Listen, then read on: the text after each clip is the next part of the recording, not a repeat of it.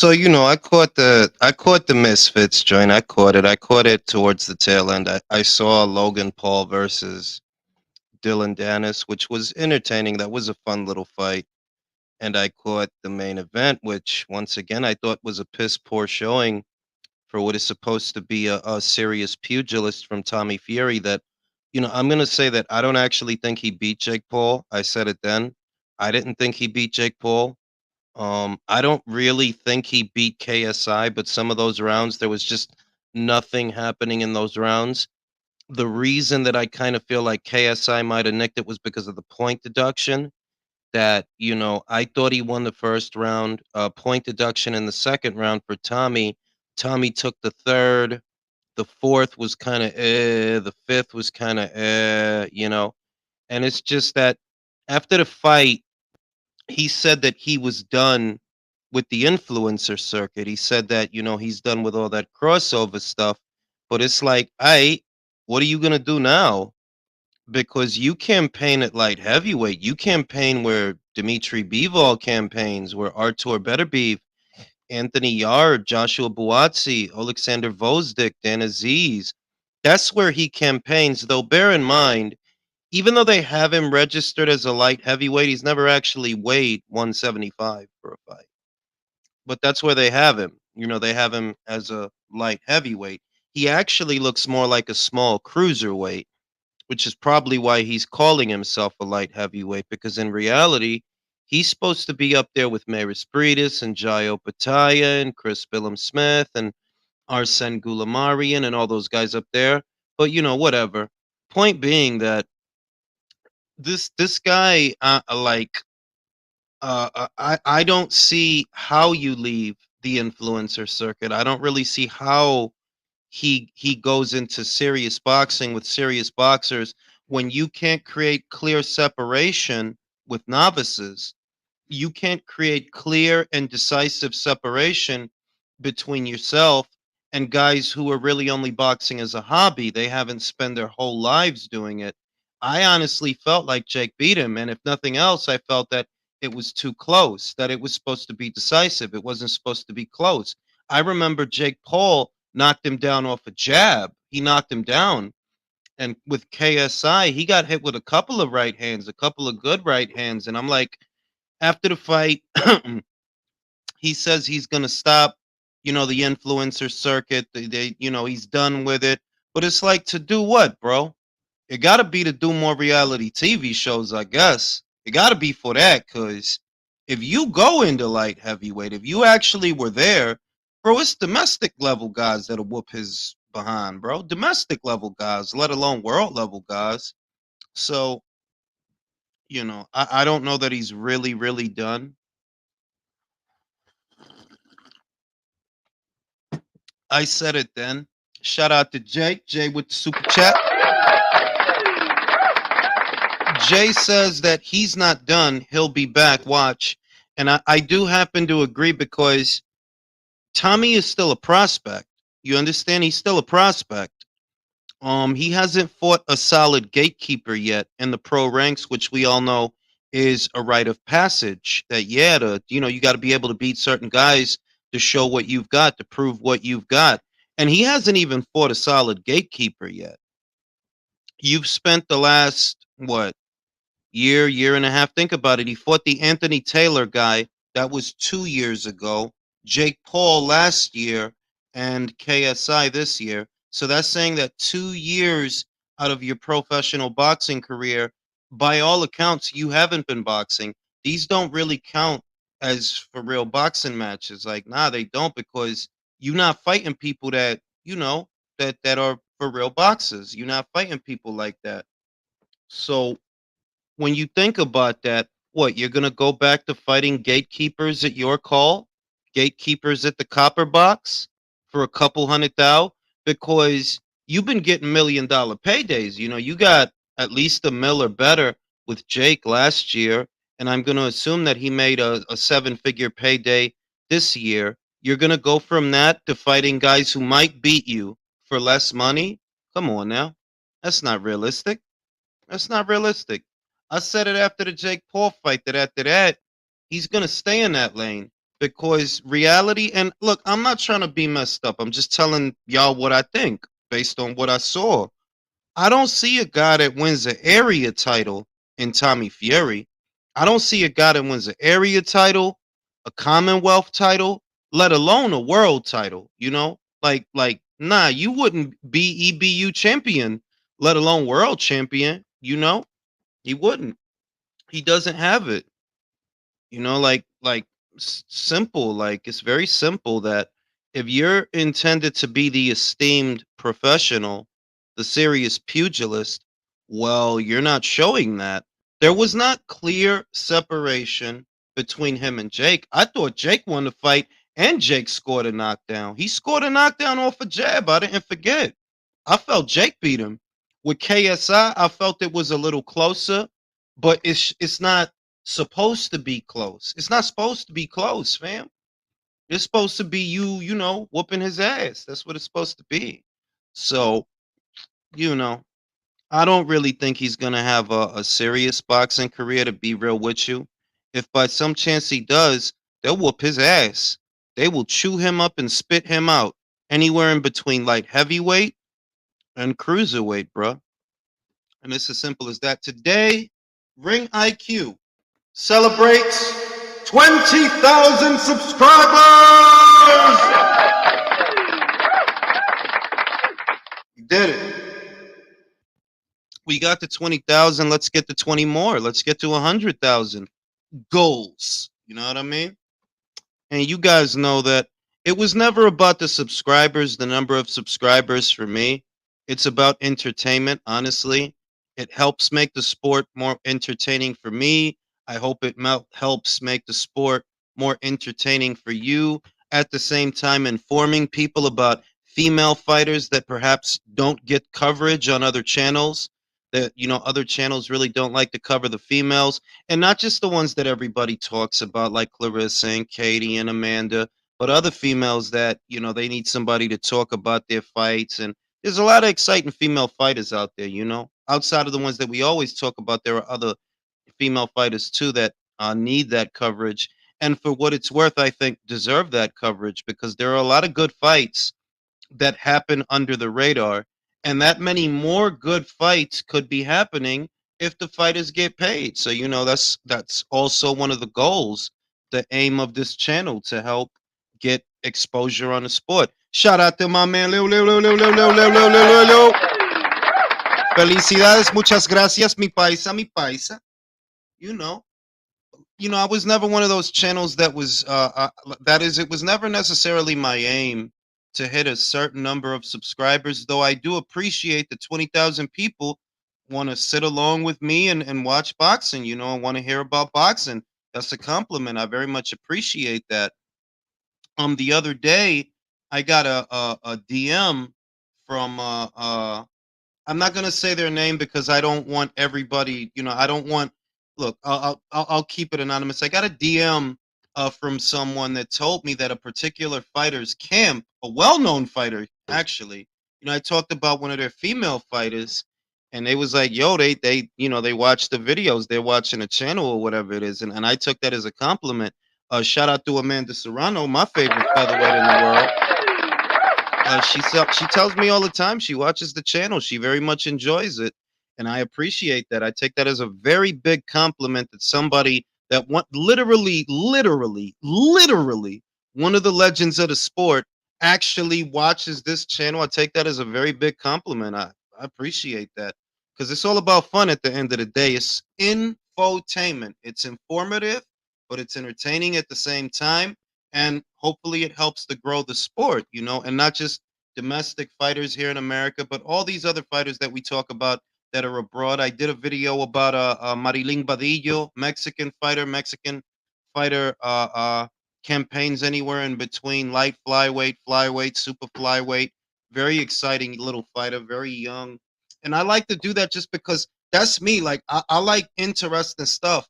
There's a lot of other channels that are perhaps bigger because they focus on the same subjects. They kind of focus on the same fighters, and they do it for obvious reasons. Whether you're pandering for super chats or pandering for views, you can see that it gets very gimmicky after a while. the kind of content that some other people produce. Whereas, look, if that's how they making bread, good on them. But that would be boring for me. You know, I like talking about the fighters that don't get talked about like that. I like covering other subjects out of the same subjects that you know we're going to talk about.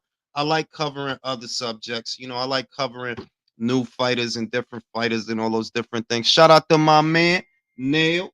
You already know. Uy, pasando. Trying to get out of work ASAP so I could catch these fights. Gonna be tuning in. In the meantime, shout out to you, Jules. Appreciate you, bro. Appreciate you, bro. You know, I like to keep. I try to keep the content fresh. I try to. Shout out to my man Anthony for the Cash App donation to the channel. My man Anthony sponsoring the American Beer Fund of China, where somewhere someone is doing something. And you know, I try to keep the content as fresh as I can by not, you know, because there's certain subjects that you might have to do more than one video about. There are certain subjects that, you know, they're ongoing stories. So you have to talk about them. But I do like to diversify the content, to talk about different weight classes, to talk about different fighters, to cover both the female end of it, the male end of it. It's all one sport to me. And that's kind of like how I like to package it, you know, all the stories all together. And I've been told a lot of times over the years, which I take as a compliment, you know, I take it as a compliment, that a lot of female fighters, a lot of guys found out about very good female fighters on this channel because I was one of the only channels, if not the only channel, that was talking about them on a regular basis. And once again, I take that as a compliment because all I'm doing is I'm showing you what I be watching and talking about it. That was how I started the channel. Like, oh, well, I watch a lot of boxing, so I'll talk about some boxing because I watch a lot of boxing, you know. So I appreciate that, man. 20,000 strong Ring IQ Army.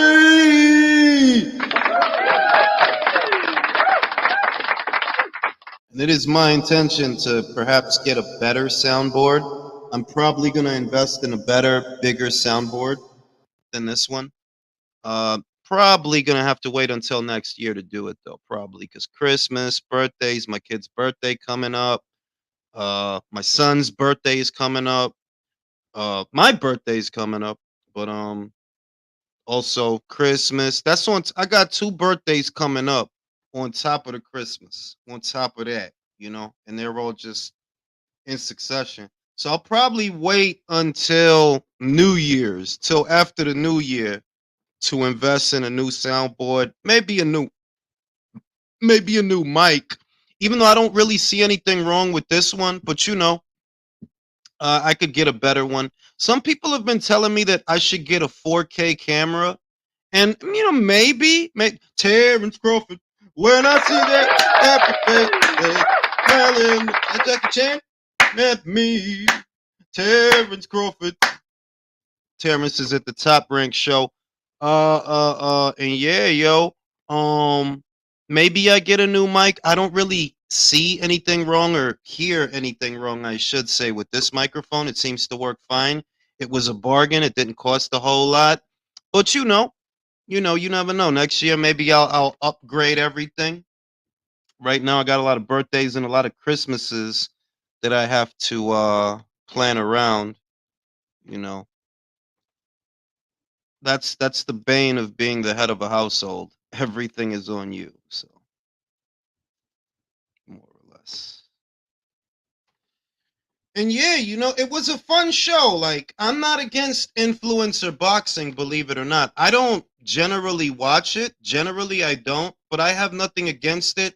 I don't see anything wrong with social media influencers that are willing to salve a waiver and throw their hands. There's nothing wrong with that. If anything, actually, that's good that they got their differences, but they duking it out instead of, you know, pew pew, you know, that's I think it sends the right message. So, you know, shout out to them. They doing their thing. I never saw nothing wrong with what they was doing. It was a fun. It was a Hi. fight. What's goody, fellas? I mean, what is Tommy Fury gonna do, man? Tommy Fury is a joke, dude. I mean, he's just a Uh, joke. He needs to retire. Period. I don't know. He'll be back. I think he was calling out Jake post fight, which I can see happening next, most likely. Yeah, like I think. In the honor, who, in the honor of Chris, watch your fucking mouth. Tommy Fury's pound for pound, motherfuckers. listen, I just don't see how you could have a series, especially at those weights. That's the other thing that, bro, at those weights, 95% of the division have beat the shit out of that guy. 95% of it, bro. Jules, can you imagine what Vidal Riley would do to him? Vidal Riley would fuck him up. He gonna duck him, bro. Vidal Riley would fuck him up, bro. He's gonna duck him, bro. He ain't fighting him. I don't. It's just, you know why was the thing is that he's still in the prospect stage. Like, Tommy still is a prospect by all accounts. His last 3 fights don't even count towards the development of a fighter, because KSI, Jake Paul, they're not gatekeepers. You know, you got to fight gatekeepers when you coming through so you can learn. Well, for the last 2 years, you haven't been doing that. You fought the Anthony Taylor guy, who I think is like 0-1 or some shit like that, and he hadn't fought in like 2 years. You fought Jake after that, and you fought KSI today. And it's like, that's saying that for 2 years, you haven't even been in developmental fights to develop. Nope. He hasn't been in those. So it's like, what, you going to turn around and fight at the Copper Box for a few $100,000? Nah, like Vidal Riley, I've seen a lot of his fights now, and he's actually, his ceiling is a whole lot higher than Tommy. He's good. I've seen him. He's good. He's good. He's got less fights than Tommy, but his ceiling is a whole lot higher. So if you put him in there with Vidal, Tommy would get fucked up real bad. That's what I'm saying. That I'm like, I don't see him having a real. I don't think he's gonna have a real pro boxing career. I don't think he is. He doesn't now. He's gonna run the influencer circuit and just be the influencer pound for pound king. Basically, hey! You just watch your mouth. That's a fighting Fury there you're talking about. The question is, who does he fight now besides Jake? Because if I'm Jake, yeah, you could probably run it back with Tommy, but there's a lot more money in the KSI fight. If we being real, like, yo, that's still, they can still do that. That's still a very, very, very big fight. Because they have the heat of Logan versus KSI. Remember, they fought already, and he beat Logan. Yeah, Logan, but not Jake. Hey, Jake never fought KSI. He can fight. He can fight Logan. He can fight Logan. That's an option. Yeah, Tommy will fight Logan, and he'll fight the winner of it. Yeah, like, you could do Logan versus Tommy is the co-main, right? Logan versus Tommy is the co-main. KSI versus Jake, whether people like it or not. Yo, whoever got that, no. Whoever got the fucked up mic, go fix that shit, because that shit is killing me right now. Whoever got a Metro PCS phone, I don't know who it is, but whoever the fuck it is, fix that fucking mic, man, because that shit is sounding crazy. We can't blame Chris because he ain't here. Why the fuck is Richard Torres doing Dancing with the Stars, bro? Is that him? That's him, bro. Yo, what the hell?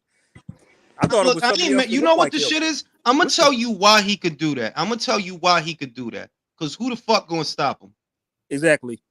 Who gonna stop him, bro? Hey, as long as he winning, if it helps. As long as he winning, if it helps, go ahead. I'm not even mad at, because you know what? That's security. That, listen, B, I do what the fuck I want. If I want to be Gaston from Beauty and the Beast, I'm gonna do that. And if you got something to say, I will fuck you up out here. Don't get it twisted. Like, it's all cool, but I will fuck you up out here, bro. That's he's on Torres. He's on the card tonight, right? He's fighting, right? He's fighting, bro. He's fighting.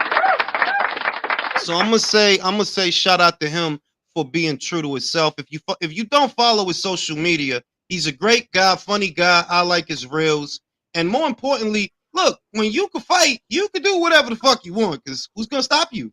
I think he's the next good American heavyweight prospect over Anderson by comparison. I do think Jared's good. I think he should go down to cruiser. Like, you know, if he's kind of small, but he'd be a beast down there. He'd be a beast. Yeah, he would be a beast down there. But I do think he can beat guys at heavyweight. Oh no, I do too. It's just that eventually you're gonna run into a wall, and because it's still early, it's like, look, go down to cruiser, get your experience down there, and then when you're your season, then you go back to heavy.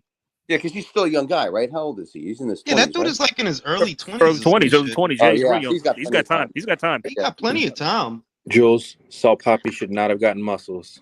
Bro, no. I said that. Listen, bro. I said that shit. That, like, I don't know why you losing weight for. Muscles don't win fights. Like, look, I don't want to be that guy. Let me just say this.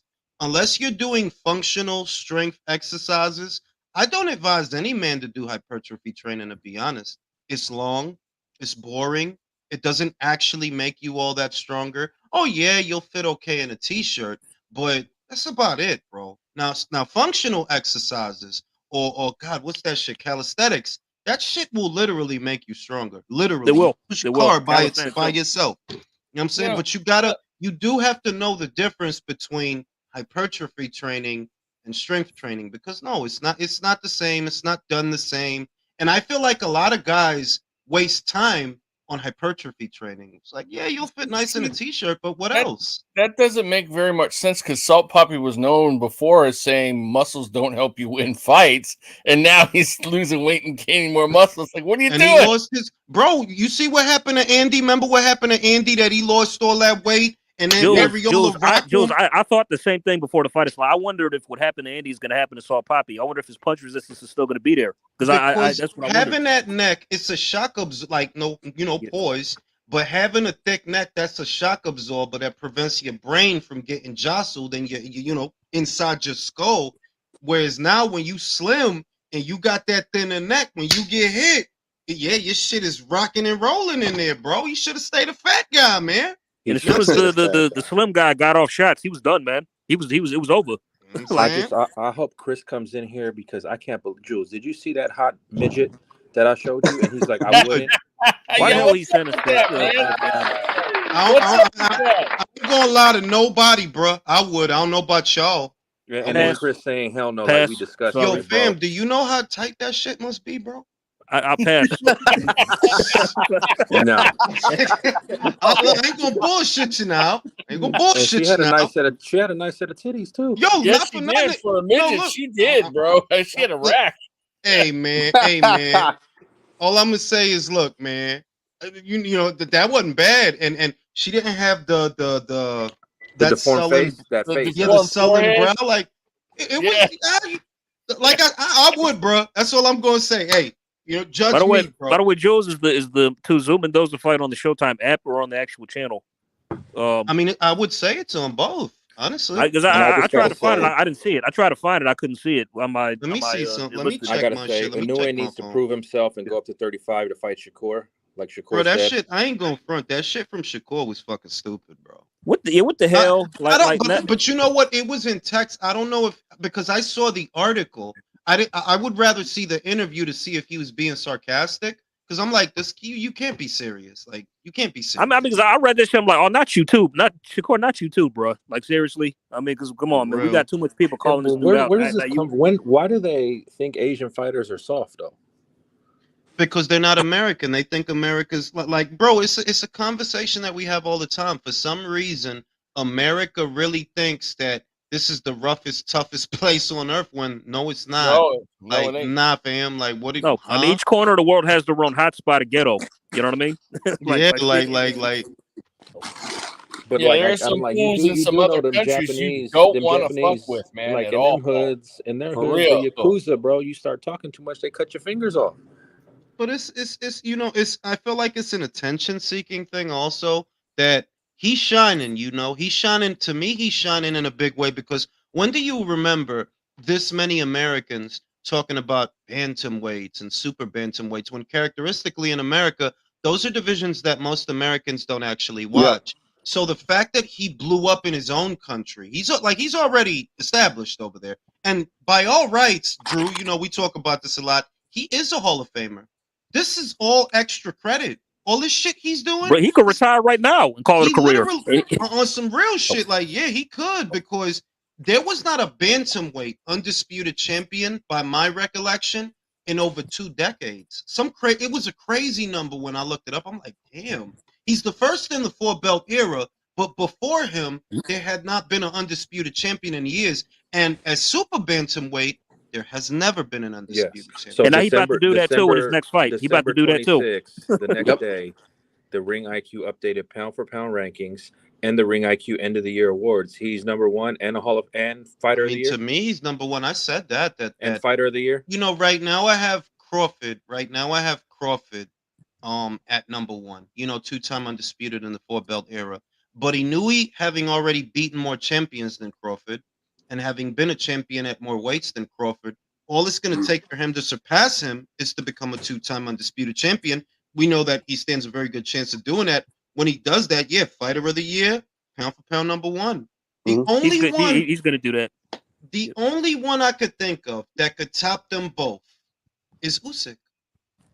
That's the only one. And the reason for it, y'all know the reason that with him, it's not figurative the way it is with them. With Inoue, it's figurative that you're the number one pound for pound fighter in the world. With Crawford, it's figurative. With Usyk, if he were to win, it would be literal. It would be literal. Yeah. Why do you know the question? If they were all the same size, who would win? Well, here you have a guy who's not a real heavyweight. He's not a true heavyweight, but he went up there. And if he wins and you know, undisputed and all of that, that's literally the most literal incarnation of a number one pound for pound fighter. Because that's what it's supposed to be. That, Fury, you bigger than I am, stronger than I am, been here longer than I have, but I'm better than you. My skills are better than yours. And that's what pound for pound is all about. Skill. It is, and I find it fun. They're just trying to rush Inoue. They don't want him. He's going to get undisputed right now. One more weight class. Don't you think he can get it, Jules? Oh yeah, I think he can go there. Featherweight. Yeah. I think featherweight do it. I mean, could he win a title at featherweight is the question. Yes, I think he can. Yeah. But I don't know how easy it would be. You know, I don't know how, because they do get bigger up there. Those guys, they do. Yep. How much more weight does Inoue have to go up to reach his ceiling? That's the question. What I'm saying is, take away the size at the next weight class. Who has any similar skill that can match his? I don't think anybody. Nobody. And that's why where the fuck is the fight, bro? See, that's what I'm talking about. See, I don't see it. But I saw Showtime advertising it earlier, though. I don't think it's on until 7, fellas. No, I mean I skipped ahead, but I didn't see it on the schedule. Usually they show you that. Okay, this is coming up at 10 or whatever. It's not even there. It's not there. Hey, budget cuts. Let me find out. We gotta watch that shit on Fight. It might be on pay-per-view, dude. Oh, you know, I might buy it. Fuck around. That's gonna be a good fight, though. I might fuck around and buy it if it's on pay-per-view or if it's on Fight. Bro, let me find out they're not gonna show this fucking fight. Are you talking about the Tim Kazoo fight? Yeah, it's supposed to be on Showtime. I don't see it. I'm watching it. I'm watching it right now. Well, you're watching. Yeah, but you're watching the whole show. The Showtime feed is supposed to show the co-main event because they don't show the whole card. It's supposed to show the co-main event and the main event, and it doesn't even come up as an option on the Showtime app. So, well, that sucks. I know. That's gonna be some bullshit. We'll see, bro. We'll see. I'm fight. not gonna panic. We'll see. All right. Hopefully, it didn't pop up just yet. So, I'm looking for that option that shows the schedule. Hey, Leo, are they showing it on TV down there, or do you have to pay for it? No, he has the Australian feed, bro. I'm gonna say it right now before Jules. He's watching on the radio. My man Mirage is in the building. Oh, here we go. Mirage. Who seen that Assassin's Creed? Who seen that Assassin's Creed commercial? Just a Mirage. That's the first guy I thought of. You seen that shit? It was just a Mirage. You know what I thought of? Like the last Transformers film when Optimus Prime went, "Come in, can you hear me, Mirage?" Yo. So listen. So let's get some predictions in.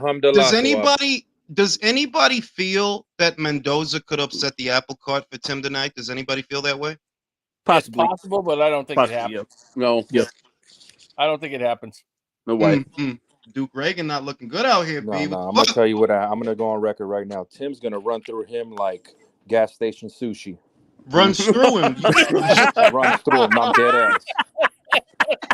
That's bad, man.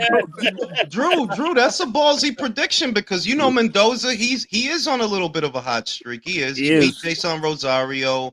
He knocked out Fundoria. Who's he's gonna. Fundoria? You said he's gonna get. I'm gonna correct you, Jules. You said Fundoria was gonna suffer that fate. You've been saying that for a year. Yeah, but you know you got to give Mendoza some credit for that, though, right? He's not. But here's the thing: Mendoza's not going there to lay down. He's gonna put up a fight. Yeah, and Tim's gonna run through that shit as soon as Tim's gonna crack his ass. Yeah, if Tim wins by a knockout or something. That's a statement when if you ask me on that. Yeah, agree. yeah, it I is. agree. That's the first time he have been stopped. He hasn't been. Yeah, that's what I was about to ask. Has Mendoza ever been stopped? I don't think he's ever been stopped. Never on Oh, points. yeah, it's a statement. Now, what do you guys think about? Has anybody taken the time? Like, I'm not gonna fucking lie to you guys. I was busy this week, so I didn't watch any footage on Gualtieri. I watched no footage. I didn't either. I mean, but just from what I had to look at his record on BoxRec, this guy has beaten absolute. It's not a who's who; it's a who's he. Like, yo, I never heard of that guy, bro. I never heard of that guy. I mean, he's got 7 KOs. This fight should honestly be over. This fight should honestly be over in 8 rounds. That's when Janibek should get rid of him. Anytime we say that, Jules, like what AJ just said, you need to get that Conor McGregor. Who the fuck is that guy on the sound? Exactly. I do gotta upgrade my software in the coming year. But yeah, like I just hope it's a good fight, you know, or at I hope least it's competitive. But Janibek should dispose of him in 7 and 8 rounds. That's what I think. I don't want it to be like a Denzel Bentley kind of performance. You know what I mean? They're like, yo, this dude is like, yeah, he got a belt, but come on, B, this dude ain't really beat nobody, so. You should take care of business. The man has like 7 KOs and like, I don't know, 25, 30-something fights. So it's like, he definitely ain't no puncher. But the middleweight division is such ass. Oh, it is. Dude, it's a dud. But you know what? It's gonna get better though. Like I do think in the next 2 years, because all those guys are 54. Like they'll be moving up. They'll be moving up. Jesus Ramos, Castano, all those guys are gonna eventually there now too, right? Julius, I got a question. They're saying that he's going to come back at 154. They're dumb. I got a question about this, though. Can make 50. Yeah, Jason. Julius, this is what I heard from Golden Boy. If Terrence Crawford, you had a lot to talk about the Crawford Canelo fight at 168, that potential fight. You think Crawford will go to 160? No, there's no reason to. There's no money. There's no money. Yeah. That you could say that there's fights and you know maybe they're competitive, maybe they're not, but he's in his mid-30s. He's looking for the bag. He's looking for. That's right.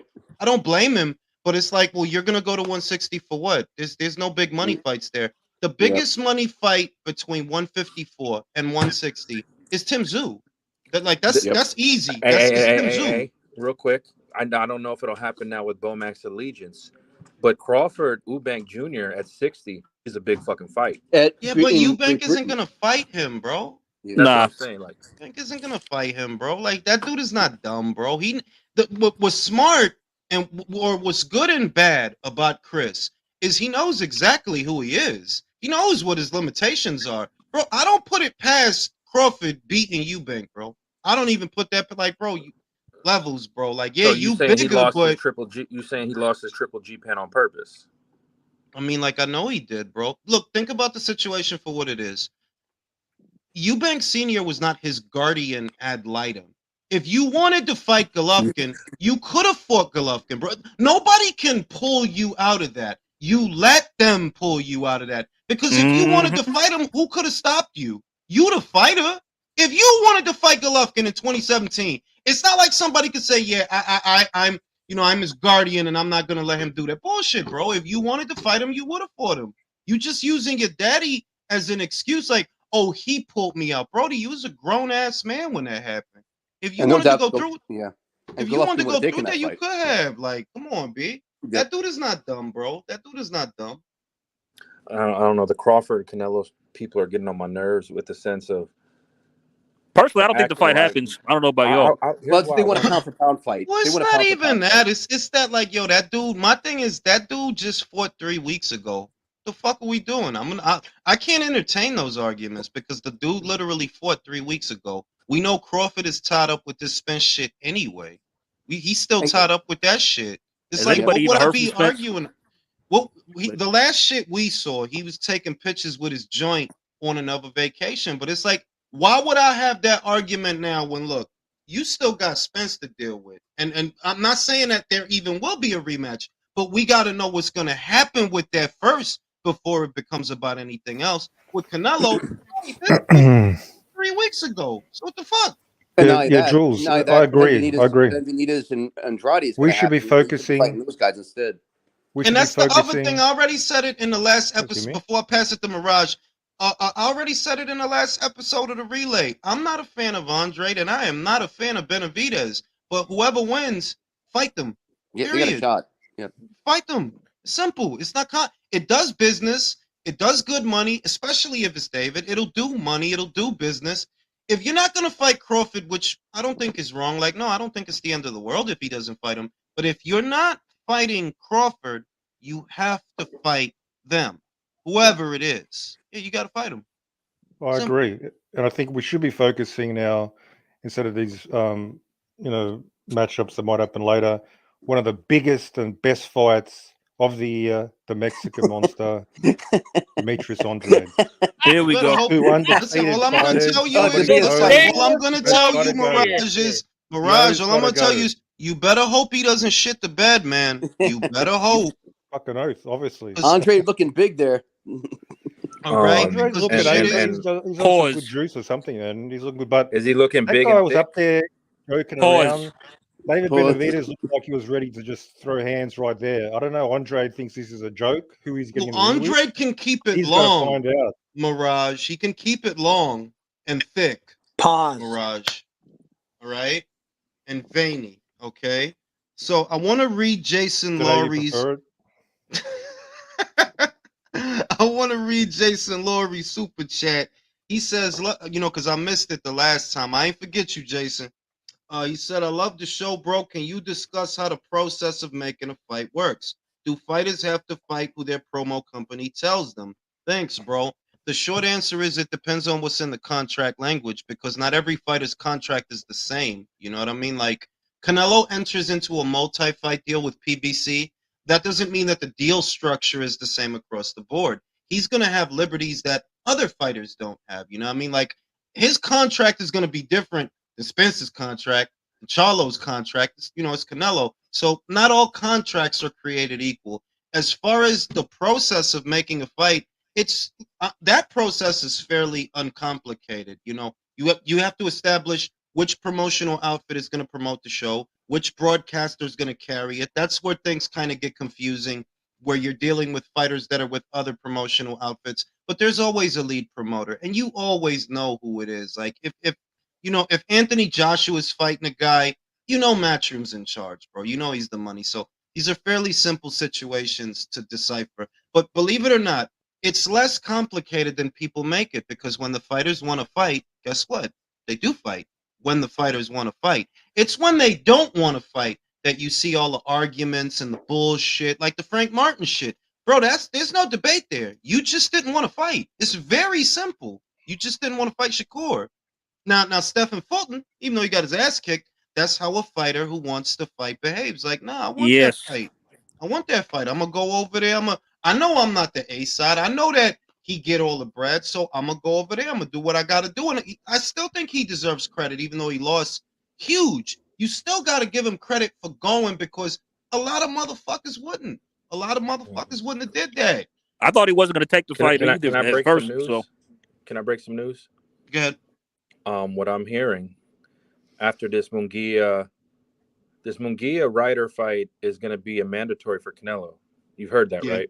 Yeah, I heard that. And what I'm hearing, you know how they've done it before.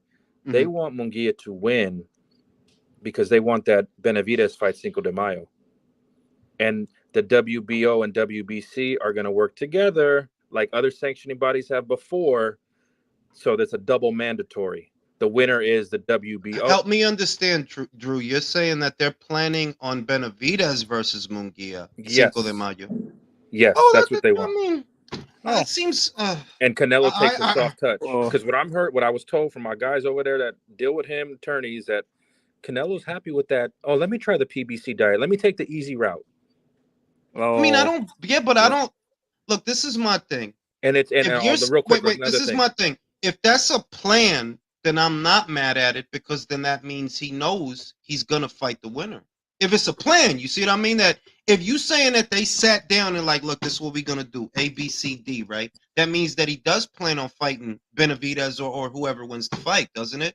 If it's a plan, that because he plans on everything, capping off the deal with the Benavidez. Yes, because he's been hearing everything that side said, Drew. So he went over there. Are you saying I'm ducking the brothers, both of them? Okay, I'll take care of that. I'll handle that. Yeah, but he can't fight Jamal, bro. He can't, Jules? Bro, that shit is not nobody. Look. He's gonna but that's a mismatch at this stage. Cannot, bro. I mean, I'll probably buy it, but You'll flip it. yeah, You know you because I will. can You know you flip will. it. But that's the only reason I would buy it. And Because go with me here. The logic is, what does the winner of Munguia Benavidez Mexico do to make that with that fight? The winner of that for Canelo. Yeah, but what's this? Remember how we so talked? many narratives, bro. Like Benavidez and Zurdo fought. You're gonna just let? I mean, what about earning the fight? Who's Canelo going to fight next? Doesn't the guy have to earn the fight? Or just It going to have doesn't a matter. He's got a literal guaranteed PBC money. this is the thing. The IBF mandatory, who nobody is talking about, by the way. Nobody talks about. Everybody talked about, Benavidez, WBC. Everybody talked about Ryder and all of that stuff. Remember, he's undisputed. I don't think an IBF mandatory has been satisfied in. So I got to look at those ranks and see who's there, because maybe that's who he ends up fighting. Yes. Whoever's in the IBF rank standings. And they'll say something like, this was next in line. This is who's next in line. We all got together at their little luncheon. Because, Jules, how long has the WBC made Dillian White wait? 2-3 years close. How long did they make someone at 40? Errol never defended for years. Look, but we know this much. Hold on, Dillian White waited 4 years. 4 years before he got a shot. This the shit. Anybody who thinks the WBC is gonna take a belt from Canelo to give it to David, bro, you must have been born yesterday. They're not gonna strip him, bro. So get that out of your head. We back Canelo. If they let Jermall Charlo sit on a belt for 3 years, right, without saying boo, man ain't even fighting, you think they're not gonna give Canelo priority? Yep. So maybe what they do is, oh, well, the IBF has a mandatory that has not been satisfied, and they'll let him do that, Because Yeah, no, but what I was Julius, told is wait. they want it for the real day of Mexican independence if it's David, the last fight on the deal. But You have an doesn't issue that with that, also Mirage? but that doesn't that also mean that he is planning on fighting him? Yes, he It's is. just about when. But he is planning on fighting It was Yeah, always I don't 24. believe that That at was all. always the end goal, that last fight would be him. Because Jules, it also makes him have to stay at 68 longer.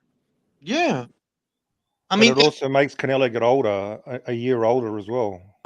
So listen, that's bro, another- like I said, like you back Benavidez in this shit, so don't back out now. I always told you that the belt tolls for thee. It's not normal or healthy for an elite fighter to sit at one weight as long as he has sat at that weight. That's always 10 been years. my It'll be contention. 10 years now. Yeah, but he's still only 26. I mean, he's Bro, still very come on. young. Don't be naive, Mirage. That's a decade of you making that weight, bro. That's Since he was not 16? listen. Let me Wait. put it to you another way, and do not bring up Marvin Hagler. Do not bring up Gennady Golovkin, because they are the exceptions. Reality is that's not how elite fighters move.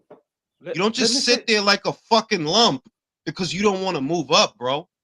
And we all know why he didn't move up, because you don't want them light heavyweight problems. Yeah, That's not how a Hall of Fame. That's not how a Hang Hall on, of the Famer reason moves. he's not moving up damn, because the man. biggest fight in the sport is literally That's staring him not the right in the biggest fight. face. Bro, that's Stop it. recent. You can't. Canelo undisputed. No. See, this is why you can't use that. Before Canelo and being at super middleweight is roughly a 3-year-old affair. It's roughly 3 years. His undisputed run, because it started in late 2020 with Callum Smith when he came back down. So let's call it circa 2021. So that's 2021, 2022, 2023, right? And this year isn't even over yet. David, you was already at this fucking weight for like 7, 8 years. The fuck, bro? You see how Lomachenko moved.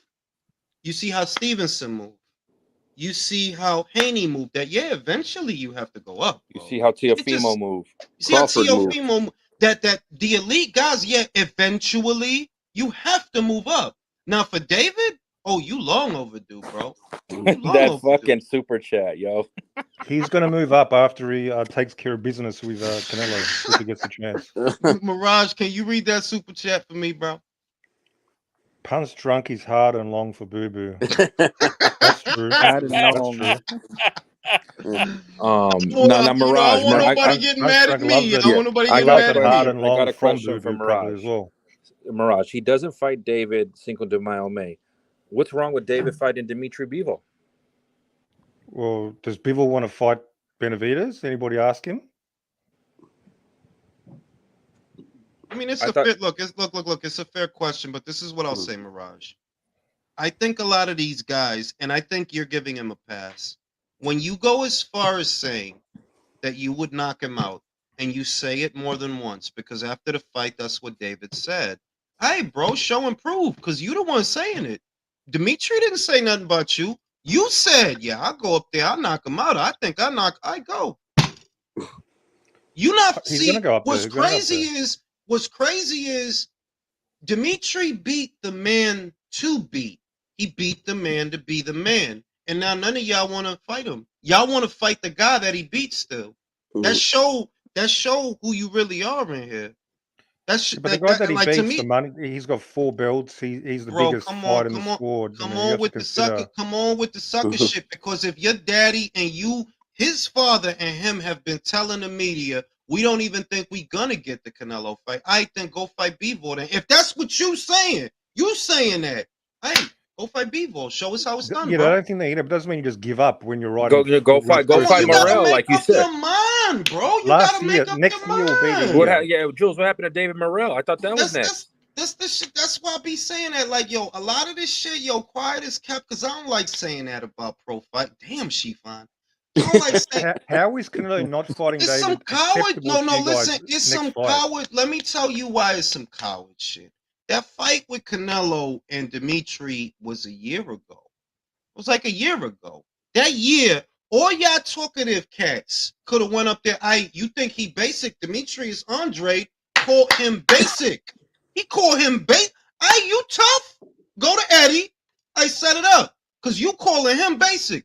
David, you said you would knock him out. What y'all do? Y'all fight each other. Of course. Of course. Y'all remember Demetrius also said Janibek couldn't carry his bags to the gym? What'd he do after that? You don't fight him, but you go 12 rounds with a guy Canelo knocked out.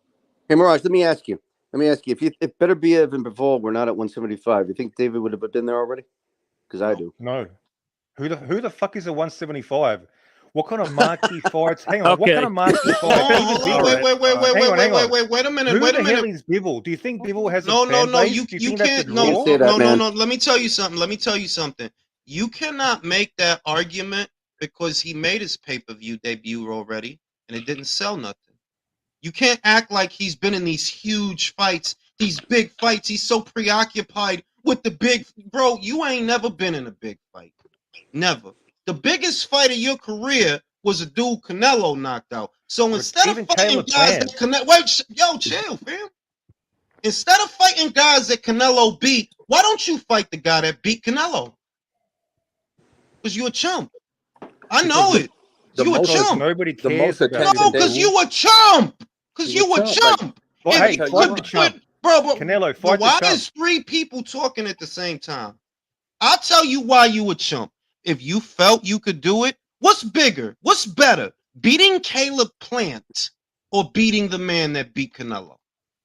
Y'all act stupid for these fighters when y'all like them and sound stupid. My eyes is on the prize. Bro, beating Bivol is a statement.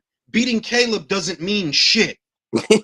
but the Caleb Plant fight was an eliminator for the big prize. Stop it, bro. That shit is nobody bought that shit. You said it was gonna do 600,000. Nobody bought that shit.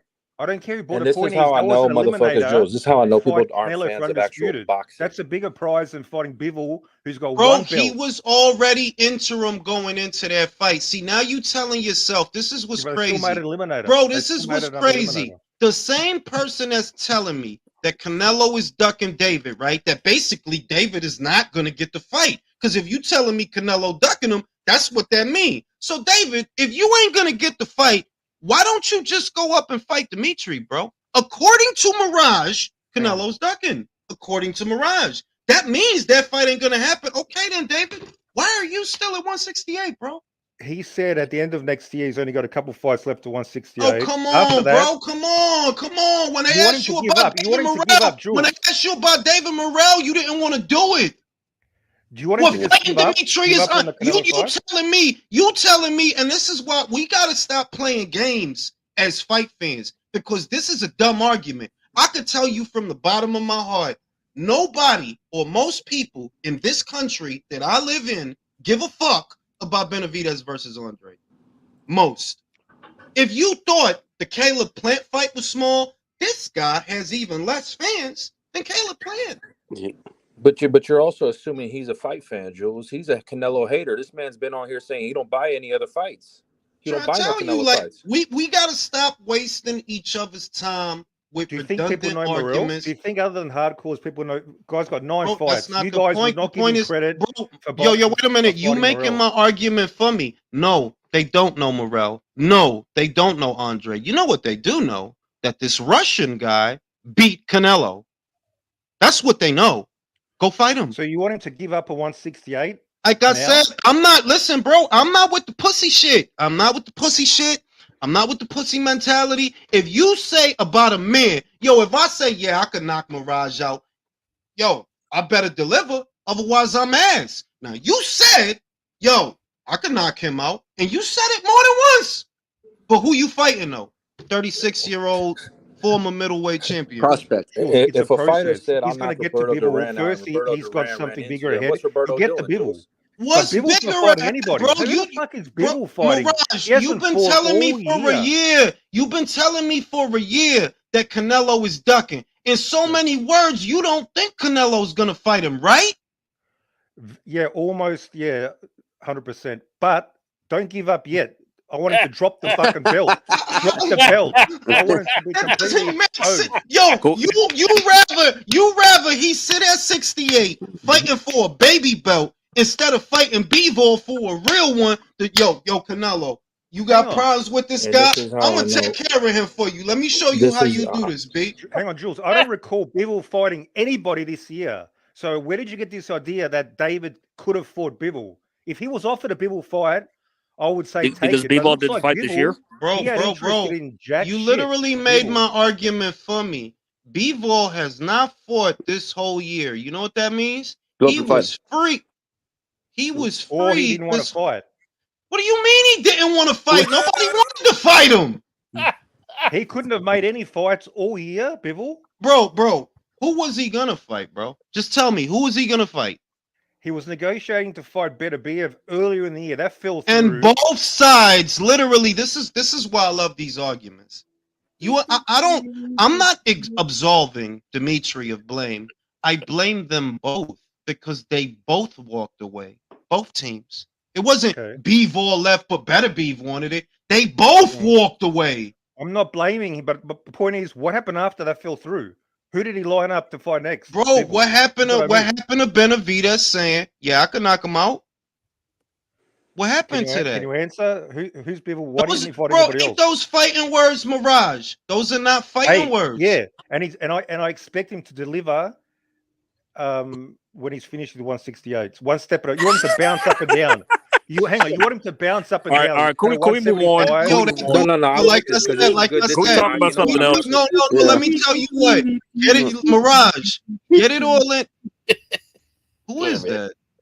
Hey, Bivol's turn is coming. Get it all in now, bro. Get it all in now because that's gonna be the next one. What happened to Spence? That's gonna be the next. Like, I don't know what you hyping him up for. It's like very obvious. Yo, fam, you a fraud. You a fraud. Well, even Zerto moved up. Even Zerto moved up before you. Even Jesse Hart moved up before you. This Jules, for some reason, Canelo's not enthusiastic about taking out this fraud. Didn't Aziz and Gualtieri both pull out of the Bivol fight? You sound like an Andre fan.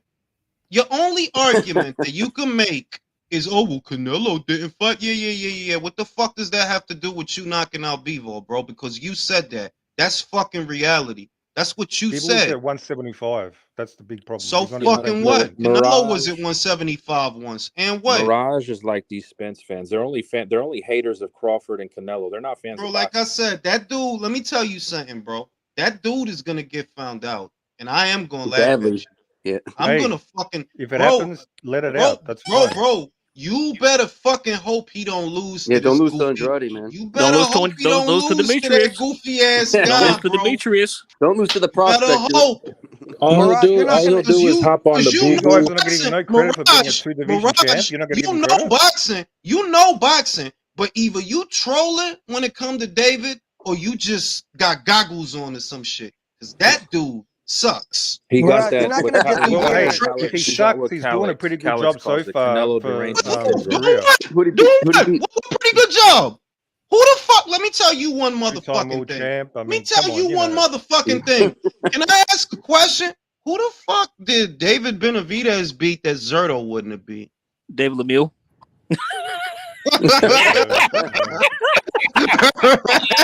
I don't know what we're talking about. Zerto. Zerto sucks, man. Zerto sucks. I said Oh, that. AJ with the blind shot. Hey, I'm not saying Zerto is Zerto what the doesn't fuck- suck. I'm telling you that, yo, dog, you not fighting nobody. You have not made a statement yet. And you've Caleb been at Plant's this a way. nobody? Really? You've been, yes, he's a fucking nobody. What the fuck? The Caleb only Plant's a good relevance, fighter. yo, Come dog, on. He's a dog, good dog, fighter, dog. bro. Matter of fact, I ain't even going to knock Caleb because I like him outside of the ring. Like he's a good, you know, he got character. This guy, I respect him as a man. But all jokes aside, yo, the only relevance to Caleb was that Canelo fought him, and in you fighting him, you just made Canelo look more elite because he wasn't standing at the end of the Canelo fight. But he was standing with your big ass. All right. Yeah. You even Today, admitted that Jules, I was a bad agree with one performance. thing And you the said. funny You thing re- about you that fight, recently everybody said, says, well, Jules, David beat him up for 12 rounds. Like, no, David got outboxed for like the first 5 rounds. What the fuck are you Yep. talking about? And then Bro, you said, no, but the other shit is that people like to act stupid. Like, listen, bro, getting knocked out is bad, right? You don't want to get knocked out. You at least get a moral victory if you go to 12. Yet Caleb got but his you can moral cop a victory. bigger beating, Jules, if you go 12. You know, if He you, if didn't you're go, yo, eating bro. He punches. tweeted himself. He didn't even go to the hospital that night, bro. He No, went to the hospital. wherever he went, I saw He him went to fucking the take a hospital beating, man. the night of the Canelo fight. He had to go to the hospital because he got knocked out. With David, Show us the shoe shine, Jules. That You went to the them bar. crazy shoe shine. Yeah. Hey, Jules. Hey, Jules. You said the other day, I can't think of no reason why Canelo won't fight David next. no, I said agree. I can't think of a reason why he shouldn't. I want this. See, I want this over with because Yeah. this dude is a. I want this over with because yo, this dude is a hype job. I don't know why either people really don't understand boxing. It could be that this dude got 2 left feet. He squares up all the time. He ain't got no shot selection. All he does is wait till you get tired and start throwing punches. This dude is garbage, pure garbage. Well, I want to see I got a Canelo question. prove his garbage because so far So he's do but I he's just beaten said everybody's so do fucking I. ass. What I is just said so do I. Well, no, it's not let even me that ask though. you. What does Canelo need to prove to you, Mirage? You're not even a Canelo fan. You don't buy his fights. I don't need to be a Canelo fan, bro. He needs to prove He's it. already a Hall of Famer. What do you need to prove Bro, to but you? that's the other shit. David's the mandatory number 1 Mirage, either contender. you This is trolling, boxing. Mirage, Champions fight contenders. Mirage, either you trolling because you really acting like it's Canelo that got to prove something, and like by all accounts, No. it's not. It's No, but David. What if you does think Canelo have to Benavidez prove? sucks, somebody's got to expose that because so far Somebody they're all doing a already pretty did. bad His job. name is Ronald Gavril. Nah, come on, Somebody they're all doing a already pretty bad did. job. So let's just see the fight. I'm sick of actually just going on. Let's make this shit happen. But so am I. But so am I. The difference is boxing math. Boxing math works every time until we talk about David. Then it's supposed to be an exception. Listen, Brody. What do you mean? What do Near you as mean? I could tell, you've been at that weight a lot longer than Canelo. A lot longer. You didn't unify shit. You didn't beat nobody. I'm sorry. Beating Caleb after Canelo did it. How is that a big win? Lost Did his you belt do to it? Gualtieri. Did you do it? Did you do it better? Did you do it better than Canelo? No, because if I go to the judges' scorecards, one of them has Caleb sweeping the first 5 rounds. That didn't happen in the Canelo fight, bro. One of them judges got Caleb Plant sweeping the first 5 of them rounds, bro. So don't tell But me you guys think like Canelo swept Caleb Plant. He beat like all this bullshit that He did Caleb swing Plant Caleb. won He 3 to he did 4 swing rounds. Caleb. He knocked Caleb him out. Plant won 3 to 4 rounds versus or Canelo. one of the Mirage. judges literally had you lose in the first 5 rounds. Julius, And what happened? Julius, And then he swept the last 7 rounds on every scorecard. I don't think Canelo did Oh that. my He did- God, he won a decision. I thought he was a monster. Yeah, he didn't knock him out No, though. Jules, he's been there 10 years. How many cycles of champions has he been at 168 and He's fought all right. who? By my count, this is the third. By my count, this is the third because you was there for Groves, you were there for Zerto, you were there for DeGale, and you were there for And Billy Joe. Uzcategui after him. You were there for fucking Callum Smith. You were there for fucking Billy Joe Saunders. You was there for fucking Caleb, and you didn't want to unify with him neither. You can say what you want, but y'all was champions on the same side of the street, under the same banner, on the same platform. There is no good reason y'all shouldn't have fought then. But we saw what we saw. Your promoter said what he said, bro. I am tired of Americans hyping up bum ass fighters. Well, with the exception of Mirage, because he's Australian.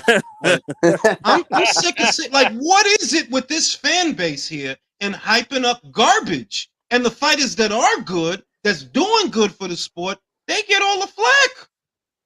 Crawford got flack for 5 years. Canelo's still getting flack. You still got mouth breathing idiots talking down Inouye. Bro, like, what's the matter with a lot of y'all, man?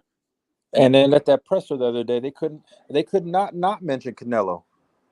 Yeah, because nobody want to watch y'all. See, everybody can say what they want. The reason the Mexican fans, they're not hard to understand. If you show up and show out, so will they. David, the reason they're not on your side is because you haven't done that. It's very simple. It's very, very simple. In your own home state, I'm pretty you're sure not he's the got biggest. a lot of fans. Bro, don't fucking tell me, bro. You over there in fucking Brisbane. How the fuck you gonna tell me? Do you know who the biggest? Do you know who the biggest? Do you know who the son of Arizona is? It's not David. It's Oscar Valdez. He's bigger in Arizona than David. Okay, only in Arizona? What about United States, Mexico? Really, Oscar Valdez? We're gonna act like his last fight sold. His last fight sold. What did his last fight sell, Mirage? Tell me, because he's so big. Well, according to Rafael, it did approximately 175,000. Mirage, you're just a fucking troll. David Benavidez. I just quoted Dan Rafael. How am I fucking trolling? The most attention David Benavidez got from Mexicans was going to a Canelo fight, and they told him they don't care about him. Valdez isn't even a pay-per-view fighter, man. No, Valdez, bro. The other shit is just because they put you on pay-per-view doesn't mean you're a pay-per-view fighter. They put Andy Ruiz on pay-per-view, and that didn't sell nothing. They put Luis Ortiz and Charles Martin. Is Charles Martin a pay-per-view fighter? Yes, absolutely. Yes. Yes. No, but they're putting on again after that. So unless they like losing money, like I said, bro, I can't. I really can't. Yo, and I got a feeling, man. Let's just see what happens. Because if that fucking big doofus doesn't win that fucking fight, Mirage, I'm gonna fly to Australia and I'm gonna pee in the bushes. I'm gonna pee in the bushes of your garden. Yeah, did David ever fight a southpaw? I deserve to get cooked, but did he? What if Canelo doesn't fight David next? When it's the fight, it's the fight that's he must fight.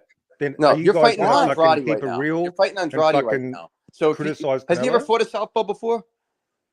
Once, and that was many years ago. This guy he lives in the gym sparring. No, he doesn't. That's why he gets fucking fat. What the fuck are you talking about? Bro, man. He looked like a cruiserweight. What are you talking? He lives in the gym. He literally balloons to over 200 pounds. No, he does not live in the gym. Haven't you seen the videos when he was like 13-year-old fat boy sparring next to Manny Pacquiao in Manny Pacquiao's gym? That's fucking great, bro. Just don't tell me he lives in the gym when he's getting fat as fuck. I just love how Mirage knows more about the California boxing scene, what's going on, than me out here, than people out here, bro. I love it. He talking about him like this motherfucker talking about him like he David Hasselhoff or some shit. Like, bro, nah, you're not that popular, bro. Chill out. Speaking of Baywatch, Jules, why was Baywatch solving murder mysteries as lifeguards? Bro, I don't know whose fucking idea was that. I'm gonna go smoke a cigarette. Y'all chastise Mirage. Okay. Bring it on. Look, guys, at the end of the day, man, I want. At the end of the day, David sucks. I want Canelo. Yeah, I want Canelo to like you guys believe that. I don't think Canelo believes that. And until Canelo gets in the ring, I'm not going to be convinced. Well, it doesn't matter what you think. It doesn't matter what you think. Well, it matters what Canelo thinks because he's the guy with the belts. David's his mandatory, so it really doesn't matter what we think. What Canelo thinks matters. Dude, you got to get past Andrade first. I don't know why you're talking about Canelo. Yeah, first he has to beat Andrade. What do you mean? Canelo's got 4 fucking belts, man. Do you care about belts? He's undisputed. No, right now I don't. If you're talking about Benitez, you got to focus on your next fight. Your next fight's against Andrade. It's not even that. Mirage talks like Canelo. Mirage talks like Canelo's not already a Hall of Famer. He needs to prove stuff. Why? He's Yeah, I Why mean, does it Mirage doesn't matter. hate? Like, it doesn't matter if he beats David, he's got to do something else. It is what Hang it is. on, what do know you I'm saying? guys think about Andre Benavidez? Because Benavidez apparently he's not that good. He's a stiff, whatever. No, I Andre's think a it's a decent, slick. it's a decent fight. Andre's It's a It's decent a fight. fight. I'm gonna I tell have you what I Decent think. fight. I Andre's like a it. slick Right. boxer. He's got good attributes. I assume you're picking Andre to expose David, right? No, I'm No, picking it's David. a good fight, but I ain't buying it, and I'm probably not gonna watch it because Yeah. No, it's Drew, who are you whatever. picking? I want to know. I gotta watch the weigh-in. Don't tell me you're going to pick the hype fans job. Don't don't tell me you're going to win. pick the big stiff. Don't tell me that. I gotta watch the weigh-in. You're not sure yet? I gotta watch the weigh-in though, because I gotta hear what's going on. Mirage, I'm tapped into the game very deeply. I gotta know how the camp's going. I gotta know who's what, because I'm a bet on it. I don't pick with my heart. I know trainers, I know managers, I know where David's training at. Okay, So I'm you're gonna the see man. how Okay, long you're he's the going man. to the gym, if he's But really showing up. but this should be an easy choice. No, David's it's not, overrated. because He's a stiff. no, it's you know why it's not an This should easy be easy choice? work. You're not listening. How a fighter does camp is how you determine. When I found out Ryan Garcia was only going to camp 2 days a week, that's when I started putting $1,000 on Tank. That I go by with the information I get from people that are What's your inboxing, information not currently? fans. Give us the lowdown. On what? And all I know is How the that camps are we're going? only How the getting camps going? Have you heard all I know anything? is we're only getting 6 weeks of drug testing. That's why they announced the fight so late. So do with that information what you will. Yeah, I personally think pretty much all these guys are on something, so I don't really bother too much about that. Oh, kind that of means stuff, to be that means honest. a lot. That means a lot. Well, I'm Well, a no, I mean, realist. if they're not on it, if they have this much time, You reckon off to do it- Crawford's wasn't on some good shit, man? Faster, more powerful than ever at 36. Also, now What are you Crawford's on talking Peds. about? Now Crawford's on Peds. Oh, now. here we go. Come Damn, on. Mirage, you Hey, Is that Villain? Villain, is that you? I'm Wait, keeping it real. hold on. Is that Villain in here? Yeah. Villain, What this up, man Dylan? just How you said, doing, man? Villain, How you guys this doing, man man? just said David Benavidez lives in the gym like he's Crawford or something.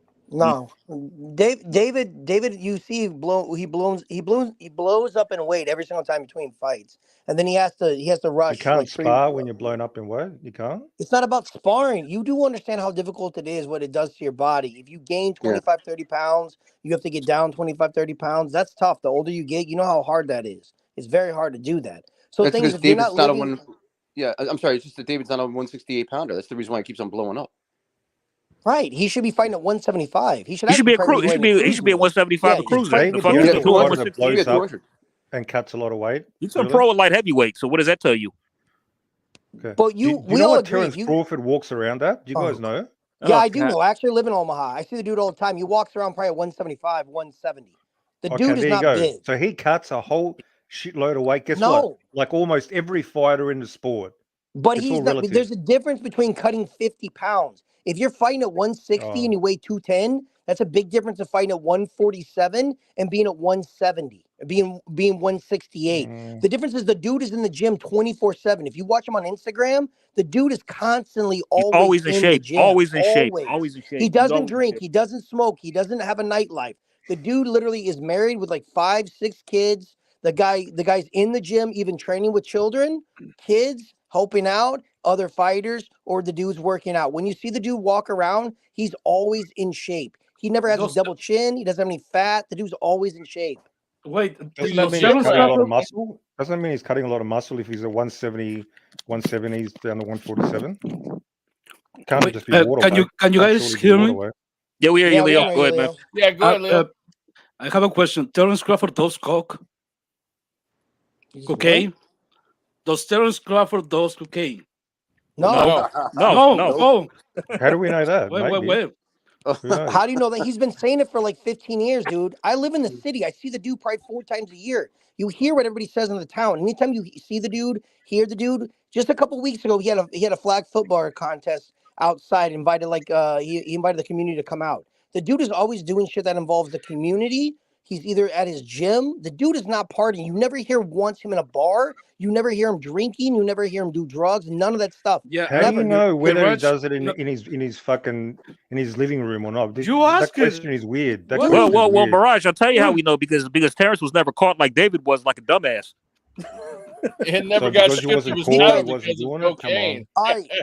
I'm Mirage, you would not agree. You would agree. You would agree. The things that are not put on social media, that's understandable. But there are people that are around that rumors get started. They hear things. All the stuff that you hear about guys that do drugs, right, or drink a lot of stuff, it can be substantialized by other people, by hearsay, and it's not one or two people. So when literally every Maybe single if it's person says extreme, if it's that, extreme. listen, Mirage, when every single person says that you ever know, Terrence Crawford says he doesn't drink, he doesn't smoke, he doesn't go out, he lives in the gym. If everybody, even the people he dislikes, say the same thing, there's got to be some truth to that, sir.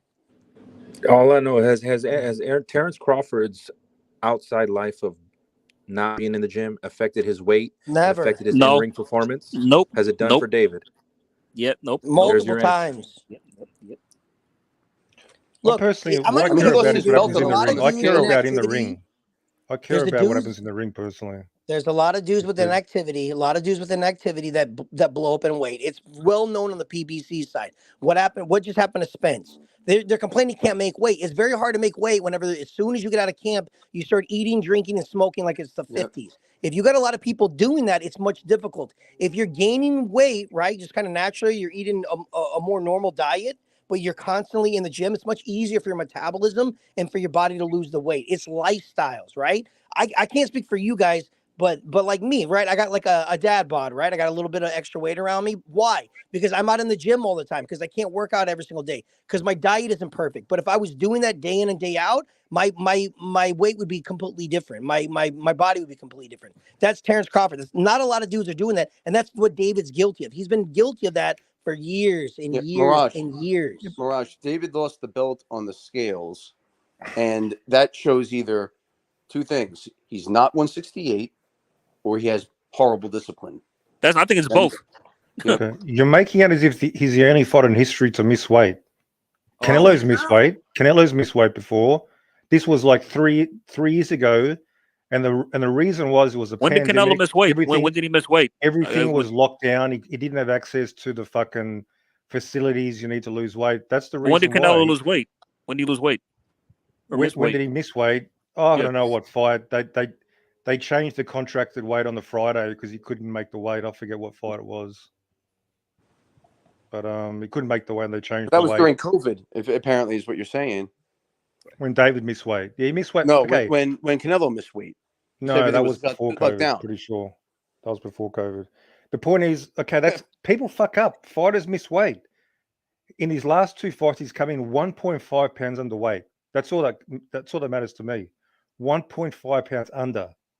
Okay, but we're not supposed to brag about a dude doing like the most basic shit. He's supposed to make weight. That's what he's supposed to. Literally his job. I'm just saying, maybe he learned a lesson. Maybe this kid who was only like 23 actually learned and fucking improved things. How about Bro, you can't use that excuse when your profession. It's like me saying I don't clock in on time. Boy, clocking in on time. That's great. Dude, it's my job. I'm supposed to. So he's doing the bare minimum. Congratulations for doing the bare minimum as a professional. Well done. So he's improved now. He's solved that issue. Well, He's going to beat up Dimitri. He's going to make it's going to be a showcase. And here's the problem. I have a feeling. Here's the problem I got.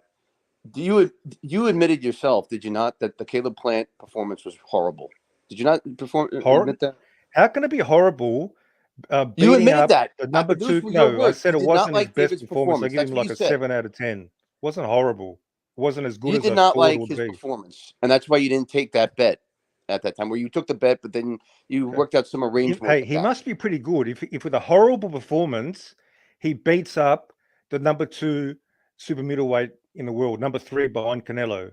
I mean, how good is he then if that's a horrible performance? Well, the question you should ask yourself is, why is the dude who's supposed to be a future champion, future Hall of Famer, supposed to be the tits? Why is he down 6 rounds to anybody? If you're that elite, you should never lose 6 rounds straight to somebody else. That's he didn't not lose legitimate. 6 rounds. He lost 4 to 5, depending on Bro, he lost the first 6 rounds. He had to pour it on.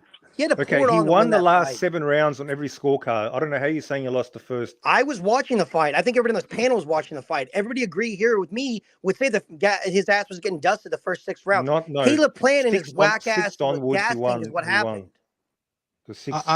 I'll just say this. That at the end of the day, you've been at that weight too long for this to be all you have to show for it. Canelo doesn't come into it until the tail end of your super middleweight campaign. He doesn't come into it until much later on. And if you really were who they say you are, you'd have a lot more to show for it than I decisioned Caleb Plant. That's the crowning achievement of your 10-year campaign as a super middleweight. Isn't being a 2-time world champ the crowning achievement? What did he beat to become a 2-time world champ?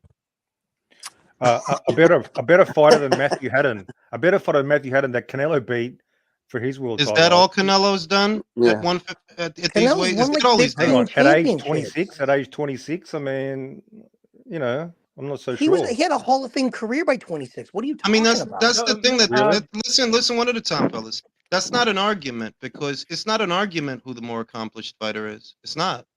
Canelo didn't spend like if Canelo spent 10 years at junior middle or 10 years at middle, right? Which he didn't. But if he did, he'd have a lot more to show for it. Now, we don't have to hypothesize because he already has a storied career. Some ups, some downs, some controversy, but he already has a storied career. His quality of competition, which is what a lot of Benavidez fans and what a lot of Canelo detractors like to do, they like to pretend that there's a question there. There isn't. It's not a question whose resume is better. It's not a question who's going to go to the Hall of Fame when they retire. It's Canelo, not David. Julius, I have a question for you. Do you remember who David Benavidez fought to get that WBC title? Ronald Gavril the first time. I have another question, Julius. Was he top 3 or top 5 on his division? No. Who was number 1? Number 1 at that time, I believe, was George Groves. WBA Leo, champion. Leo, breaking it down. Break it down, Leo. Yeah, I remember seeing in the ranks George Groves and Callum Smith. They didn't get a shot at the title. They went to the how is it called? World Boxing Super Series. That's right. World Boxing Super Series to get the title at the end, and the winner at the end won the trophy and kept the title. Well, Groves went into it as a champion, though. Groves went into it as WBA champion. How was he ranked at the WBC if he was? No. Before the World Boxing Super Series started, George Groves was already champion. I forgot who he beat for the WBA, but he went into it. That was the only belt on the line, alphabet title, in that division of the World Boxing Super Series. But the guy that David Benavidez fought for the WBC wasn't in the top 5. No. Why did he got a title shot fighting a guy who wasn't in the top 5? I'll tell you why. He originally signed up to fight Anthony Durrell. Anthony Durrell pulled out with an injury. That's why Gavril was given the shot. I actually looked this up recently. I was curious. That's why. Well, I mean, in any event, it wasn't Gavril's shot. It was David's shot, and we all know that. We all know that. Badu Jack vacated the WBC title, moved up to light heavyweight. They wanted to keep the title on that side of the street. They made a fight for David. It's very simple. But irrespective of how that fight came into being, that fight is nothing to write home about. It's not. Hey, I'm not saying that. You being, and the other thing is, you being the youngest super middle. Okay, what the fuck does that mean? And you've been there forever. You've been there forever. At least Callum can say, I fought George Groves at super middleweight. I fought Canelo at super middleweight. I fought John Ryder at super middleweight. He can say that. Zerto can say, well, I'm the first Mexican super middleweight champion, which he is. He's the first Mexican super middleweight champion. I beat Jesse Hart 2 times. I beat who's this fucking guy, Maxim Vlasov, that arguably beat Joe Smith Jr. Everybody else's super middleweight campaign, they have something to show for it. Even James DeGale and Badu Jack, even though their fight ended in a draw, they did have a unification match. They did. It ended in a draw. There should have been a rematch, but still, at least they tried. David, the fuck? Jules, hang on. If he beats Andrade, so at age 26, he's going to have like Andrade, Caleb Plant, Anthony Durrell, David Lemieux. Oh, wait a minute. Can you stop saying? Can you stop with the Anthony Durrell? He sucks. Why do you keep acting like he doesn't suck? Okay, Anthony Durrell sucks, but like John Ryder, he doesn't suck. John Ryder doesn't suck. No, he doesn't suck because he arguably beat Callum Smith. Okay, I think Callum Smith sucks. How about now what? Well, Callum Smith is doing what your boy won't do. He's up there light heavyweight with the Lions and the Tigers and the Bears. Yeah, oh my! He's about to fight. This is what's crazy. He's about to fight a fucking monster, and you hyping up this big ass chicken shit. Callum.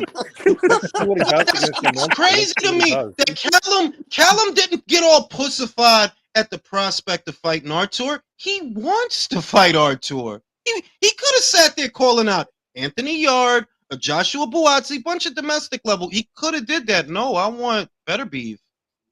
But we're now he's going to do it.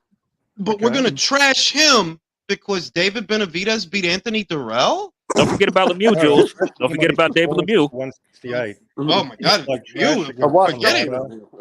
He was pathetic. All David Benavidez did is fight washed up fighters because Anthony Durrell was washed up. David Lemieux was washed up. I don't think Caleb Plant is washed up, or he was. But why did you wait until after Canelo knocked him out? Why didn't you take him on when he? Why didn't you take him on when he was a champion? Why didn't you take him on in 2019? Why? Jules, I'm obviously not going to convince you. I'm not interested in convincing you to rate David. End of the line. Are you sure? No, yeah. I mean, we're going around a bit, but yeah, sure. But the point is, I want to see David I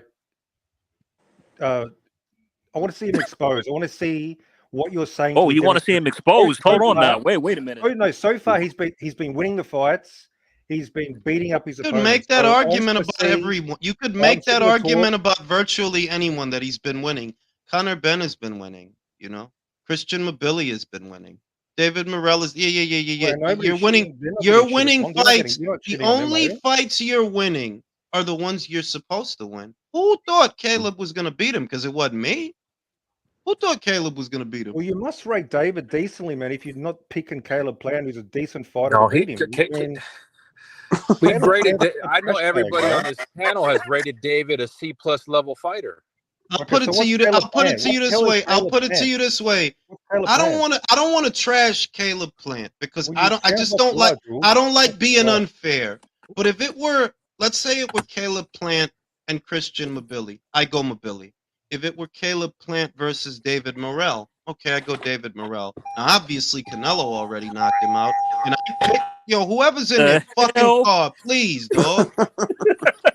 Focus on the road. It ain't me. I can tell you that. Now, Caleb, you beat Caleb, all right, and? Is that supposed to be a big deal? Want a cookie? It demonstrated that he's not as shit as some people think. Oh, he's shit. He's shit. I know, because I go back to this point. I go back to this point like I brought up to Jules. David this year is a 10-year professional. So is Anthony Joshua. So is Tank Davis. Mirage, how come David doesn't move the way Anthony Joshua moves? Because he sucks. How was Anthony Joshua moved? How is you want to answer that, Jules? How's AJ moved his 10-year career? Well, in 10 years, Mirage, he's unified 3 alphabet titles, become a 2-time heavyweight champion, gotten himself on the Forbes list, single-handedly breathed life into the UK boxing scene. For you to undermine Anthony Joshua's contribution to his division compared to David's, that really is insanity. It is, honestly. UK boxing before Anthony Joshua. Enough. Before Anthony Joshua, Americans were not talking about Brits that much. He did that. He was the one who had Americans watching UK shows in the afternoon and the evening because he was the main event. He did that, bro. Okay. What the fuck did David do? Obviously, out of the ring in terms, he's a heavyweight. Though obviously. Excuses, bro. Excuses. Mirage, they both had the same 10 years. Mirage, they both had the same 10 years to do the same thing, and you didn't do nothing. They've had the same years. David has the built-in Mexican fan base in North America. And why is Anthony Joshua more popular in North America than David Benavidez? Okay.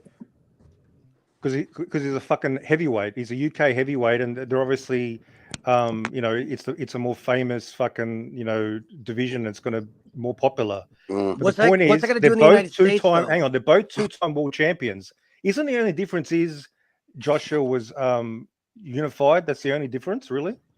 Joshua They're fought both the best two-time champions champs. in the division at the He time. fought the best competition around. He fought a Hall of And then- Famer, dude.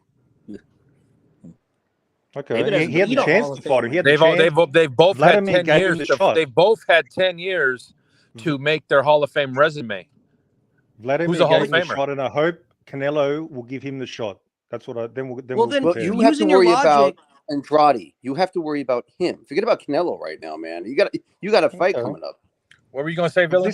I was gonna say using your logic, then Canelo isn't a heavyweight. Then why is Canelo so popular? So the thing is, they're basically about the same weight. So if David has a built-in fan base, right, then why hasn't he been able to do anything over 10 years, but Canelo can? So we can't use the logic of him being a heavyweight. So heavyweight doesn't count. You got a guy who's a Being a foreigner. heavyweight makes who's it o- easier. No, it doesn't. Why does it Canelo's make it been- easier? No, it You keep doesn't. moving the goalposts. Bro, like I don't know if you're being serious or if you're trolling, but no, being a heavyweight doesn't make it easier because not every heavyweight has a huge following just because they're a heavyweight. Like, huh? Jared No, Jared no, Angel is you a obviously have to heavyweight right deliver. You here. obviously have to deliver, but being in that helps. He delivers, sort of right? like He has to deliver. boost- When's David going to deliver? What, he's fighting Andre? He's like 35 years old. Fantastic. So Right. by the time he hits, 40, he's going to fight you know, a you real need a fighter? dance partner. You know, Canelo Congratulations. needed. You know, Brody, Floyd he's had gave Canelo come on with opportunity. this shit because he's had dance partners. They were there. The same fighters that Canelo ran through. If David would have wanted to, which he didn't, he could have ran through them. Mm-hmm.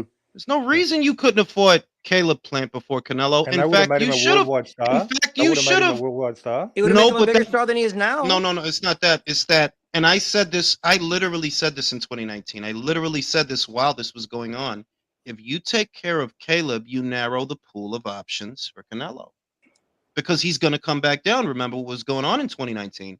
Canelo went up to 175 for the WBO title for Sergey Kovalev. I said, that guy's not going to stay up there. Canelo's not a light heavyweight. He'll beat Sergey, but he'll drop that belt immediately after, and he's going to go to super middle. He's going to start. Literally, the episodes are up. You can look them up, all right?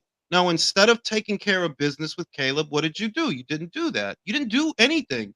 You were there. You were You did there. cocaine in McDonald's. You did cocaine. I'm not denying you Unified fucked up. I'm not denying, but I'm not going to condemn him completely. That's it. I am. You Write him off. don't, Mirage, you don't have to because I will.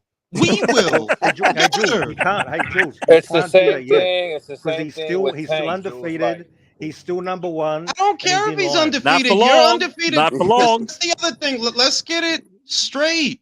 You're only You can condemn him undefeated. if Canelo Bro, beats his ass. only then you can condemn undefeated him. because you don't fight anyone, bro. Yep. Well, Who he's the fuck fighting did like you- the best who guys the that fuck can did fight. you Mirage, fight, bro? hold on, wait, Mirage. Let me just tell you something. Listen, Like, wait. No, wait. How old is David now? 26. 26. 26. Okay, by age 26, Canelo Alvarez already fought unbeaten Austin Trout, Erislandy Lara, controversial loss to Paul Williams, but he should have won that fight. But in any event, he fought unbeaten Austin Trout, Erislandy Lara, Floyd Mayweather, Alfredo Angulo, Miguel Cotto by 26. By 26. That's a Hall of Fame career there alone. That exactly. Just if you put And you Canelo at reckon 26, Lara he would have fought and David Trout Morrell are- already, are- Mirage. Bro, like don't play with me because this is a game. If you were watching boxing at that time, I was watching. nobody wanted to fight Lara. Are you nuts? Laura There's wasn't no a big money deal. in it. Oscar There's was no- making him not I to can fight make the same Lara. thing for Andre. I can make the same. Lara had like he was You can't 17. make the same thing for Andre when Andre ducked Lara. Yeah, exactly. That's how I know this old motherfucker don't Lara. watch boxing, yo. Yeah, It's that's a an troll actual- game, but I brought listen. I brought this up. Listen, this dude pulled out on Sergey. He pulled out on Korobov. He pulled out on Charlo. He pulled out on Devianchenko. He didn't want to fight Lara. He didn't want to fight Janibek. He didn't want to fight Parker. Are you fucking joking? Okay. And he was drunk and depressed on live TV on top of it all. Lara This is was exactly why I brought it up, 17-2. because Wasn't he it's like going to get 17-2 clipped when on Canelo fought Twitter, him? and this is going to bring Jules more views because everybody on Twitter laughs at him, and they come back to watch the fucking fiasco. The fiasco. No, not the there's fiasco. Say it again, Drew. The fiasco. The fiasco Okay. or the Yeah, controversy. But wait, fellas, hold on, wait, one sec. Live Hey, TV, drunk but and depressed, Mirage- and making stupid statements. let me tell Mirage something. Mirage, David Benavidez will lose one day. If Andre doesn't do it, he will take an L. But I just want you to know that when that happens, we'll all be here for you. We're not going anywhere. But y'all don't forget, Farage is not even a David that might fan be like a long, that, yo. long He fucking way away. just can't stand Canelo. Yeah, Let me read let me read the super chats because they're piling up. Shout out to Domo. Samson has been saying since October of 2022 that the Morrell fight was signed off. I remember that. I saw those videos. Now, nobody on the PBC side even acknowledges that fight. He was literally saying that earlier this year in January. The fight is signed. David Morrell. His father was saying that shit too. The Morrell Samson fight seems to talk a lot of shit. He's very loose with his mouth, so I'm not a fan of Luke. Bro, look. I'm trying to give it to you straight. David Benavidez. No. Because why are you trying to give it to us straight? Because it's the only way I know to give it to you. And hard, and I'm trying to give it to you hard and long. Pause. I want it Snickers. I want Snickers veiny. No, but on some real shit, I'm just trying to enjoy that fight without the hyperbole from fans because I'm gonna buy that fight. I do want to know who wins. I just want to enjoy the show, and I get sick of the narratives from boxing fans that sour you to boxing matches. The truth is that David's resume is not all that. You've been at this way too long for you to not have anything to show for it, but I still think it's a decent fight. I am going to buy it. I'm going to try to enjoy it, and you better show up. You better show up. And not because you think it's going to be a competitive fight, don't you? It's going to go to points. I don't know. The reason I'm buying it is because I don't know. On one end, you have David, right? Who, to my recollection, has not faced the southpaw anywhere in the last 5 to 6 to 7 years. That tells me they don't want you fighting southpaws. That's literally what that tells me. Well, there's not many around. I mean, to be honest. Come on, bro. You had a guy in Billy Joe Saunders, light punching guy, not a big puncher. Billy Joe want to fight him. You're accusing David of ducking like every name. Did you try to fight Billy? That's a yes or no question. Did you try? Nope. I don't know when he had the bill. What the timelines? I don't have no idea. But you're just. You don't know because you never followed him. The shit is simple. You were already an established name at 168 before Canelo's super middleweight campaign even started. That's a fact. His campaign at super middle started in late 2020. You had already been a champion at that weight 2 times by then, and you already lost the belt 2 times by then. All of that is your fault. All of it. And I'm not gonna. Because Canelo's there now, I'm supposed to play David a violin. Bro, you a shit for brains. You are a shit for fucking brains. And here's the reason why Canelo and AJ are on the Forbes list, just because they fight great fighters. They have a great resume. David doesn't have any of that. You can trash their ability as much as you want. You don't end up on the Forbes list by accident. You have to be fighting in fights that people want to see because people are spending money. That's why you're there. They are literally spending the most money in boxing to see these 2 fighters. So you can say whatever you want. Now, why is David not there? Could you have been there? Yes, absolutely. If you would have tried harder to fight people. You don't want to fight people. It's very obvious that you don't. It's very obvious. It's obvious when he sent Canelo an offer, man. What the hell's happening? What offer are you talking about? What offer are you talking about, dog? What fucking offer are you talking about, bro? Offer in his head. Oh, guys, we hit a nerve. We hit a nerve. And you're blaming David for not. He literally think about how insane this is. The week that Samson started that shitty little rumor, which is it, I remember it because that was this year. You know that same week that Canelo was meeting with Al Heyman to cross over to the PBC, and you're still propagating these dumbass narratives. You're gonna go down in fucking flames like the Spence fans. Was the offer real or not? You're gonna go down in fucking flames like because you don't want to listen. Listen. You don't want to listen. He's stubborn. And it could be this fight. It could be this fight. I might go down in flames. You can't lose this fight. And like all stubborn people, you're gonna have to learn the hard way. You're gonna have to learn the hard way. Dude. It wasn't even a real offer because there was no escrow account. None of that. Bro, the thing is, if you sit down and think about it, okay, does Samson Lukowicz have $50 million to give anyone? No, he doesn't need it. So, that's not the point. You're saying you sent Canelo a $50 million offer the same week that he's holding meetings with Al Heyman to sign a multi-fight deal. That tells me that one of you is lying, and it's not hard to tell who. You know, it's the guy who told me that the David Morrell fight was already signed. That guy. I believe he's lying. When his own no, listen, because a lot of these arguments are really fucking dumb. For example, where Samson told the world as of late last year and early this year that the Morrell fight was already signed. You know what his own fighter said? Fake news. Don't believe that shit. Unless it came from me. Don't believe that shit. So I'm not gonna keep entertaining dumbass arguments. Yeah, Samson Lukowicz offered Canelo Alvarez 50 million. I could offer you the same 50 million he offered Canelo. Hey, You want $50 million, Mirage? I'll send you I'll send you a term sheet. I don't even trust Samson Lukowicz. I don't trust him. That's why I wanted to see more evidence. Surely you saw the interview where Espinoza was asked about that very often. He said, "Oh, because I should believe Espinoza." Well, now I mean, if we don't believe I this should guy, believe Espinoza. Where's the truth? How do we find the truth if we don't believe these dudes? Where's the truth is simple. Isn't his own fighter calling him a liar? Is that my imagination? Okay, we're talking about the specific contract. I'm saying that his own fighter called him a liar. His own fighter. So I'm going to believe him. And Espinoza?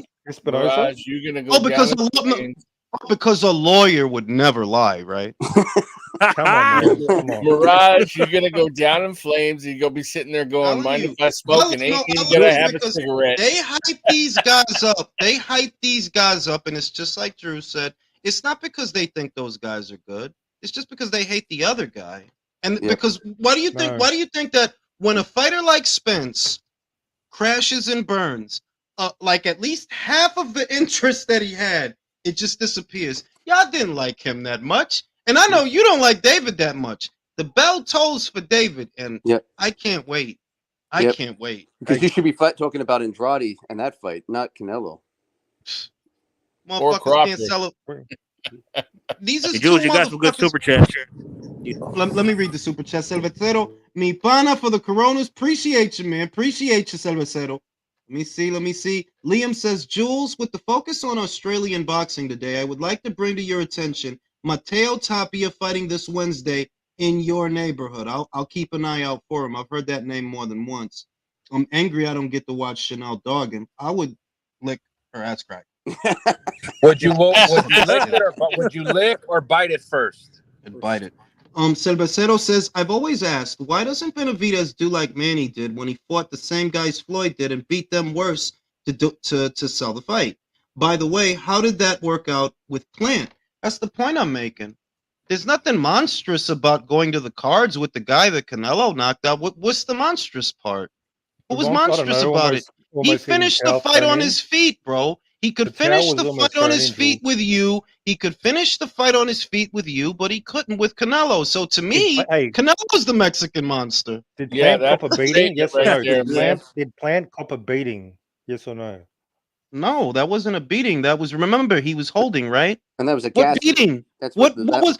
Think about it. The same people that tell you, oh, Caleb kept holding, he kept holding, are the same people that tell you he got a beating. Well, it can't be both, bro. You either whooping his ass or he's holding. One or the other. The towel was almost thrown in. They literally almost threw in the towel.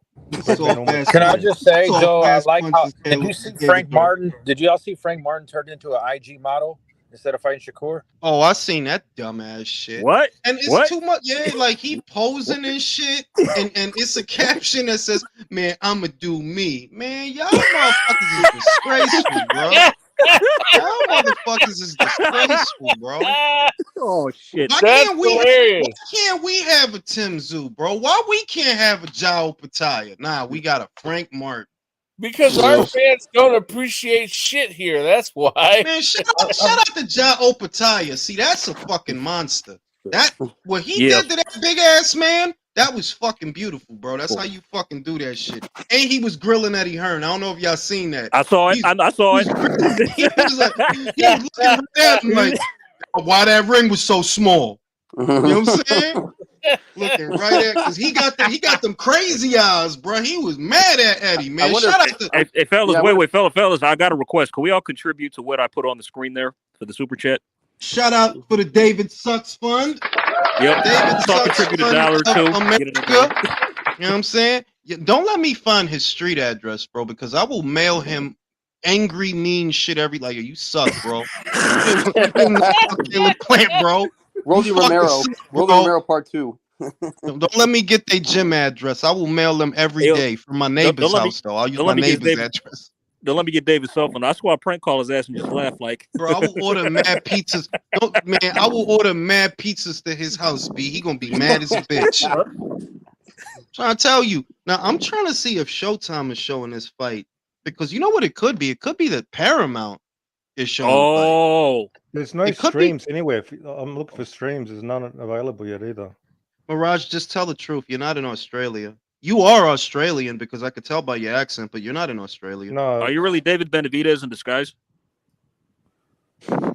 Where are you, Mirage? Are you in Asia? You got a Nah, man, kangaroo I'm in sitting Sydney. next to you. But Where are I'm you? looking for this. There's no. I can't find any streams either. But it's on Showtime over here. But it must be showing it's showing the prelims. It must be. That's why. And by over here, you mean New Jersey? Yeah, because Where's they over didn't. here? They don't show. I remember when he fought Tony Harrison. They didn't show most of the card. They just they really didn't. showed They the didn't. They main just skipped to event. the That main. was it. Yeah. But I don't see any. But I don't see anything. I don't see anything about it on the app, bro. That's concerning. Nothing. What the hell? Like what's Okay, going on? Bro, I see Bellator. They got Bellator on the app. Okay, wait, Mirage, are you watching the fight right now? The preliminary card? No, I can't even. That's on pay-per-view. Where is the fight happening? The pay-per-view. The prelims started an hour ago. No, listen, Mirage is not in Australia right now. No, the pay-per-view started an hour ago over here. But it's just fucking prelims. I think they show prelims for fucking ages. Yeah, it starts 10:30 p.m. Eastern time here in the States, so our time will be like 7:30. Just go through your Showtime and see if you find it, because there's nothing about it in the Showtime app. Yeah, nothing. I don't see it anywhere. No. I can't find it either. I'm watching the fucking undercard right now. I am in Chile. Man, tell us, man. Hey, you post that in the private chat. Where? No, you have listen. You have a Foxtel stream. It's simple. The feed that you're watching is not even the Showtime feed, because Showtime doesn't show the undercard fight. So you have the Foxtel stream. Do you know where I'm watching the fight? Drop that. Drop in the private. On ESPN. Huh? On ESPN. Oh, there it is then. Oh, ESPN has the rights for Showtime fights. Drop that in the private, my man. And in Latin America, of course. No, it's not the link. I'm watching it from an app. All right, man. Just hold up your phone and just man, live stream. I ain't want to say. Listen, man. Spicy got some motherfucking titties. Of course she does. Of course she does. Come on, Julius. It is. Anybody gonna see this? Look at the titties. Look at the titties. Anybody gonna see this? Like shit. Dude. You know what I'm saying? Yo, Vito Guianello sucks, man. My God. Yeah, he ain't shit. He ain't shit, bro. To language Curtis Harper like this. Come on, bro. See, now when I go to ESPN, it only says Janibek and Gualtieri, man. It doesn't even say. It says guacamole. Listen, now let's get to some fucking boxing talk. Okay, Mirage, you haven't been here for most of the streams. What do you think about Haney and Prograis? Who do you like for that fight? Big fat yawn. That's what I think. You gotta be kidding me, man. Oh wow! Because I know what that means. I know what that means. You're going with Haney then. Yeah. I am probably going to go with Haney. Yeah, I mean, there's a reason Haney picked him. It's obviously, he looked like garbage in his last fight. So, I mean, yeah, I'm picking Haney, but I don't think many people are going to get excited over this fight. He's looking for the week bit of a mark there to get that belt. I'm curious what he's going to do after that. If he's going to come back down, if he's going to stay there. No, Teofimo. Nah, he coming back. More importantly, Jules said he'd lick and bite some chick's ass. Are you guys like me, fellas? I'm biased towards the right cheek. I don't know why I always go towards the right cheek. No. Listen, I'm the same way with the stove, bro. The bottom left stove burner is always my favorite stove burner. I don't know what it is. I do the same thing with my stove all the time. Shit. Like every shit. I feel you. So which cheek do you usually go for, fellas? Right. Honestly, I the go right for the cheek. right. No, the The right left. I go for the cheek. right. Yeah, I go for the right. The left. Right. The left cheek. Now, what if she? So we got to focus on the left cheek more then, because the left cheek is getting ignored then. Yeah, it is. It is. You're right. data. You're right. Oh, Like shit. when it comes to, It's not getting ignored in my bed. they gave it to Guido. The Guido got it by decision. Can I ask a question? Go Why ahead. is an Italian heavyweight Wearing a wearing cowboy hat? That's a very. That's a very. Hey, he might be. Have you seen the show Tulsa King? He might grow up in the South, like the new, Yeah. like. No. Wait. maybe- Hey, Southwest. Phil. I think you might. I think you might have stolen it from Zerdo's closet. Brokeback Mountain. You mean Scrappy's closet? You know, Now, I listen, wasn't here for that last stream on Zerdo. What did you guys think about how he fought? I thought he looked much improved. Look terrible. Are you Awful. kidding me? Awful. No. I'll tell you why. He looked terrible. He boxed with Joe, so you could see Right. they're adding that to his repertoire, and that was okay. The reason I think he looked terrible is when Joe was coming on and stepping into the jab and bringing over the big right, he looked vulnerable. He looked I weak. agreed. And that's with Joe, who had not fought in a year. We know Joe Agreed. is not a cruiserweight. So if No. that were Jai, or if that were Arsene, who are full-fledged cruiserweights, how would Zerdo hold up? Destroyed. I Well- think Zerdo would go 50-50 with Badu fucking Jack. It wouldn't be Yeah. easy. Yeah, you know what? You're not wrong. Because Badu, if nothing else, he could box. Yes. Now that he's got power because I think he exceeded expectations when he stopped I Macabo. give Zerdo. I thought I give wasn't picking Zerdo- him to do that. I give Zerdo credit because he brought at least the right game plan. He didn't just go in there and try to. Yep. That's what that's more the credit I'm giving him is the game plan was perfect for Joe Smith. I think Joe Smith is a bigger puncher. If they would add a couple more rounds and Smith can get in, Joe Smith could put him out. But the fact is that he had the right game plan to win that fight. That's what I'm crediting him for. Well, I'll say He's this. usually one-dimensional. He's But usually a one-dimensional fighter. But that's a lot. My thing is that, one, there was not clear separation between Zerdo and Joe. It was competitive. That's agree. my first thing. Yeah. My second thing is Joe is a great. I like watching Joe fight, but as far as an acid test at cruiserweight, well, that's not an acid test because he's a No. light heavyweight. I did Well, like. I mean, let's be real. Like the only reason Zerdo and Joe are at cruiser Zerdo's is chin in because they that can't fight, make though. 175 anymore. Would y'all Zerdo's agree? chin was good. Yes. Would y'all agree? Like they can't make weight. That's why they're there. But that's the point. That if it's your goal to immerse yourself in the cruiserweight division, I didn't mind the Smith fight. It was a fun fight. I'm just saying that it's shit out there that you got to get ready for, bro. And that ain't it. That ain't it. Based on that, like who did they beat at cruiser? Both of them, honestly. Like So no, I see, don't know. the funny shit is with Joe, I took away more from Joe's performance because I felt like after the fight, you know what? If Joe wouldn't have been out for a year and a half or some shit like that, he might have won this fucking thing. Yeah. Might have won. But In you got to activity. give Zerdo. Yeah, You got to give Zerdo a shout out for his chin though, because Joe did hit him with some good shots. Yeah, he did hit him with some good shots. Both guys are durable. I mean, like Zerdo was out for a while too, wasn't he? For a minute. Not as long. Yeah, Not he as long- was, not but as not long as as Joe. long as Not as Joe. long as Joe. Not as Yeah, long as Joe. Yeah. Can we agree? Can we agree if Zerdo would have fight the same fight that he usually does, there's a good chance that Joe wins that fight. If he's banging on Absolutely. sides, Yes. I yes. think Joe wins the fight. Joe Absolutely. is just It's the movement outdo that him. saved him. It's the movement Yeah. that saved him. It's whoever came up with that game plan. I will say that's who I give credit to because I've never seen Ramirez actually have any boxing IQ. Malik Any- Scotch. Yeah. Well, congratulations to him. That was a good game plan. The scorecards were bullshit though. Oh yeah, they I had agree. it way Yeah, they're too much wide. closer. They had it Of way course too they were. wide. Is that a shock? Is that a shock? It's not to me. I fucking So- told y'all they gonna give it to him by hook or by crook. Like Yeah. they gonna make sure he win. Yeah. But I was. What's the other one? No, what's the other one? Let me go to Mirage because Mirage ain't been here in a while. What do you think about Sonny Edwards, Bam Rodriguez? I don't really follow them too much, to be honest. All right, So all right. I don't have a strong opinion. Ioka, Estrada. What about them? Well, Estrada.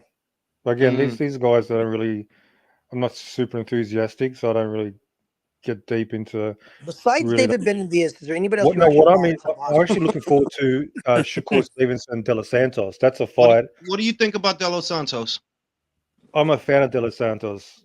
I think this guy's a fucking beast, and I think he's going to give. This is a tough fight for Shakur.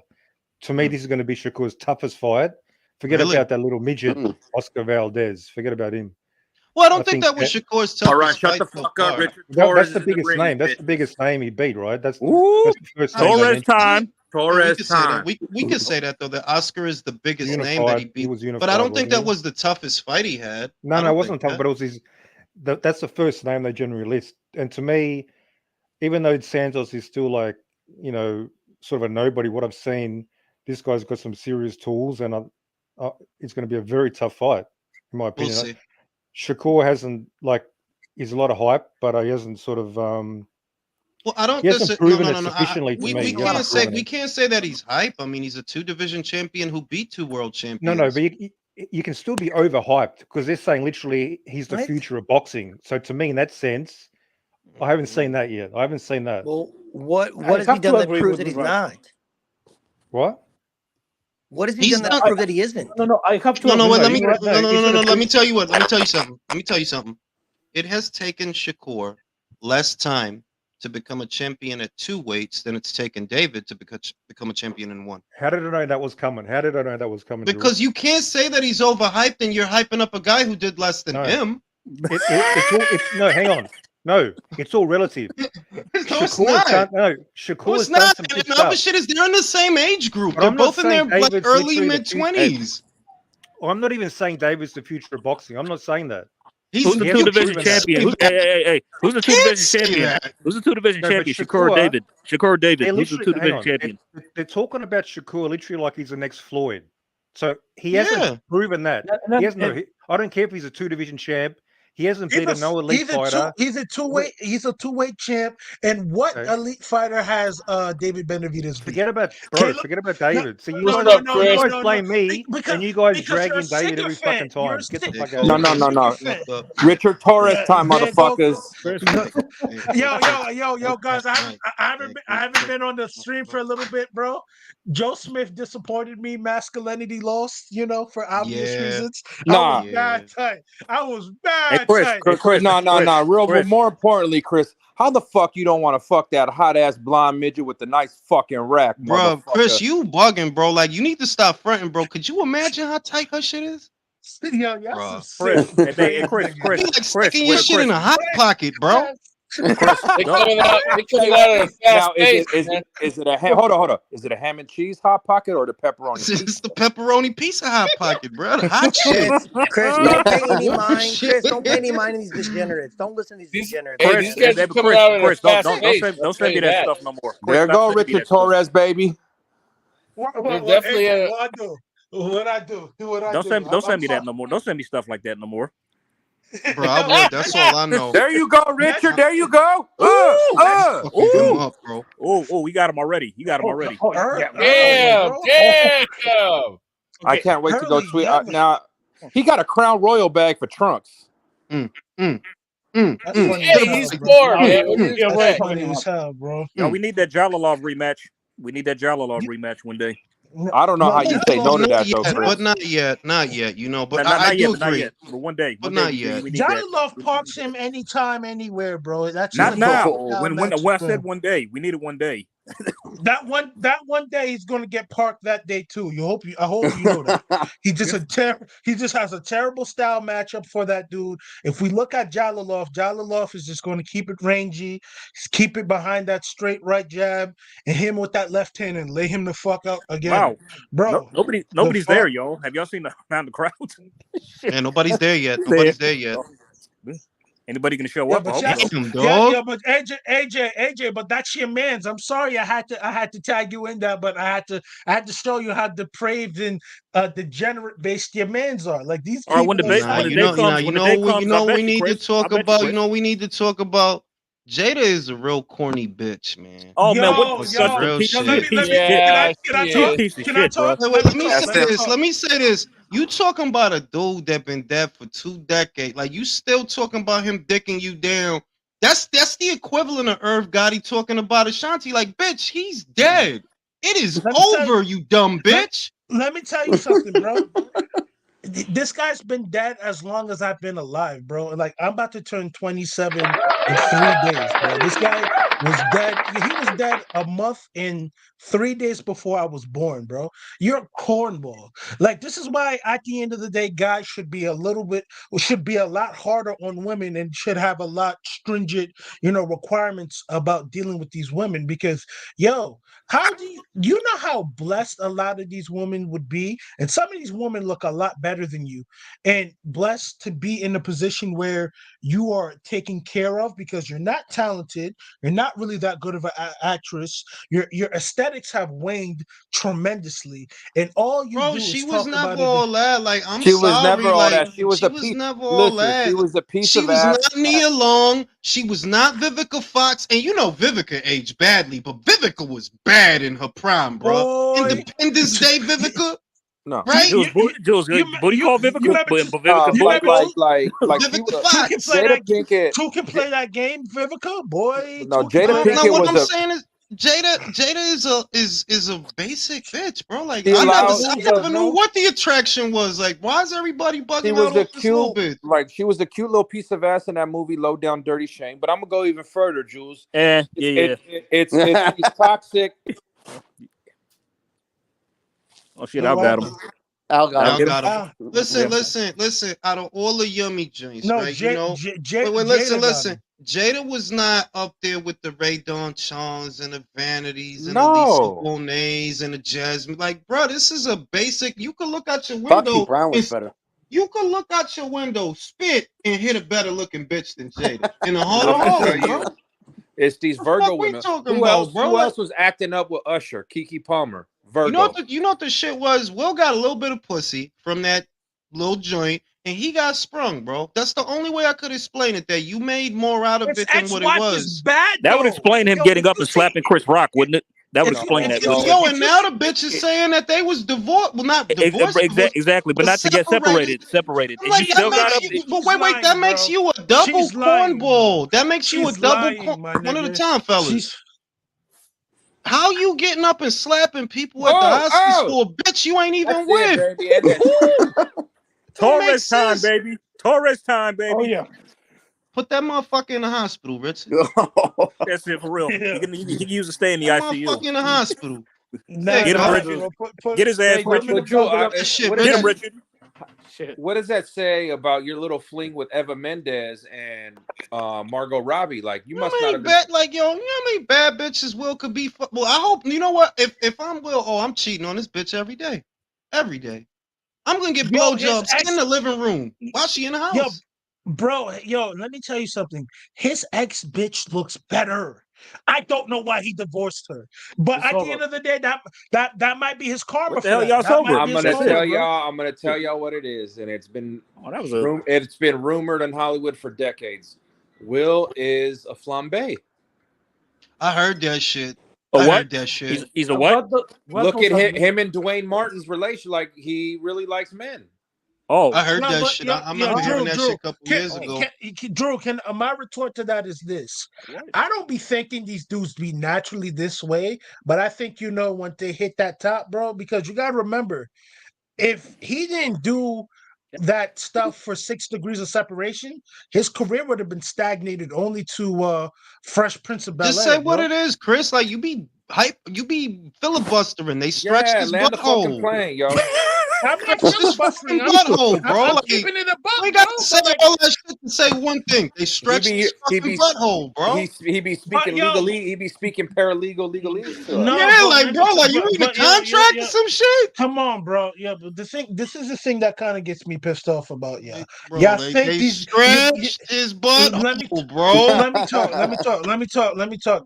Y'all be thinking like some of these dudes be like that. No, you're not like that originally. Nah, But fam. unfortunately, he walked into that, and that's unfortunate what No, Nah, happened. no, I don't Chris, think you could. this No, is where because I you're don't think you wrong. could turn him into that, bro. You saying it like they could turn him. No, you're Like it's a wrong. switch in his butt. They stuck a finger in the switch, and now he like that. Nah, bro. Chris, you know what I'm gonna tell you? I'm gonna tell you. You're wrong because if they can get you to do that, it was always in you, baby. Bomb. Well, you have to say that for everybody who No, went because in Hollywood and did that. I went to USC for a theater degree in acting, audition to get in. Yes, that's great. That's I great. I know a bunch of friends that have already gotten on that casting couch by giving up their butthole. Like acquaintances. I shouldn't even say friends. Rappers, listen, all the rumors that we heard over the years, Chris, a lot of rappers, a lot of people in the movie industry, the film industry. The bottom line is they're gonna solicit you, you know? They're gonna solicit you. Like that much we can deduce based on all the stories and rumors that we've heard. But if you go with it, it's because it was in you to go with it. I don't believe so. Like, yeah, it is. No, it is, Chris. Look at what 50 said. Bro, this shit is. Remember what Dave said? They kept trying to put me in a dress. Nah, homie. Nah. Remember what Mr. T said? Mr. T said that shit. Why he come back to Hollywood then? Because at the end of the day, if it was like so that, what you trying to say? They stretch. So you saying they stretch Dave butthole? They eventually get to everybody. Yes. No, they don't. Nah, B. Nah, they don't because if that. you stay in your lane, why do you think 50 said Diddy be trying to invite all the new hot guys out to go shopping? Because he want to see who's with it. No. Yo, let me tell you something, bro. Yo, 50. Yo, you don't remember 50 at radio station with a dildo in his hand, bro? He's not exempt from it, bro. These guys is not what y'all think they are. Bro. You're the one saying that. I know they're not. You're the one saying. Bro, ain't nobody doubting that. I'm saying that Will was always with that shit, bro. My thing is this. It's certain shit. It's certain shit. There's people that you notice that they walk away from Hollywood. People that end up depressed. People that end up sad. Why do you think that is? Because they did something, or they did not do something, or they know something, or they know something. Yes. Look at guys like I'll give you a case in point. Look at guys like hold up. Look at guys like Ed O'Neill. Do you think he did anything? But no, he carved out his solid career for his lane because he don't want the extra shit. I agree with that. I agree with that. But like I say this though. The reason why I say a lot of these dudes don't be like that because ultimately is this. When you first come in, you would have heard from West Philly or Philly because he was very popular in Philly. Like, oh, yo, homeboy, your Blade. Homeboy was always like that. I never heard no stories prior to him. Come on, be like that. You saying, but people you saying that dude? You saying that dude? Listen. Ricky Martin, right? It wasn't a lot of people that like, oh yeah, I heard of your Blade. People made that inference because they never see him with no bitches, you know. So people kind of already had that inference, irrespective of somebody saying, "Yeah, B, I heard that dude be fudge packing," or whatever, right? So it's like in other words, I'm saying that that dude was always like that, bro. You can't turn people like that. You can't turn somebody like that, bro. Like. I can't say that, bro. That dude just like getting punched in the brown, bro. You gotta live with that, bro. And that's punching him in his brown eye.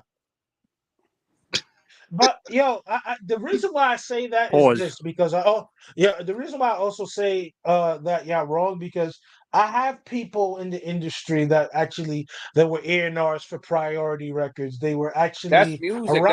That's not Hollywood acting. But I understand. But let me finish. They also, but you understand, music, acting. A lot of those circles are very similar. You know, there's one person that knows another person that knows another person. But what I'm trying to say, not trying to filibuster, is this.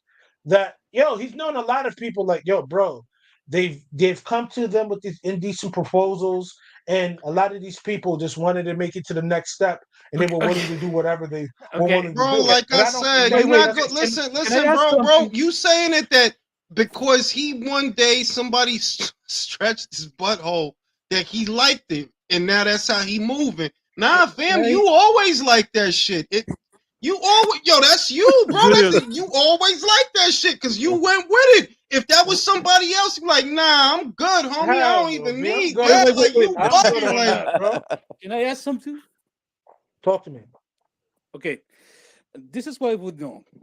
Will Smith is trapped in what we can call a toxic relationship with a woman that clearly doesn't love him. So the conclusion is he must be gay. Am I hearing this right? No.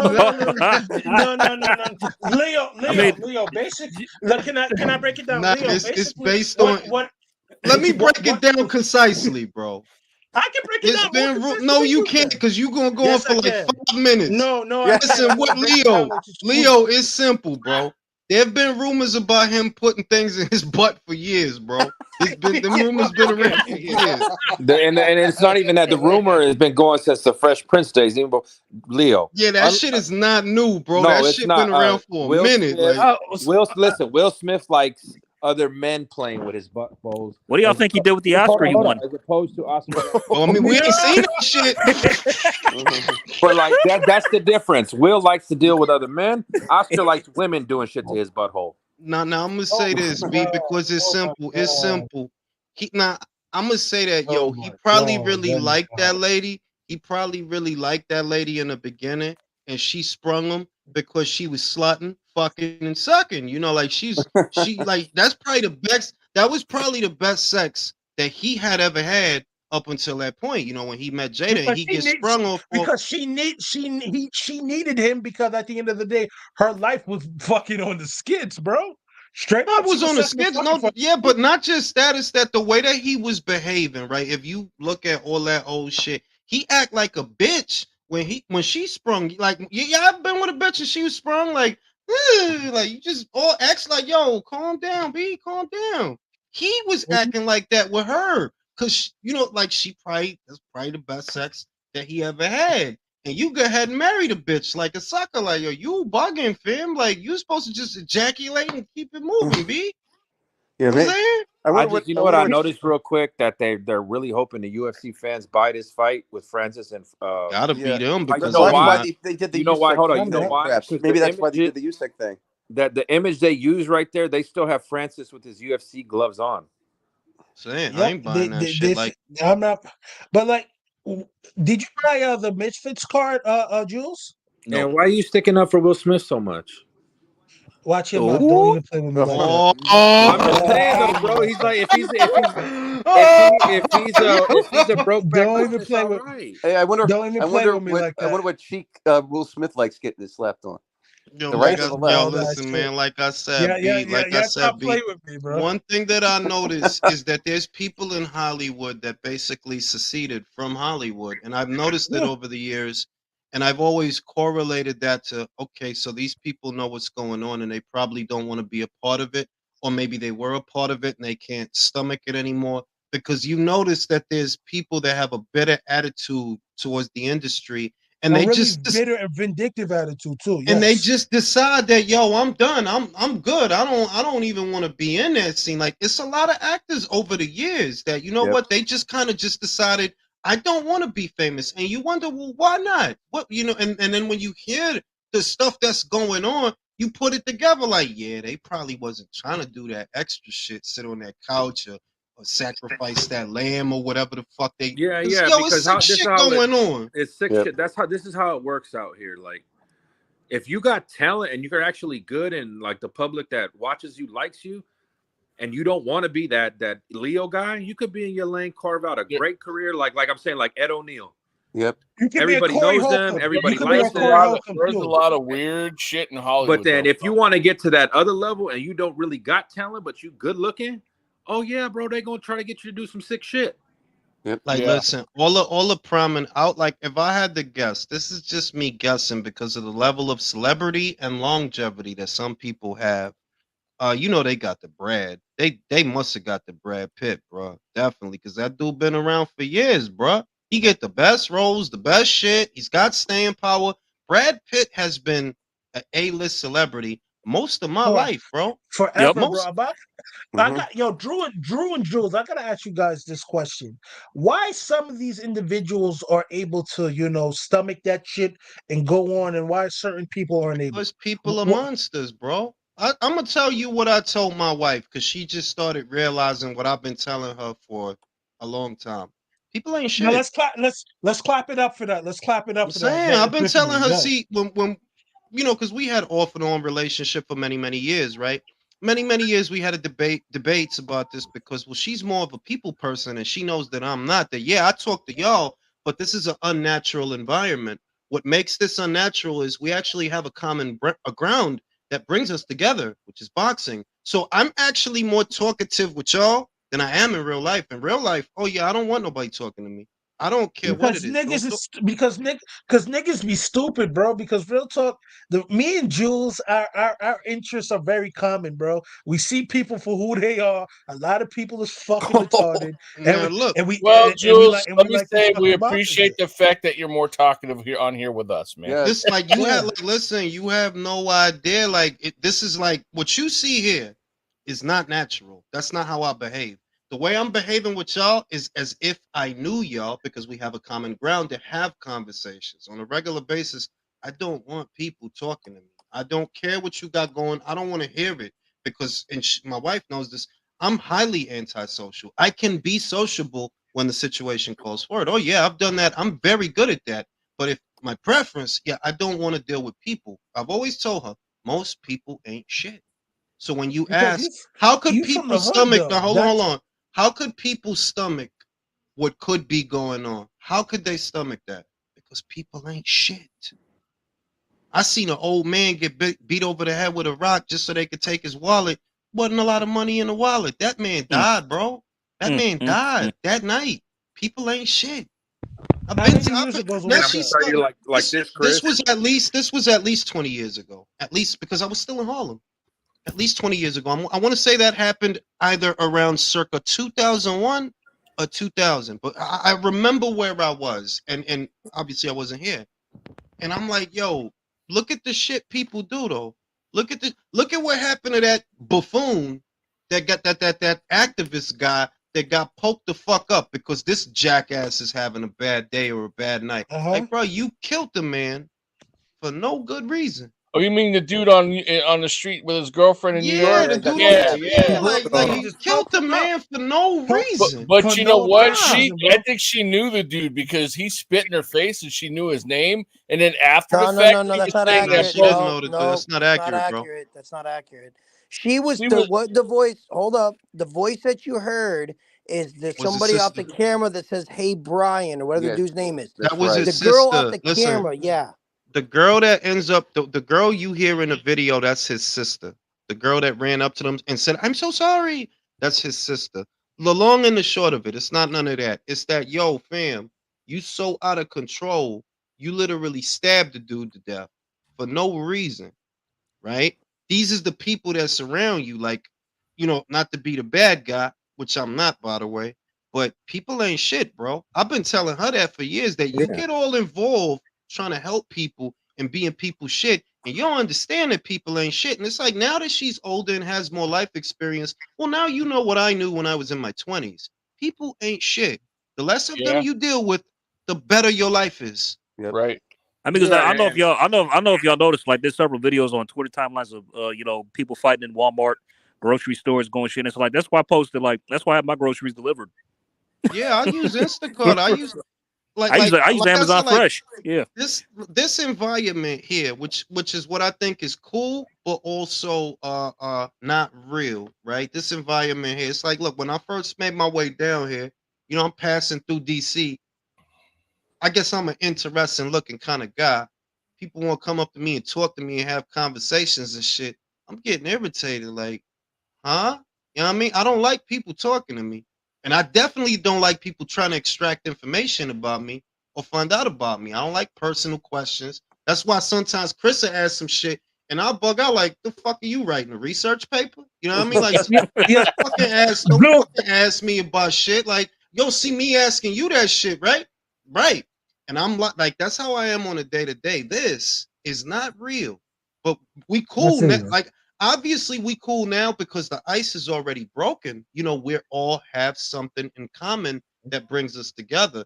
But in reality, if you see me outside of here, oh no, it's night and day. I don't want you talking to me, man. I don't want to know what the fuck you got going on, because I don't want to be wrapped up in your shit.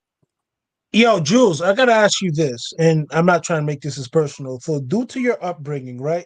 That's the reason why you think the way you think, because you've seen bullshit transpire in front of you. Yeah. What else? I have bad experience. I'm not gonna say a lot. I got a lot of bad experiences, and that was all. We gathered that.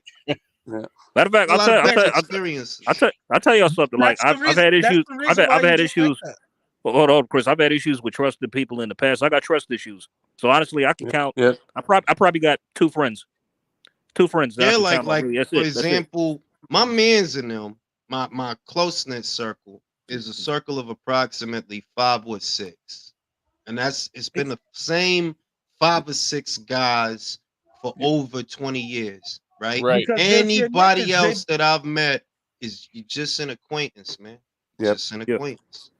I Because don't. those are the niggas that went in the fire with you. They've been in the muck and the mire and the shit, Yeah, and in they the really know beginning, you. like these guys that I met these guys fighting them in high school. That's how long we've been tight. Met these guys fighting them in high school. That's how we met. That's a fact. Tight. That's a You know fact. what I mean? Whereas my wife, she's a people person. You like to help, and like, yeah, that's fucking great. You know that people 9 times out of 10, they're gonna burn you. That's Yep. That's reality. a fact. So when Yes. you think about the apathy, factor in Hollywood, what could be going on to these women, right, on that casting couch, what could be going on to these children, all this abuse, all this crazy shit that you hear. When you think about the apathy of people, it's just a reminder to me of what I already know. That like yo, most people ain't shit, man. You Yep. better off not knowing most people, to be Mm. real. Better off. Yeah, no, and then it's our nature. Like even with the casting, like people were talking about it. What? Drew, your What? mic still man. Oh Can you wait. hear me? I was Drew, blocking we it. can't hear you, man. Al got him. How Al about now? intercepted. I was blocking it. Okay, My you bad. know, okay, you know. Oh, you much better now. But like Brad Pitt, like people don't get like no, he might not get.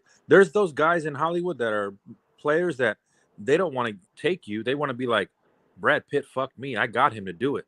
Shit like that. Yep. And then listen. The logic is, I'm not saying Brad Pitt did it. The logic is like for them is like, well, I'm not gay because I did the fucking. I didn't get fucked. I'm Yeah, telling but you the lot. No, I'm not. I know you. I know No, what no, you're. I know. It's just this is what I mean. And like, yo, that whole setup over there. People have been trying to. When you think about the sound bites from Mel Gibson, and you think about the stuff that happened with Martin, the stuff that Dave Chappelle said, just people have been trying to find a way to tell you Are that you shit is weird. Shit is weird over there in Hollywood. That it's a weird setup. They've been trying to say that shit, and look, I see what it is. Like I already know what it is. It's just some weird sex evil foul worshiping. Like shit, it's just cool, bro. Y'all some go. depraved, foul ass shit. Yeah, As a matter of fact, I'll Fame. tell y'all who lift the lid. Like Ricky Gervais when he hosted the Golden Globes, like something he said Yep. one of his jokes. He said that like the only people who are going to win is the studios, films companies that paid for it. Yeah.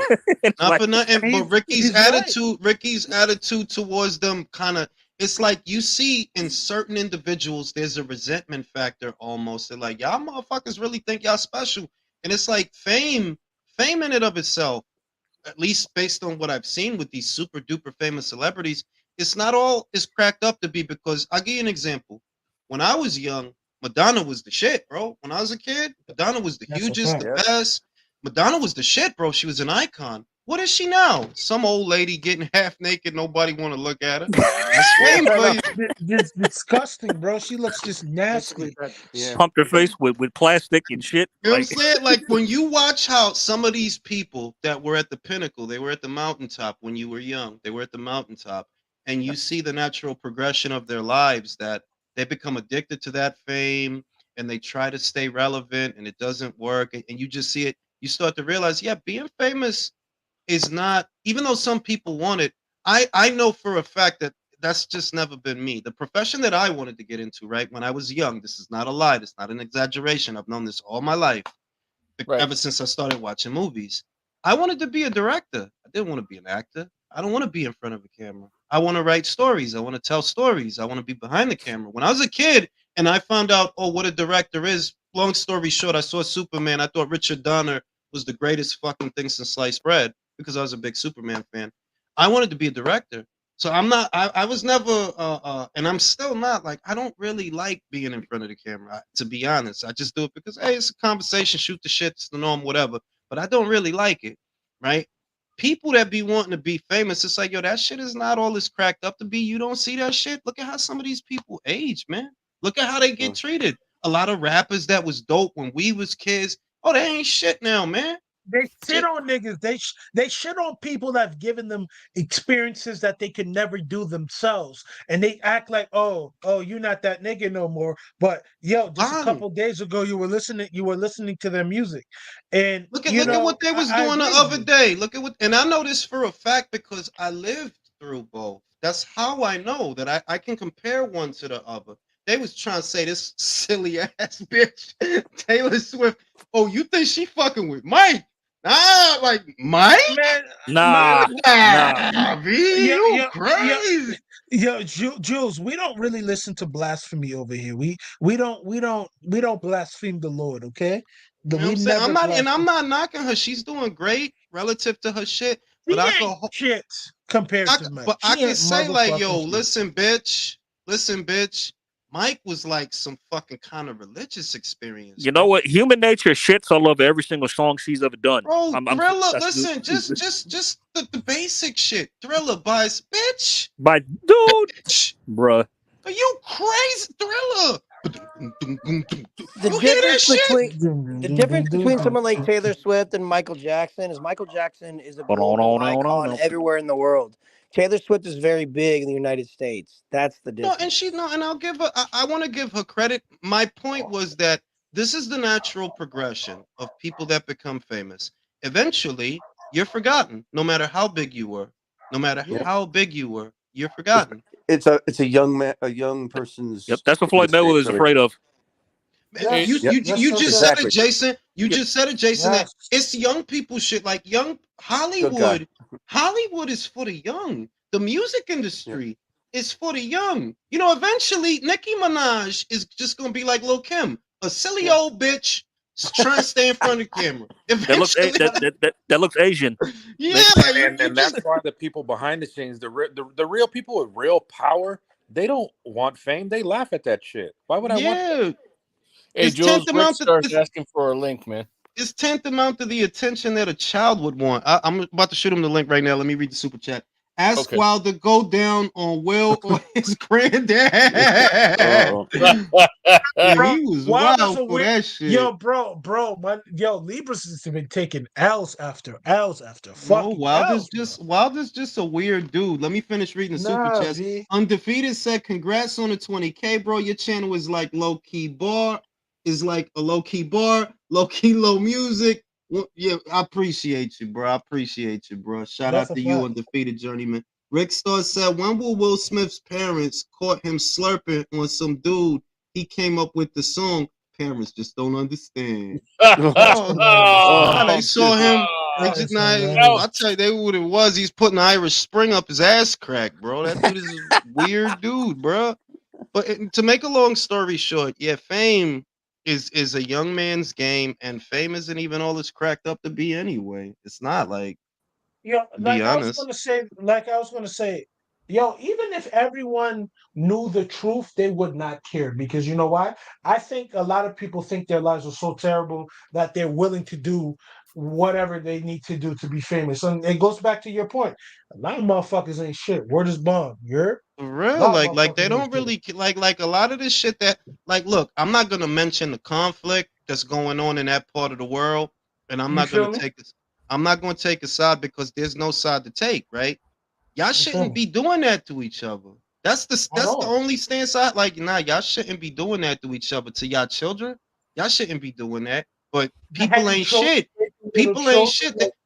You hearing casualties on both sides, but people take us like, so you think it's okay for people to go out like nah, it's not okay. It's not okay for either side to go out like that. But that's the reminder that people ain't shit. Stay away from them. Move away from them if you can, because people ain't shit. That's a fact, man. That's a fact, and that's why I fuck with you guys, because it's a safe space, man. I can really be myself here. I can really, intellectualize what I feel, and I don't have to, repress myself around, these fucking idiots, because there's a lot of idiotic people. That's good. We hate you. We hate you. I'm gonna go smoke a cigarette, you motherfuckers. Enough of all this emotional gay shit, all right? All right, see you when you get back, you motherfucker. And I'm a good guy, not if you want emotional gay shit, look in the mirror, motherfucker. All right, man. I leave my therapy and gay shit for my therapist, all right? But yo, Drew, what you're saying is 100% true, man. But like, yo, why theater at USC, man? You seem like a guy that was into like finance or anything like that. Like, my master's is accounting. At my core, I'm artistic. I like to perform. You like to I perform? got a If I movie see you on. on, I got a movie on Amazon Prime that I did last year. That's on there. I don't promote it What because movie? I don't care for. I like television and film acting. I grew up loving movies and shit. It's What nothing like. movie? What movie is it? I'll if put I, it in the chat right yo, now. Oh, But Chris, Drew, it's nothing like being Drew, on a stage. Drew, if I see you Right. on Broadway, my nigga, I'm gonna cut your ass forever. Did you write it or Like, did you act in it, Drew? Huh? Are you a writer or did you act in it? What do you mean your No, I was movie? acting in it. People I went to college with. We did that movie during the pandemic. look at you, look at you, look I at don't. you I and don't shit. advertise the shit. I don't know. Because I'd rather be on stage. I'd rather be doing a play, doing some Shakespeare. Hey, Drew, Oh, I used to Or I in the used to ring, do or watching the my guys in lord. the ring. there, bro. So If trust I me, ever I see you feel on you on some my that. lord shit, Drew, I'm cutting your my lord. I love that shit. Yeah, I love we're living through Julius Caesar right now after Caesar gets assassinated. straight up and down, The way man. the It's true masses though. are being fucking manipulated, like you saying, people are dumb. But like you saying, Chris, like people are just dumb and like it's always been this way. Romans, People lend are me your no, ears. no, no, but people are really. It's like the It's innate. always Chris. It's always been this way though. Yeah, I know, but the inanity of these motherfucking people is sometimes it's just like, how are you this dumb, bro? Like, how are Because you this Majority woke of the I'm public gonna is tell you dumb. why. I'm gonna tell you why. Because that's the only way for this experience to work. And if everybody was up? enlightened at the same time, what's the point of living? Right.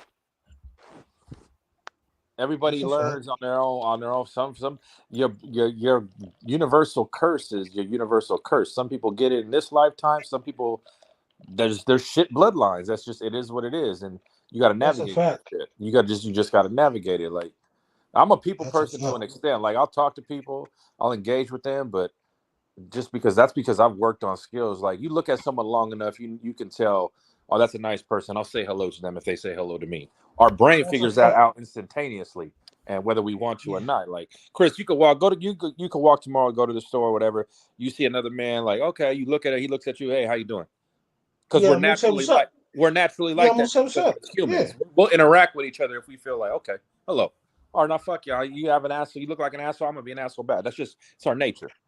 Yeah. So I don't think everybody is like, even with Jews, like I don't think we're all that closed off to not interact with each other. It's just like I will give what you give back. If you're like a polite person, I'm gonna be polite. That's why I love Japan. Everybody was just polite. I don't have to fuck with you to be polite. Right. Yeah, that's a fact. That's a fact. That's a fact. No, true. You absolutely have to fuck with everybody in order to be polite. And if you don't fuck with them, then you have to be a bloodthirsty maniac who insults everything about them and cannot live in the same world with them. Because that's how everything works, right? Well, Fact, to a baby. degree, there's always going to be zealots. There's always the sheep always need to be led by something or somebody. Just 300, What the fuck? the 40 or 50 families that figure that out and got together, they're able to do it. Hey, Drew, you're cutting out again, Yeah, man. you're cutting out again. I said like Speaking to the microphone. the 40 or 50 families that control the world order have figured out how to control it, and I can't knock it. And a lot of those families, a lot of people don't know. If you figure out those families, those are the type of motherfuckers that's gonna put you on ice and And those dare families, anybody to. fellas, those families aren't even the Rockefellers or the Rothschilds. Yeah, bro. Those families are putting your face to spook you. There's real people out there that's really like that for real, for real. Their And I can't lifestyle knock it. and You know why? Because I would love to have my sons be at those tables, my grandsons. Because part of me is I like the idea of conquering. I love conquerors. I love Mao. I love Oh, Caesar. I dude, come love on, Napoleon. I Mao, love all that shit. Mao, come on. I love but you know what it takes to have that kind of charisma and that kind of ordaining on your I life don't to be care. able to conquer like that. That's some fucking gangsta ass shit. I love it. but hey, That's Drew, crazy. That's crazy ass shit. but Drew, I You look at call it it crazy. Ask the Chinese what they think of it. You call it crazy. I don't care. I don't care what the Chinese think of it. It doesn't matter. It's all It relative. That's does. what I'm saying. It's Well, either there's better. hang on. There's I don't care what East Taiwan thinks of it. Like, okay, Huh? East okay, Taiwan. like I was. East Taiwan he's probably referring to China in a different name or something Mainland like China, that. yes. Mainland China. Yeah. But my thing is this. If I ever wanted to be a leader, I have to lead in a righteous way. I understand that's not necessarily how people, interact and do things, right? But I want to at least lead with a good soul and a good conscience that hey, if I did kill you, it was a righteous thing that I did because you did this. I don't want to just lead just for the fuck of it, just to exert power and dominance. Like if I have to exert power and dominance, that's because the order or the balance was disrupted. You feel me? And then the balance is always disrupted. There is no order on this planet. This planet, our existence as humans is not designed for it to be order. It never has been, never will be. It's a fucked up experience where you experience happiness, joy, sadness, depression. You run through the gauntlet of all those emotions. The only thing that's ever present is change. The only thing that's guaranteed is you're going to experience it and you're going to die, motherfucker. That's it. But hang on, I'm not sure I agree with that, because here's the thing: humans are social creatures. Social creatures implies order in and of itself. So to say that it's everything's chaos or whatever is just nah. It's what I'm saying is it's an organized chaos. We're the only sentient being that destroy each other for kicks. That's a fact. That's really a fact. May I introduce you to dolphins? The dolphins are not dominating their habitat. Are they the dominant force in their habitat? I'm going to introduce you to orcas, who are dolphins. Orcas are dolphins. Like, yeah, we're gonna get that semantical. No, my dog. I'm just saying, like, but like you're saying, like the you could remove them, and they're not pivotal to the existence in this universe. They're just a piece of matter that like they fit in that little space of the Matrix code. That's all they do. What do they do? It is because it is a matrix. It is a code. We're getting we're genetic code. Are we not? Let's not use that particular word and phrase. I get what you mean. Why not? Why not use what the fuck we are? We are a coded matrix of DNA from fucking stardust. Are we not? Because I want nothing to do with Andrew Tate. That's why. That has nothing to do with Andrew Tate. I know. I'm just saying. We are. That's what we are. We are not even. We're a bunch of matter, and the only thing that's real to us is the projections that our brain tell us what we're seeing. So we're controlled, huh? Mm-hmm. You know. What is that's what's real. Yeah, so I thought you said just before that we aren't controlled. So which is it? We are in control of how we respond to the stimulus that we're seeing. That's it. That's all we can't control. We can't control anything else other than how we respond. I walk down the street, someone flips me off. I only control how I respond to that. You know what? Speaking of that, speaking of how you control your respond, I want just trying to change the topic. Did we all talk about Casemiro and his bitch ass performance earlier this week? I didn't watch that bullshit. I missed that shit. Why would I watch him after the Regal fight? Okay, so Casemiro was in a fight with a former world champion who is semi-retired, and let me pull up his name real quick, because he used to be pretty good, but he's semi-retired these days. Yukinori Oguni, and he was supposed to be a tune-up for an Inoue fight. 4 rounds in, after looking gassed and dropping rounds and looking like an absolute loser, Casemiro viciously headbutts the dude, rabbit punches him, and the fight gets stopped and called a technical draw because 4 rounds had not been completed. He looked like shit. Like his recently? Yeah, Casemiro. Yes, this past week. Oh, wow. Casemiro, his own promoter said, yeah, the Inoue fight's pretty much done. He did not ingratiate himself to the Japanese audience. And apparently the Filipino fans are giving him shit too. So Casemiro's done. That fight is pretty disgusting. Well, if he did something like that. He could do? The only way he could redeem himself, I would say, is if he fights Neri, right? That could get him back. Neri might park that dude. Let's keep. I'm not disagreeing. I'm not disagreeing with you, but it's like, well, if you want to ingratiate yourself to the fans and get back in position to fight Inoue, that's one of the guys that he's looking at. He's looking at Neri. The problem is that the guy he was getting his ass kicked by is semi-retired. It was his first fight in over a year. He's a trainer now, and he couldn't punch, and he was whooping his ass. Wow. But you know what? He might still get the fight. he might still get the fighters to keep busy because Steve Kim spoke to Bob, right? And one of the fights that that Inoue does want to come back to America for at least one fight. Well, that's one fight that he could have. The more obvious fight is the Neary fight. That's the more obvious fight. That if you're gonna fight in America, Neary is a good choice if you're gonna fight in America. And you could just beat the shit out of Casemiro as a maintenance fight. You know what I mean? Like, yeah, you talk a lot of shit. We still got unfinished business. I'll whoop your ass. Hey, I don't want to interrupt. Honestly, I don't want to interrupt, but Showtime has got the Tszyu. There's a fight, Guy May versus England in the 4th round. So you guys might want to switch over to that. Let me see right now, Yeah. because the Showtime shit was not even showing that shit. You just let me know if you find it. Yo, it's still not showing that shit, bro. What the hell?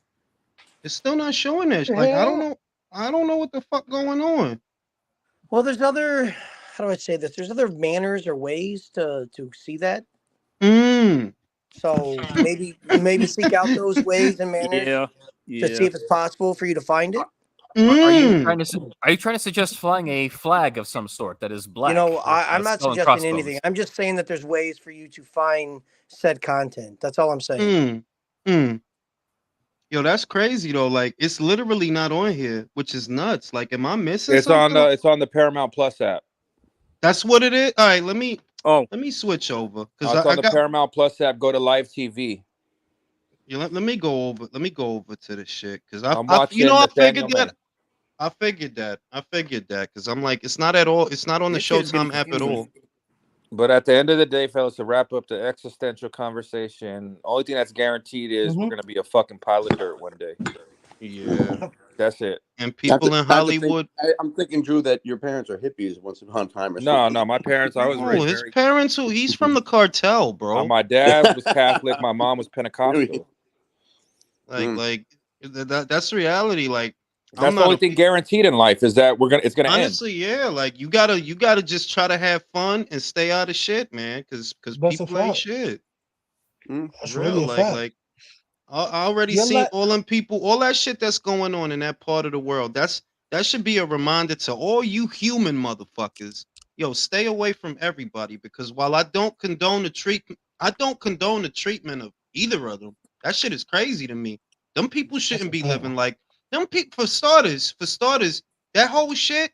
Them people shouldn't be living like that in today's day and age. There's no reason for them to be living like that. That's crazy, fam. That's nuts.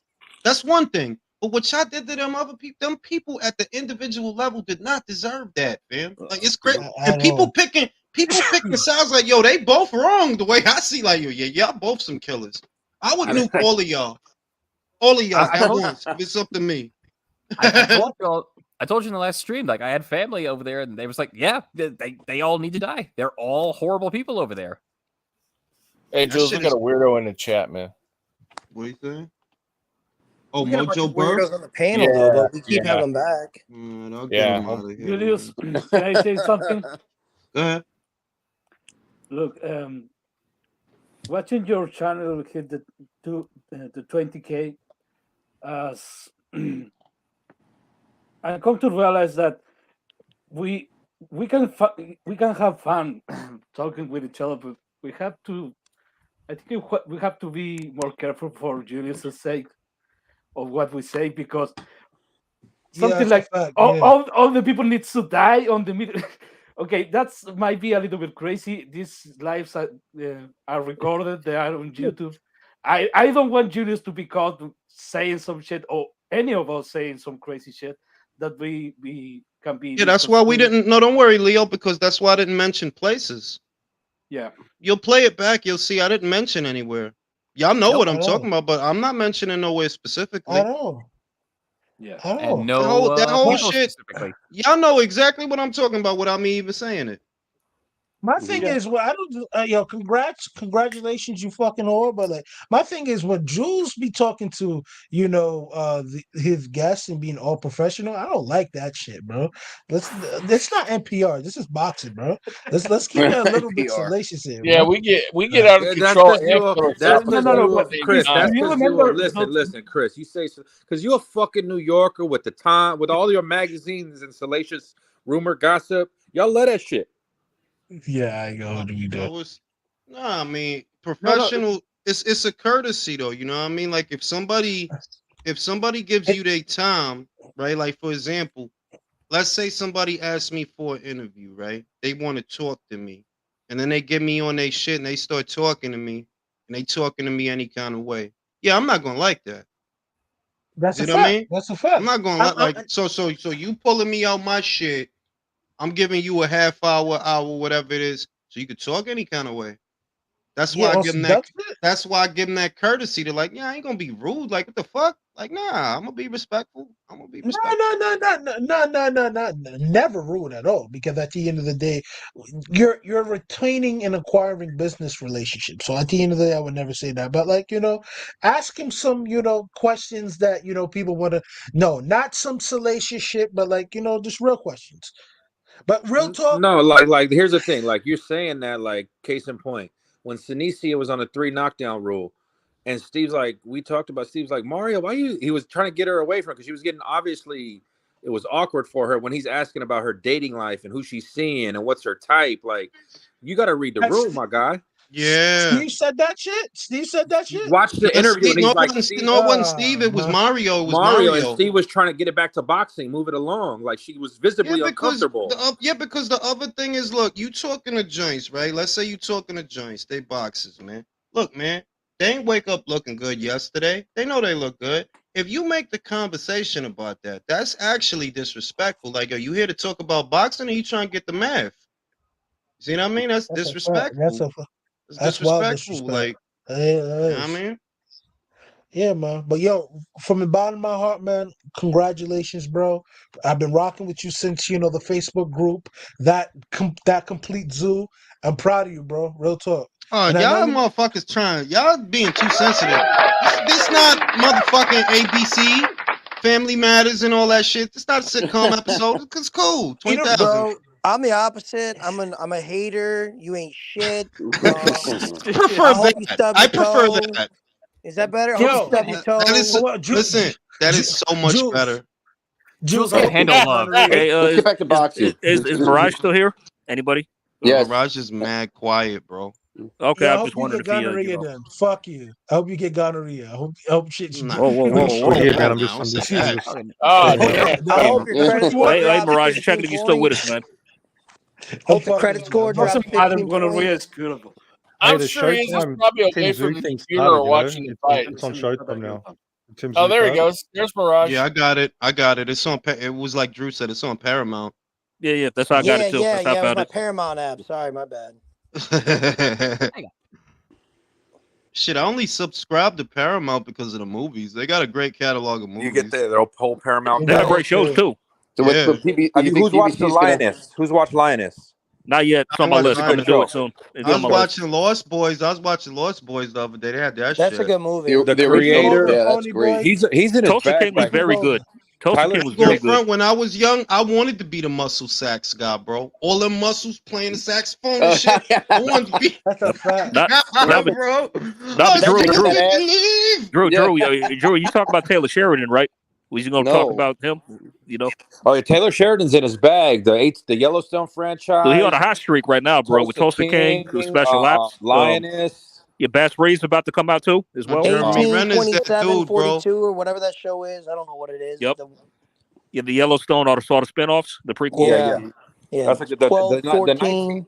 The 1933 one's really good. Helen Mirren's badass in that shit. Dude, 1923. I think it was 1923, not 1930. Still hot, bro. Like I ain't listen, man. Helen Mirren's fine as hell. She was fine as hell. Helen Mirren will get it over Viola any day. Yeah, I was gonna say. Why does it have to be that way, bro? Because you're putting Viola on us, man. Why I know about y'all. I break her hip. I break her hip. He was really smoking an Excalibur. Don't need a hip replacement, man. Watch Excalibur. If you ever see that movie, watch Excalibur with Helen Mirren. Watch Helen Mirren in Excalibur. She was fine. Prime Helen Mirren is hot. Yeah. Honestly, if you look up the pictures of her when she was in her prime, like I'm telling you, Excalibur. Excalibur, she was amazing. But quick, I saw Mission Impossible: Dead Reckoning Part 1 last night. Wow. Did you see it in the movie or you saw it at home? I saw it at home. But Haley Atwell can fucking get it. I don't get what anybody says. Haley Oh, great! I saw it twice in the theater. I saw it twice in the theaters. It was Haley great. Atwell. The joint from Captain America. Agent Carter played Agent Carter. Peggy Carter. Yeah, she absolutely can get it. What about Prime Scarlett Johansson? Scarlett Johansson's hot as hell. Bro, Scarlett is a goddess, fine. bro. Like, oh my god, bro. And I don't even look. And the crazy shit is, I don't even like blondes like that. But that's an exception, bro. I will say this: I met her back in 2007. She's not a very nice person in person. She's fine as hell. Like it. She's fine as hell. She's I not can't a very. believe she was actually married. I just have a question. Have you ever met a fine woman that was actually a nice person? Because I have. It's very rare. It's very rare. Usually, I'm just saying. Usually, their ego is. Yeah, it's like the fine ones always got something wrong with them. Like she they has always a massive ego for sure. You know what I mean? But this is pre like Marvel movies. So this is pre her blowing up. She still had a huge ego. She's still a fine bitch. She man. was. That Man, ass.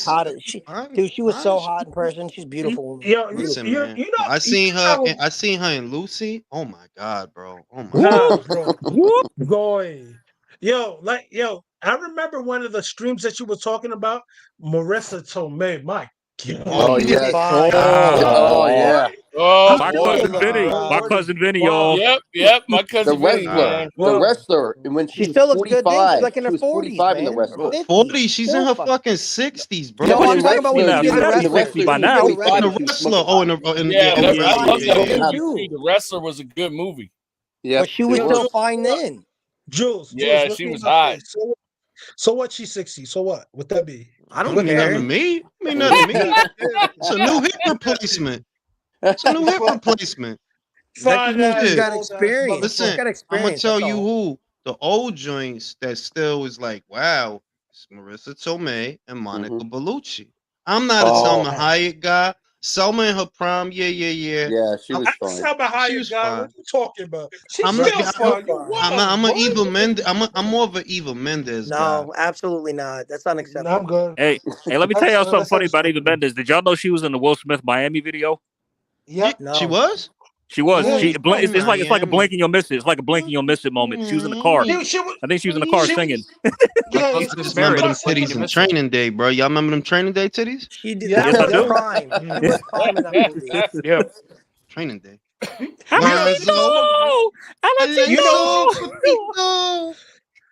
You know who should still get it? Rosario Dawson can still get it to this day. Fuck yeah. Yeah, You know she could. Rosario got the ugly pretty bitch shit going on. Yes. She kind of ugly, but she kind of pretty. I feel you can't really gauge it. Like, yo, what? You just know you would though, but you know that you would though. Yeah. You look at them long ass legs. It's like if she ever came on to you, you wouldn't turn her down. It's like, all right, we can go do something. I remember her from Kids. Remember she was the slut. I never saw that movie. I never seen it. I heard about it, but I never saw it. That was a horrible, fucked up film. That was a horrible movie. I know the subject matter. I'm like, I don't think I can see this. Like, bro, let me tell you something. The person that deserved everything bad to happen did not happen to her because let's keep it a buck. Rosario Dawson deserved everything bad that happened to her, and that girl who was with her, who got Chloe the AIDS, man, I felt for. Yeah, I said like, damn, bro, you didn't deserve that, but hey, that shows you that Remember what Casper? Casper, yeah, bro. Who's Casper? It's like it's the instant karma. It was the instant karma that got like, this dumb motherfucker don't even know what he doing. This stupid motherfucker. They can rape the bitch and got in. And he don't know. And he just gonna keep fucking broads after that. He didn't know. Because she didn't tell nobody. That's what he deserves, though. That's what he deserves. Yeah, it was like instant karma. Jules, you haven't seen The Boys yet, have you? No, I still haven't seen The Boys. You don't want to. You're gonna have to sit down and you know what the shit is when now that I'm older, I don't really like experimenting too much. Like, you know what I was watching the other day? Eyes Wide Shut. I love that fucking movie, bro. I've been watching that movie. Yo, you know, Stanley Kubrick died within a week after that movie was released. Bro, I'm trying. Listen, that shit was not no movie. That was a biopic.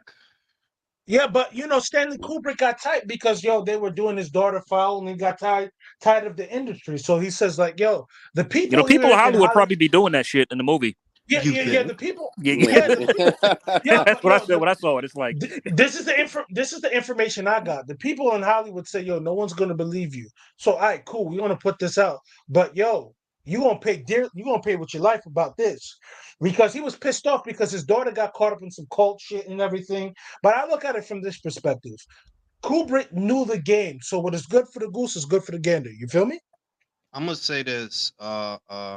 When you think about the direction, if you were around when that movie came out, it seemed almost alien the direction that the movie went in, because when they sold it, when they were telling people, when it was in theaters, the sales pitch had nothing to do with what the movie was about. It was about the exploration of a marriage, and the selling point was that it was Tom and Nicole who were with each other at the That's time. right. So that's what sold the movie. And when you're actually sitting down and watching the movie for the first time, like I was back then all those years ago, it's like, why did they go in this? What is this cult shit? What is all this? Like, it's cool, but what is this? And then Because hold on. But then you see what people are talking about now, then you realize, oh, Stanley was trying to get this out, that this is what y'all be doing. Stanley was trying to get this out, that this is what's going on in Hollywood. The powerful people, the senators, this whole, like, all this Epstein shit is that shit from Eyes Wide Shut. That's what it is. Yep. All that shit. Hey, yo, because they're in still 1990, weird. because in Chris, 1990, my bad. Wait. Do you think? Like, but it's still weird. Like that Epstein chick, she's in prison, and Ed himself is dead, but there's still no one on that list who's in jail. It's so weird. And it's right in front of our face. That's what you should be afraid of. That we know. Like, come on, you don't got to be a fucking genius to know what kind of people are on that list, right? What should scare you is that none of them are in jail. None of them. Why None of haven't them. they released the list? Why don't we have the list? I have Well, the list. They have this is the thing. The list is I out. would be cool not knowing who's on the list if arrests were being made. But what should alarm you is that no arrests are being made. None. None. Well, what But Jules, famous senators and people and actors? You know that shit. It's mad people on there.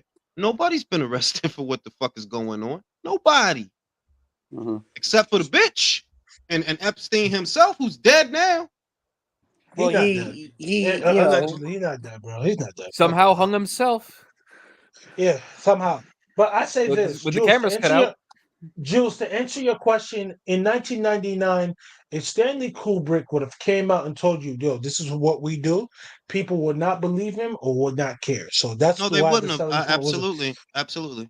At that period, I could tell you wholeheartedly that the consensus of people and what they thought about Hollywood has dramatically changed, which is why celebrities don't have the power that they used to. See, in that previous era, celebrities were icons and idols and people who the common man looked up to, more or less, or the common folk looked up to. Now, there's a feeling when you look at celebrities. I know for a fact that people don't look at them the same. They're more wondering, what sick shit are you up to? What sick shit do you do? Whose dick did you suck? Because the word is out about look what's at the going on. Weinstein thing. Like the Weinstein thing was Exactly. Let's Like talk the about word Sugar, is out. Let's talk about Sugar Ray Leonard and Johnny Gill. Why? No, but think about it like this. Like, why? Why? But No, let's not I talk don't about want it. to talk about Sugar Ray Leonard and Johnny Gill, fam. Like, I don't want to know what they was doing.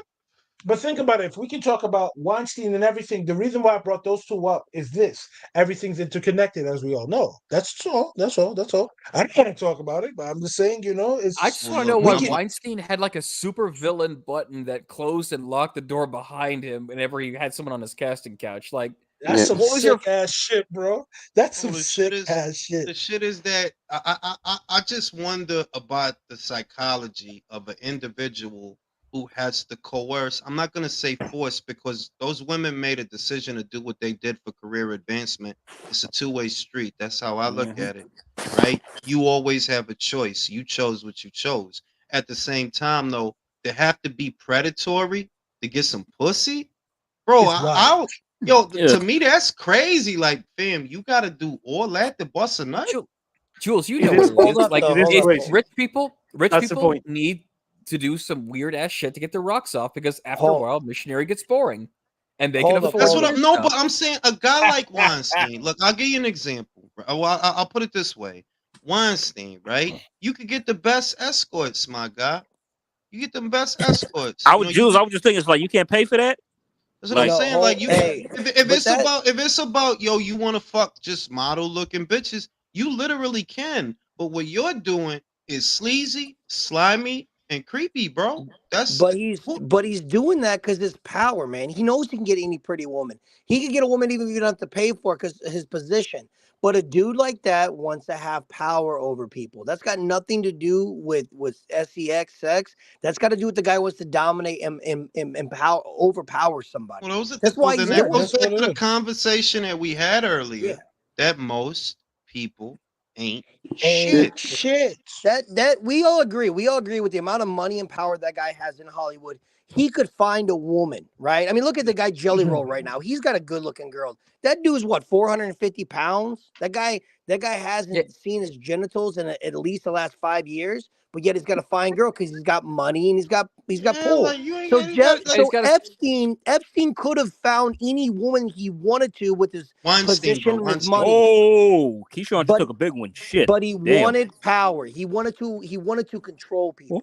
That's why he did it. and it is a power thing. That's what they say. Which is what drives the point home that like, yeah, a lot of people ain't shit, man, because you just want some pussy, shit. Just want a blowjob, shit. Blowjob in the sandwich. That'll do. That'd be all wrapped up in this bullshit. This crazy shit going on. Blowjob in the sandwich. Whoa, yo, man, you got to include a beer with that too, though. Afterwards, man. Oh yeah, bro, to wash down the sandwich, bro. Like, just some nice tequila right here. Just add this too, you know. You know what I'm saying? Like motherfuckers gotta be predatory and preying on people, and like, bro, I wouldn't want to see. This is my thing, right? The aphrodisiac is the bitch want to suck your dick. She want that's the aphrodisiac. That's what makes it.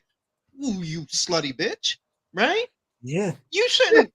I ain't even gonna want it. Like, if you feel you have to, like, what's this like? Taking out the garbage to you? Like, it's a chore? You know what I'm saying? Yeah, like, fuck you, bitch. You know Go, leave. like, I don't want you no more.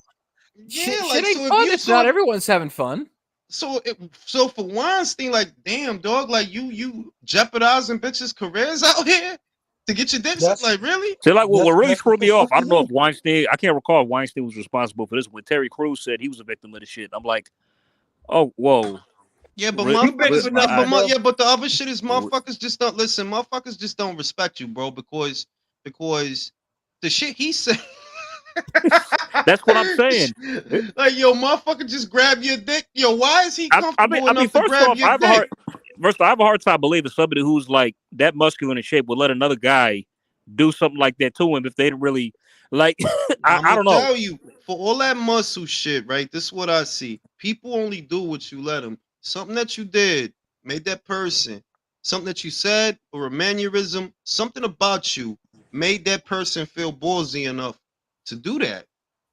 Think about it, like, yo, this dude is about what? What's Terry Crews like? Maybe 6'1", right? 6'1", 6'2"? Something like that. Maybe 6'2". Gotta be at least 200 and change. Solid, if you figured, if you do something to this guy, he is gonna mess you up. You're not gonna do it. So something about you made that person comfortable enough to do that. Something about you. He was Damon in Friday After Next. We haven't forgotten. Yeah, so. yeah. Maybe it was and I need you, and I miss you. Could have been that. And now I wonder if I could fall. Yeah, that's a funny ass movie. But it's like, yo, so the shit is that these things don't happen in a real world setting, right? Like, just not a real world setting, because that's the real world too. That's part of it, that crazy part. But it's just like, ain't nobody gonna just walk up on you and do some shit like that unless they figure they could try you. Well, for you to be as big and muscular as you is, you 6 change, 200 change, cat, swole as fuck, and motherfuckers just walking up on you, grabbing your dick. That's crazy, bro. That's how, I mean, honestly, if I was a personal friend and he told me that, but like, you didn't knock him the fuck out.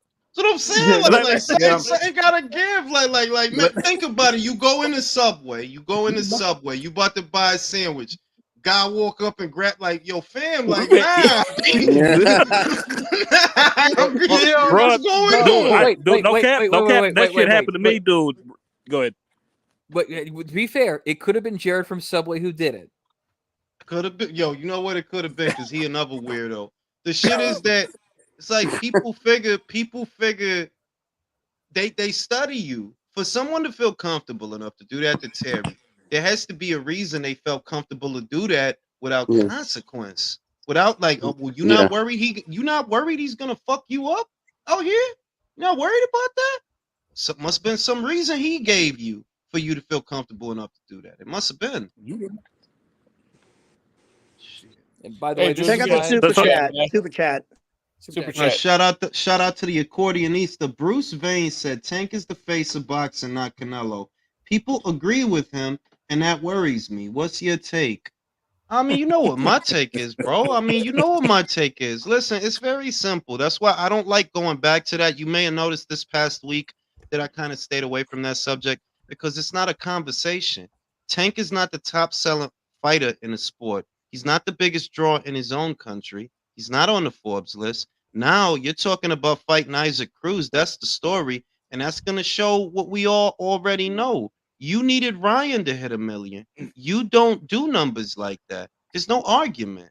You don't do numbers like that. Bruce Vane hates Canelo anyway. Let me say this. Accordionista, you have nothing to be worried about. Let's move on. Yeah. Yeah, like that, like that's a goddamn joke. Like, bro, like I can't wait for him to fight Isaac Cruz so I could laugh when yeah, go ahead, fight Isaac again, bro. Yeah, not only am I not gonna buy the fight, I'm not gonna buy the fight. I'm waiting for the numbers. Yeah. As soon as that shit's announced, do a live call. We told you so. Yeah, like Jules, you know the numbers will never get posted. You know those. No, but you know what the estimates, you know what the estimates are gonna be. You know what they are. You know what I mean? And the hope that they have is that because the rumor is that they're gonna try to do it as part of the Amazon deal. Amazon has over 100 million subscribers. Yeah, but most of them aren't boxing fans. In fact, the vast majority of them aren't boxing fans. So it's not going to make a difference. You're going to draw the same eyes that you always draw, which is that little bit of either 100,000 or just over 200,000. And that shit's not going to sell. And they're idiots because of the 144 million Amazon Prime subscribers. That doesn't mean 144 watch Prime TV. That means they're just Amazon Prime. Thank you. They're just Amazon Prime members. Not everybody watches Prime Video. They don't watch Prime content. Think about it this way. The NFL only gets 10% of people to watch every week. That's 13, 14 million people. Those are shoppers. That's what they are. And they're getting $1 billion a year. You think PBC is going to get 1% of that 10? That shit just sounds, all that shit sounds like is a distribution deal. I don't want to jump the gun and say A, B, C, and D, but it sounds like a distribution deal that, oh, well, you're just the guys that are going to distribute the pay-per-views, but it doesn't sound like you're going to give them a budget to do shows throughout the calendar year. It doesn't sound like that. Everybody's feeling it, and that's the conversation that we've been having, that no, it's not just Showtime and Paramount. Disney's feeling it. They're feeling it. Amazon is feeling it. Remember, I sent you that link. Jules, the CEO's like, I need to see what the fuck we're spending money on this content. And the problem is that now, unlike before, they're competing for eyes and they're competing with social media because people don't watch as much TV as they used to. They literally don't. Some of those people are watching fucking Instagram reels or TikTok or YouTube videos. Some of them are watching YouTubers. They have to compete with that now. So everybody's feeling the pinch in a manner of speaking. And it's like, if you're Amazon, you gotta, it's common sense that, like, dog, y'all done been on NBC, Spike, Bounce, Fox. Y'all was on ITV in the UK. That shit lasted for one fight. The Eubank versus the Gale fight, the pay-per-view. Bye-bye. Y'all done been on Showtime. It has to be a reason that you've been on all these networks and it just doesn't work out. Yeah, they haven't got even on Amazon yet, right? Say it again. They haven't got on Amazon yet. It's not official yet. It's not official yet. Go ahead, Leo. Is there any chance that Amazon Prime is going to make the pay-per-view prices cheaper? perhaps to existing subscribers. Perhaps like if you have Amazon, it might be like a DAZN situation where you get the pay-per-view at a reduced price because you're already a member. But for somebody who's not subscribed to Amazon Prime, maybe it'll be like $80 or whatever it is. It could be a situation like that. But the other thing is, it's like, you do that. What is that really going to do, though? You have a lot of fighters that you have to accommodate, so you're probably going to have to jam those undercards with a lot of fighters that need a fight date. And it's not value for money. Like, in other words, going to Amazon, I don't believe that's a solution at all. I honestly believe the better place to go is DAZN. Why? Because they cater to a boxing audience. They have a boxing audience that are subscribed to them for boxing, for sports. It's a little sports app. It's literally a sports app. Yes, it's a sports app. I have to ask you guys this question though. But if I'm DAZN and I'm the head guys at DAZN, I've tried to negotiate with you guys in good faith to get big purses for fighters and get great fights for the fans over the line, and you give me your ass to kiss. Why would I now try to forsake all the dumb shit that you guys have done? Bottleneck the money, because that's not how you do business. If I'm Joe Markowski, I would see that as an opportunity, irrespective of the past, because it was our goal to corner the market in America. If we add if we add the PBC's fighters to our catalog, we will have effectively done that, and we can run Top Rank out. Top Rank just has Top Rank. We will have Matchroom, Golden Boy, PBC. We will control most of American boxing. That's how I would look at it. That's how I would look at it. I understand that, but we understand people are very erratic and very the most uncontrollable commodity in the world is people, and we do know Al Heyman is the type of person to throw a monkey wrench in shit. Yeah, but he's also, beggars can't be choosy. You go on Amazon, like they're gonna give you an annual budget. They won't. We will. Look, those fights that you want to bill as pay-per-views, right? If you want to bill them as pay-per-views, go ahead. It doesn't cost us anything. It didn't cost Showtime anything. We're not going to give you money for that. But if you want to do other fights, we can give you a budget for that. Won't be a big budget, maybe 30 mil, 40 mil, because your fighters don't cost a lot of money. The ones that do, well, they insist on being on pay-per-view. And you can do that on our platform. Same situation you had with Showtime, plus a budget to do other shows. And that would help us corner boxing in America. Now, the thing is that I don't really feel like DAZN is focused on that anymore. They kind of moved away from that the last year and a half, maybe 2 years. They did, like, why are we focusing on American boxing when there's a global stage, global boxing, which is bigger than American boxing? But if there's an opportunity there actually is that, well, they're in the market for a broadcaster. Why not go into business with them? I got a quick question. When do you come out with the I'm antisocial, I don't like people, I don't like being on camera, a guide to 2,000 followers on YouTube? When does that book come out? Oh, shit. Majority decision in the Keyshawn fight. Oh, damn. Majority, he won, of course. Yeah, he won, of course, but the fact they thought it was that close. He's getting cracked, man. He's getting pieced up, man. Hey, Villain, you mean 20,000 followers, not 2. I don't like what I hear. 20,000, that's what I meant. Yeah, 20,000 antisocial YouTuber, a guide to 20,000 followers. That's what we need from you. In regards to Keyshawn, real quick, I don't like what I've been told. I feel bad for the kid, what I've been told about his family life with his mom and his aunt. And how who are you talking about? I don't mean to interrupt you. Who are you talking about? Keyshawn. Okay. It's affecting him in terms of, just think of who's spending all of Ryan Garcia's money, who's spending all Tiafimo's money, and apply that to Keyshawn Davis. So his family's robbing him? Is that what's happening? Nobody wants to work. Oh. Yeah. Shout out to Rachel and Nonito. I see y'all. Shout out to y'all. I want to say shout out to make my money. I want to say you could be. Hey, there's room, man. Like, drop the link for him. There's room. There's 10 people up here, bro. No room. All right, somebody just fell off, man. Yeah. AJ just came back. Oh, okay. Oh, what I was gonna say was got dropped off. I don't know how to happen. You can do being antisocial just means you'd prefer not to talk. That doesn't mean socially awkward. The two should not be confused. Right. You know I'm just messing with you, man. Non-social might be the word that you can be antisocial without being socially awkward. Yeah, like that's how I non-social. am. I think non-social is the word that you like mean, with me, right? I prefer not to talk to people, but if somebody approaches me and I'll talk.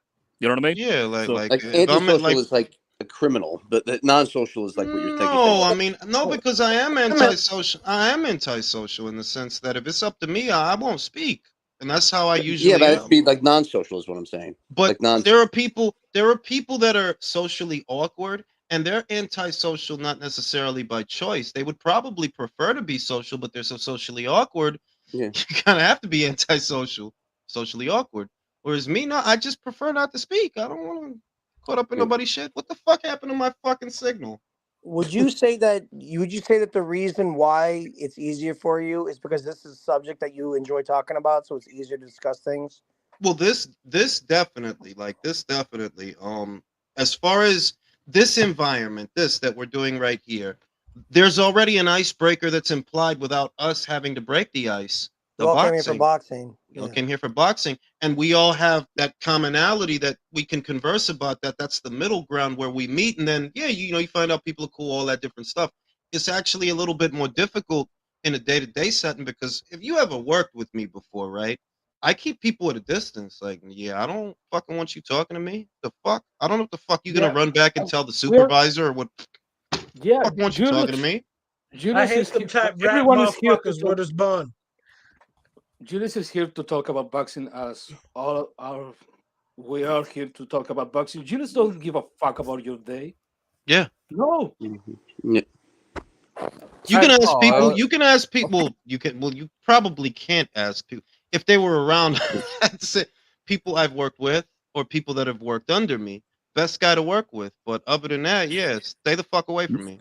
Did y'all know one of my coworkers is like this? I work grave shift, and she comes in like around 5 in the morning, and I work for about an hour and a half with her. It's like she feels the need to always constantly overtell me things. Like I generally keep to myself when I'm at work, but it's like she's telling me about like a new trainee who's coming in at 8 o'clock and stuff like this, and I'm like, tell me the part where I should give a shit and how that concerns me. It's like, I don't care what you do with the trial. I'll be gone. I'm leaving it like in an hour. So what the hell I care what you do with this the new chick or the new dude or whatever else. But she always does this every day. She always does this shit. She always overtells me stuff. It's like, I don't fucking care. Like, seriously.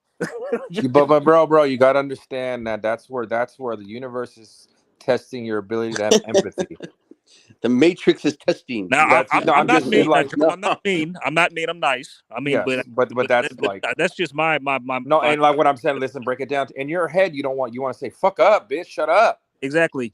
Yeah. But that's the test of like this is my test to just be a nice guy. That's it, right here. Usually I'm nice. I mean, but for the most part, I'm like just please fuck off. And you got to understand. The reason you are nice is the reason she's comfortable enough. To tell you this shit. Yes. See, this is so that little to everyone. You got to understand like this. You got to understand like this, AJ. She goes home and whoever she talks, she's like, this guy at work is just so nice. He listens to me. Blah blah blah. You're the greatest thing since sliced bread in her other world. Maybe she ain't getting that from her husband. I don't know. So bro. What Drew's trying to tell you is this: break up an unhappy home and put that husband. Why are we going there? Use the Matrix against itself. If she's got if it's just boyfriend girlfriend, all's fair in love and war. I do not deal with married people because that husband has every right to flip out and blow my head off. Yeah, that's true. But the married shit, like I don't play with that kind of fire. Me and Mrs. Jones got a thing going on, baby. Me and Mrs. Joe got a thing going on. God. I ain't gonna hold you, bro. That's a tale of self-snitching and like adultery that is just the wildest shit to be like, yo, bro, you go to the same cafe. What if that husband come to that whole cafe and just spray up everybody? Like, oh, I'm a bitch? All right, I got something for you. You fucking bitch. I got that thing for you. Like, yo, John, what happened? Yo, don't say John, what happened? Bow. Everybody died. I'm putting everybody on the ground. Miguel Flores isn't retired? What the fuck? That's the same one. That's the same one Leo fought. Oh, the same one. Damn, they recycled his ass. And we're not talking about Leo Santa Cruz. We're talking about Leo from the chat. It was like, we know. Yeah, know. we talking about. Yeah. Leo, what? How old are you, Leo? 55 years old. He's been fighting since that day, right? Yeah. I fought for the fucking down the street. I remember that. Crackhead. Don't mock David Benitez now. Mirage is still in the chat. Hasn't fought since fucking the Abner Maris fight back in 2022. Oh, God. Oh, That's man. fucking crazy. Wow. That's wild, man. Wait, the last fight he had was Abner Mares's comeback fight? Yep. Yes, that was 2022. How long ago was that? Was that like 2 years ago or a year ago? What was the point of that fight? I have no idea. Like I don't know why they did that. I'll tell you exactly what the point of that fight was. The point of that fight was, hey Abner, do you want to fight Tank? Let me get a comeback fight and see how I feel. Has the comeback fight. LOL, no thank you on the Tank fight. That's what that was. That's probably what it was. Then like all the negative generation, all the negative reception, the guy's like, no, we're not doing that. So yeah, forget it. Because Abner would have got hurt. Let's really keep it a buck. He would have got hurt. Shout out to Real Talk. Yeah, yo, Salt Poppy got knocked out, bro. He got on that slim fast. Told y'all, man, fat motherfucker could fight. He lost all that weight. Shouldn't have lost all that weight, bro. He got rocked by a survivor. Just saying, Fat Andy could take a punch. Skinny Andy couldn't. Dylan Dennis talked all that shit to Logan Paul just to fail to put him in the guillotine. No, you know what the shit that I hate is? The shit that I hate is that, look, I'm gonna be honest, man, and whatever. If motherfuckers want to fight, whatever, man. All that rolling around the floor shit is for bitches. Yeah. Motherfuckers don't fight like that in the street. What fucking street you live on where motherfuckers is doing that shit? Julius, let me Dude, I would hold his purse.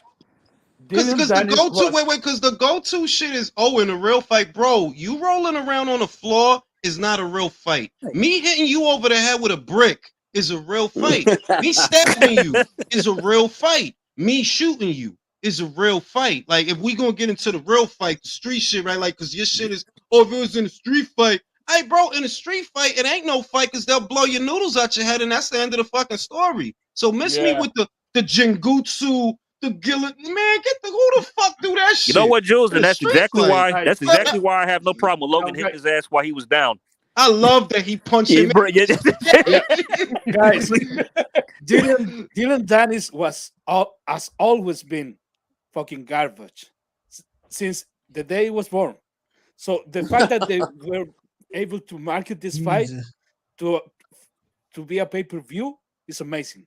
That guy is trash. He's always been. Was he trash in the UFC, Leo? Yeah, he was. Wow. I mean, he was actually Bellator, but I know a guy who he never made it to the UFC. He was a Bellator fucking reject. But even beyond that, Jules. Now it makes sense.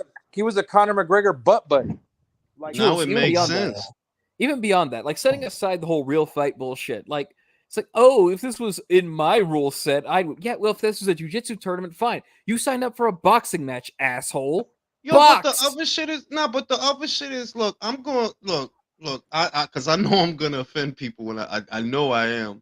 But listen, man. Well, now you gotta say it. Yeah, I know I'm gonna offend people. Like, listen, man, out of all the different ways to learn how to fight, right? Mad different ways out there. It's mad fly shit, dope shit. You chose the most sucker ass, bitch ass, pussy ass way of fight. I'm gonna hold them because I ain't got no hands. I can't throw them joints. I'm gonna hold them. And I'm gonna squeeze. Oh, bitch ass, you an expert in what, bro? In rolling around the floor. You seen the motherfucker lay down and put his legs up like, bro, what the fuck are you doing? Propositioning him, fam? What are you doing? You trying to get him to go through the back door? It kind of reminds me of the guy who fought Ali. It kind of reminds me of that Japanese dude who fought Ali in the 70s, how he just was on the ground kicking and shit. That's the most, to me, look, on my block, if you get into a fight and y'all was doing all that, yeah, break that shit up. Shoot them shits, man. What the fuck is y'all doing? Yo, So, get up, shoot it. Yeah, that's you know why what I I'm fuck with saying? Jews. New York Like, shit. Get the fuck but up and shoot the heads, nigga. right, No right, feet, no nothing. and your method is to what? You gonna lay on the floor and wait for him to come to you, bro? What kind of Jules, bitch ass shit is that, bro? Jules, And you, it's listen, you supposed to be an expert. This guy is a YouTuber. You went for the hole. You went for it and slipped. He punched you in your face, Wait. bro. That's crazy. Like, I thought you supposed to be a Chingatsu I think practitioner or some got shit, you. I bro. think I think And I'm that's listening to why y'all, you know John. what's funny, Jules. Ninth Those level guys, like that's why Jinsu. I've been following MMA since the beginning. Like that's why those jiu-jitsu dudes are fucking crybabies like that, because that's why the old MMA was like, bro, we don't like that rolling around shit. So a guy can hit you in the nuts or fucking eye gouge you, so you guys can get up and fucking throw blows. See, that's my shit. You a I've ninth always level felt Jinsu black belt. I've always felt that a lot of the joint locks and submissions, it's not that they don't work, right? I've always kind of, just my personal take, I've always felt that those were accessories, that if it goes to the If ground, need be, if need be. if it goes to the ground, right? If it goes to the ground, yeah. Because the go-to, at least from guys that I know that know a thing or two about knowing a thing or two, I've always heard the same thing from every guy, whether here, up north, wherever. They always told me the same thing. Honestly, if you have a boxing base, Muay Thai, and wrestling or judo, you're good to go. It's the only ones you need. That's a fact. The only You know ones what I that think? work. I think Terrence Crawford would do well in MMA. We Yeah, jumped because that. the wrestling, He would. but like He the would. judo and the wrestling guys, they do not want to get taken down. They want to throw you down. They want to throw And you and they want to be in a position of leverage, and it's always being on your feet. Like that's what people don't get. Every aspect of combat, you're at a disadvantage if you're on your back. And the No, it's other like thing just is, the street. One at a time. Right. The other thing is, in a street fighting scenario, right? It's like, yo, and this is common sense. If you've ever been in a street fight, if you're close enough that you can grab him, he's close enough to stab you. Yep. Like, these motherfuckers talk about street fights like it's Street Fighter. You could die in a street fight, fam. In a couple of Easily. seconds, you could die. No rules, man. None. So the quickest way to end the street fight is the quickest way is either boxing or Muay Thai. Why? Right cross and end that shit before it becomes a fight. Why does he wear That's a platform fact. shoes? Who's his coach? Who, Salas? Yeah, why does he wear those? Because that dude Salas is tiny, bro. Salas is like 5'3". Damn. Salas is mad little. He has to wear those platform shoes to hold the mitts for the taller guys. Remember, this dude trains Joe Joyce. He gotta wear them big ass platform shoes. But like, yeah, that's the thing. Like a street, like bro, like I've been in plenty of street fights. I do not want it to go to the ground. Well, I'm saying, like, I don't know what street motherfuckers is doing guillotines in real. What street is this happening in, bro? Right, so I take jujitsu. So the belief is that most fights go to the ground. That's what the belief is. But it's not. A fight is not like the sparring in jujitsu at all. A fight is totally different than that. But here's the problem with that statistic. I have such a huge problem with that statistic. And there's this old school karate guy, not the new shit, but who was a police officer who was in a dangerous neighborhood, said that's a police statistic. The whole go to the ground thing is a police statistic. Most actual fights that he's been a part of were stand up, and the only time someone went to the ground is when they got knocked out. Usually from a beer bottle to the back of the head delivered by the guy's friend. Like you take someone down for a guillotine, his friend's going to come over and stomp you in the face. Yeah, because the reason that most street fights, that theory end up on the ground is because the guys are off balance, so it might end up on the ground. But realistically, you do not want to be on asphalt. You do not want to be on the concrete in the street, bro. That's just common sense, bro. Like, no, Imagine you getting your shit stomped out by some butters or some construction Tims or some steel toes. Somebody kicking your shit in with some steel toes. Oh my god! like the way I'm not trying to say that stuff doesn't work, because it actually does. Some of that, and some of those joint locks, they'll snap your shit up. They could snap your shit up with some of those joint locks. It's just that it's impractical in a setting, because if you're close enough to apply a joint lock, you're also close enough to get fucking stabbed. They're good. They're Who good. the fuck is that? Who's that? Yeah, they're good Who's that? techniques if you're trying to subdue somebody from attacking somebody, but a straight up he's fighting, I'm fighting. Like, come on, bro. I know. Yeah, like just whether you been in them or you seen, like, bro, look, man, you're not gonna be on 125th guillotine. No, my God, you want to get stabbed? Want to get shot? That shit is not real, bro. So the idea that the basic premise for the argument is that somehow mixed martial arts is closer to actual combat than boxing. When, bro, actual, like, what are y'all like? Who No, all says that fights shit? have Don't What? punches. even know. All Like, fights have punches. look They all like fights have punches. They don't have like all guillotines. That's the. you don't. Yeah, like, You don't have Think about it. fools act like in a street fight you have enough time to do an omoplata, and Yeah, you're you know not what I'm gonna put saying? someone in a go. You're not putting someone in a go-go plotter. You're not getting a butterfly guard. Let's stop this shit. fucking Let's throw that Boston, 1, like, 2. yeah, we on a 2 train and I got him in a Boston crab. Fuck out of my face, P. Like, what are you talking The about? only you know what move MMA move is likely to work though. The And I'm gonna tell Boston you, crab. tell you right now. You're supposed to grab you. No, That's it's not the even the Wrestling, Boston dude. crab. That's wrestling. I'll tell you what. I'll tell You you. ever seen a motherfucker in a street fight? Yeah, I'm gonna do the sharpshooter. If I see a The nigga get hit bet. with You know what MMA move works the best? A Jake the Snake Roberts DDT. Oh my Yep, No, god. look, it's that certain shit. The shit is that this is why I've always figured that the joint locks are accessories. In the thick of a fight, yeah, you might get in a tussle. In the thick of a fight, when y'all throwing hands, yeah, you might end up in a tussle after that. Yeah. So the other stuff is actually a good accessory to have. That if you know how to use Yeah. leverage to create those holes to throw them over you or whatever, you know, all Yeah. the judo shit, all the cool shit, it's actually applicable. Like, it's not that it's useless. It's just that if we're talking about a street, you're in a street fight, hey, yo, if you that It's something close, to go to.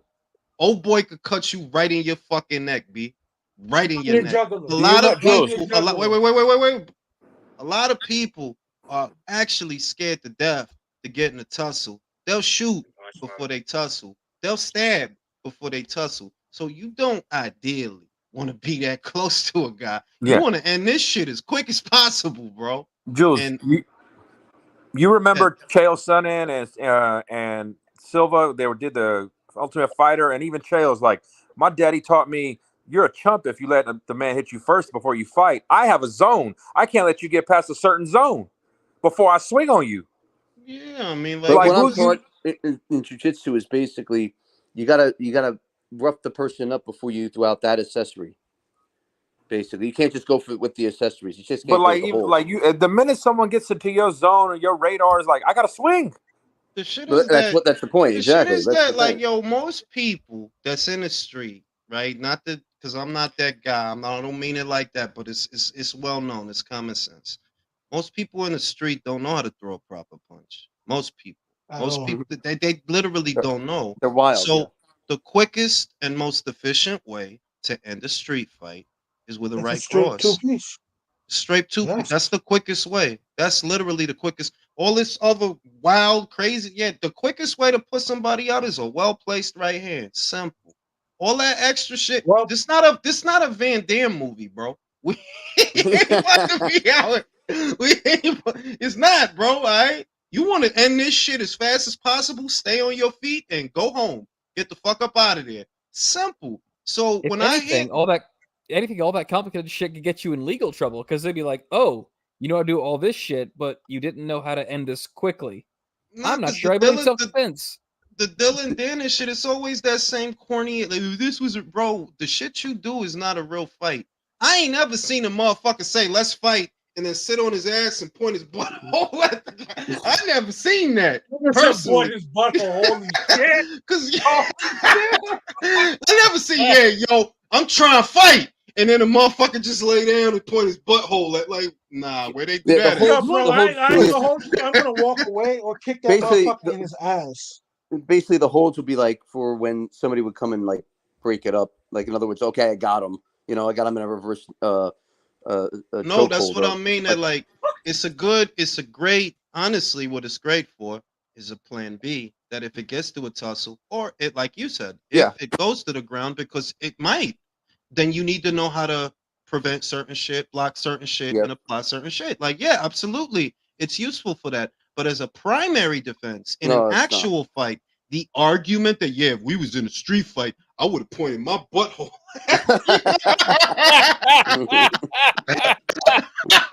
Bro, I would have kicked you right in your fucking balls, bro, if we was in the street, bro. Right in your balls. The fuck? We do that. I've never seen that. Like, you remember the Boondock song? You remember the Boondock song? Stomp him in the nuts. Stomp him in the nuts. Like, Stomp him in his fucking nuts. The funny thing is, when the Gracie family was promoting that shit in like the mid '90s or whatever, they used to have these like invite other styles to come fight them. The judo guys would come and fuck them up. The wrestlers would come and fuck them up. And then they jumped them from behind with crowbars at the end of it. Like there was a big story of this catch wrestler, I forget his name, who was jumped from behind by 3 dudes with crowbars, and eyewitnesses said, "Oh yeah, those are the Gracie kids."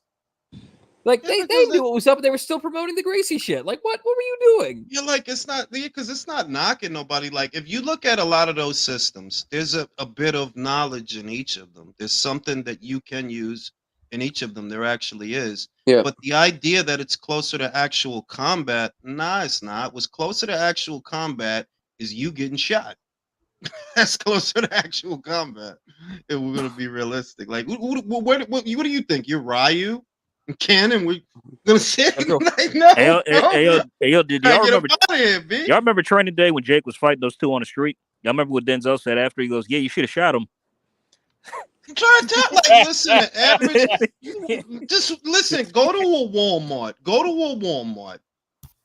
Walk up on a motherfucker. Just hostile mean. See if you don't get shot. Because that's the first. Like, no, we're not doing. This is not a movie, bro. I'm not Michael Dudikoff. I'm not the American Ninja. You gonna get shot. All right, Guacamole. Let's see how long Guacamole lasts. It just reminds me of those popularized samurai movies. Like, I don't like Gunzaru. We use our swords with folded steel and 10,000 times and sliced guns. And meanwhile, actual samurai from history are like, dude, these guns are cool. We want more of this shit. Fucking guns are great. I killed the guy in half the time. It's amazing. It took me 2 seconds, and I was able to go along my way. It's like ShamWow. Are you guys watching the Janibek fight? Yes. Y'all remember ShamWow? Yeah, it's like ShamWow. Like, bro, like, I ain't trying to be here all day with you, fucking with you. Kazakh style, baby. Let's go. Nah, Mirage, we're just joking around about guns, man. But that is the principle that most people don't want to be in those shit, man. Don't they call Chantel Cameron El Capo? Mm-hmm. They used to call her Wham Bam Chan. Now they call her El Capo. Oh, Janibek's fighting right now. Gualtieri got it on his trunks. That's why I asked too. So. Oh, I dig it. Yep. But you guys watching the Janibek fight? Yeah. Yeah. Chill, yo. It's fucking common sense argument, bro. Like, fucking dude ain't got no hands, which I think the best defense. I'm sorry. The dude ain't had no hands, and to me, it's like, bro, stop talking about a real fight and you don't have hands.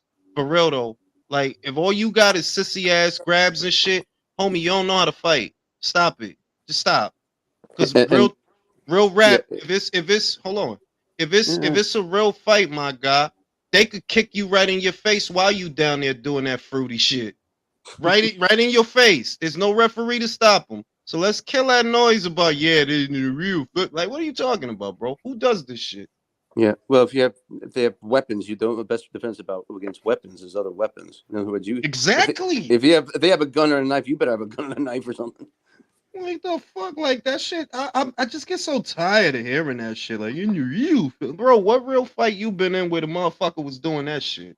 What real fight?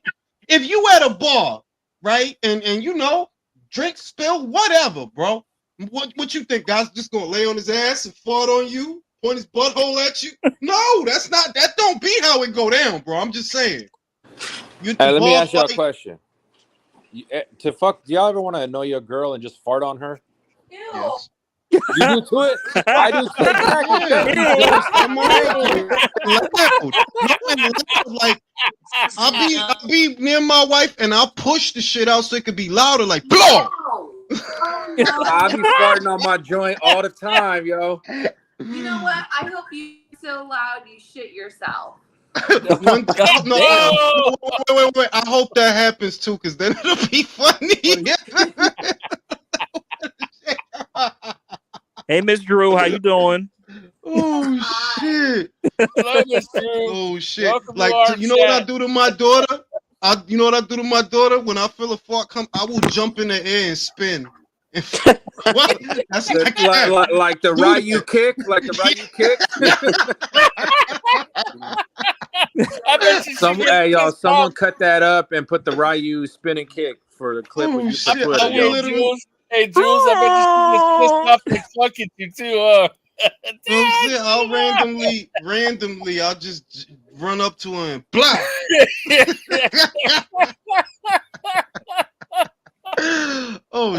yeah, I'll be doing that though. Dad humor. humor. Yo, shit is crazy, man. But yeah, I think that dude's career is over because it's not like he could go back to MMA, but they can't put him back on television for what he showed. They shouldn't even pay him for that. They should withhold his purse. They shouldn't even pay him. Honestly, yeah, like because you can't put that, you can't build the shit up that much, and then the dude don't try. Like, fam, like, yo, you here to fight, bro? Like, you. Jamel put up a better fight. I'm saying, like, I agree. That was pathetic. That was pathetic. And where's your self-respect? I mean, you talk that shit and you just embarrass yourself. Pathetic. At least Mirage. some That's funny. punches, man. Punch him in the face. Mirage, Holy the shit. self-respect was he was going to show up, do nothing, and then pull that little Brazilian jiu-jitsu shit in the fight to show if it was a real fight, blah blah blah. And then Logan, who was a championship wrestler in college, by the way, least we'll forget, said fuck that shit and punched him while he was down anyway. Well, the other thing is that the That didn't idea, even work. Yeah. With respect to every practitioner of any particular discipline, right? It is very hard to sell the idea that you're a professional fighter and you have no hands. No matter how you try to slice it, no matter what you say about the Jingutsu or the Shiatsu or the sushi, it's very hard for people to believe. No, because I'm being real. It's just very hard that, so you a pro fighter with no hands? I think you not a pro nothing, bro. You're not a pro nothing, bro. You get shot out here, B. Trying to get close enough to do a shiatsu move or whatever. Y'all remember we was talking about just random people walking up to us and grabbing somebody? Y'all imagine if somebody tried to do that to Mike Tyson? But that's what I'm saying. Look, here's an example. He went for a hold that by all rights he should know how to execute because that's his lane. He went for it 2 times. All right. Remember, he tried it on Logan 2 times and Logan slipped out of it. He slipped out of it both times. So what that tell me is, you're not that good at that either. You must not, because it's not like Logan knows the same shiatsu that the Jingutsu, right? He don't know that shit. But he still got out of that shit. I saw a video one time of this martial artist trying to take on a professional boxer. And he stood in front of him and started waving his hands all weird. And the professional boxer just cracked him with a right hand, one shot, done. I seen this shit where the boxer went to the karate dojo. What? He doing all that kata and bullshit, and then the boxer he beat the shit out of that guy. He beat the shit out of that guy. The dude, because they start off with all that kata and shit. He doing all that shit. He's stomping. Why that was one of Steven Seagal's later movies is like one dude was doing all that hand movement bullshit. This stuff. Steven Seagal just kicked his ass into the drum. Because some of the shit, like I said, like I'm pretty sure that there's something that you can derive from every individual discipline. That there's something useful in each one, but a lot of the other stuff is pure fluff. Like, part of the problem is that you're right. It is pure fluff because it's part advertisement. Like they were trying to.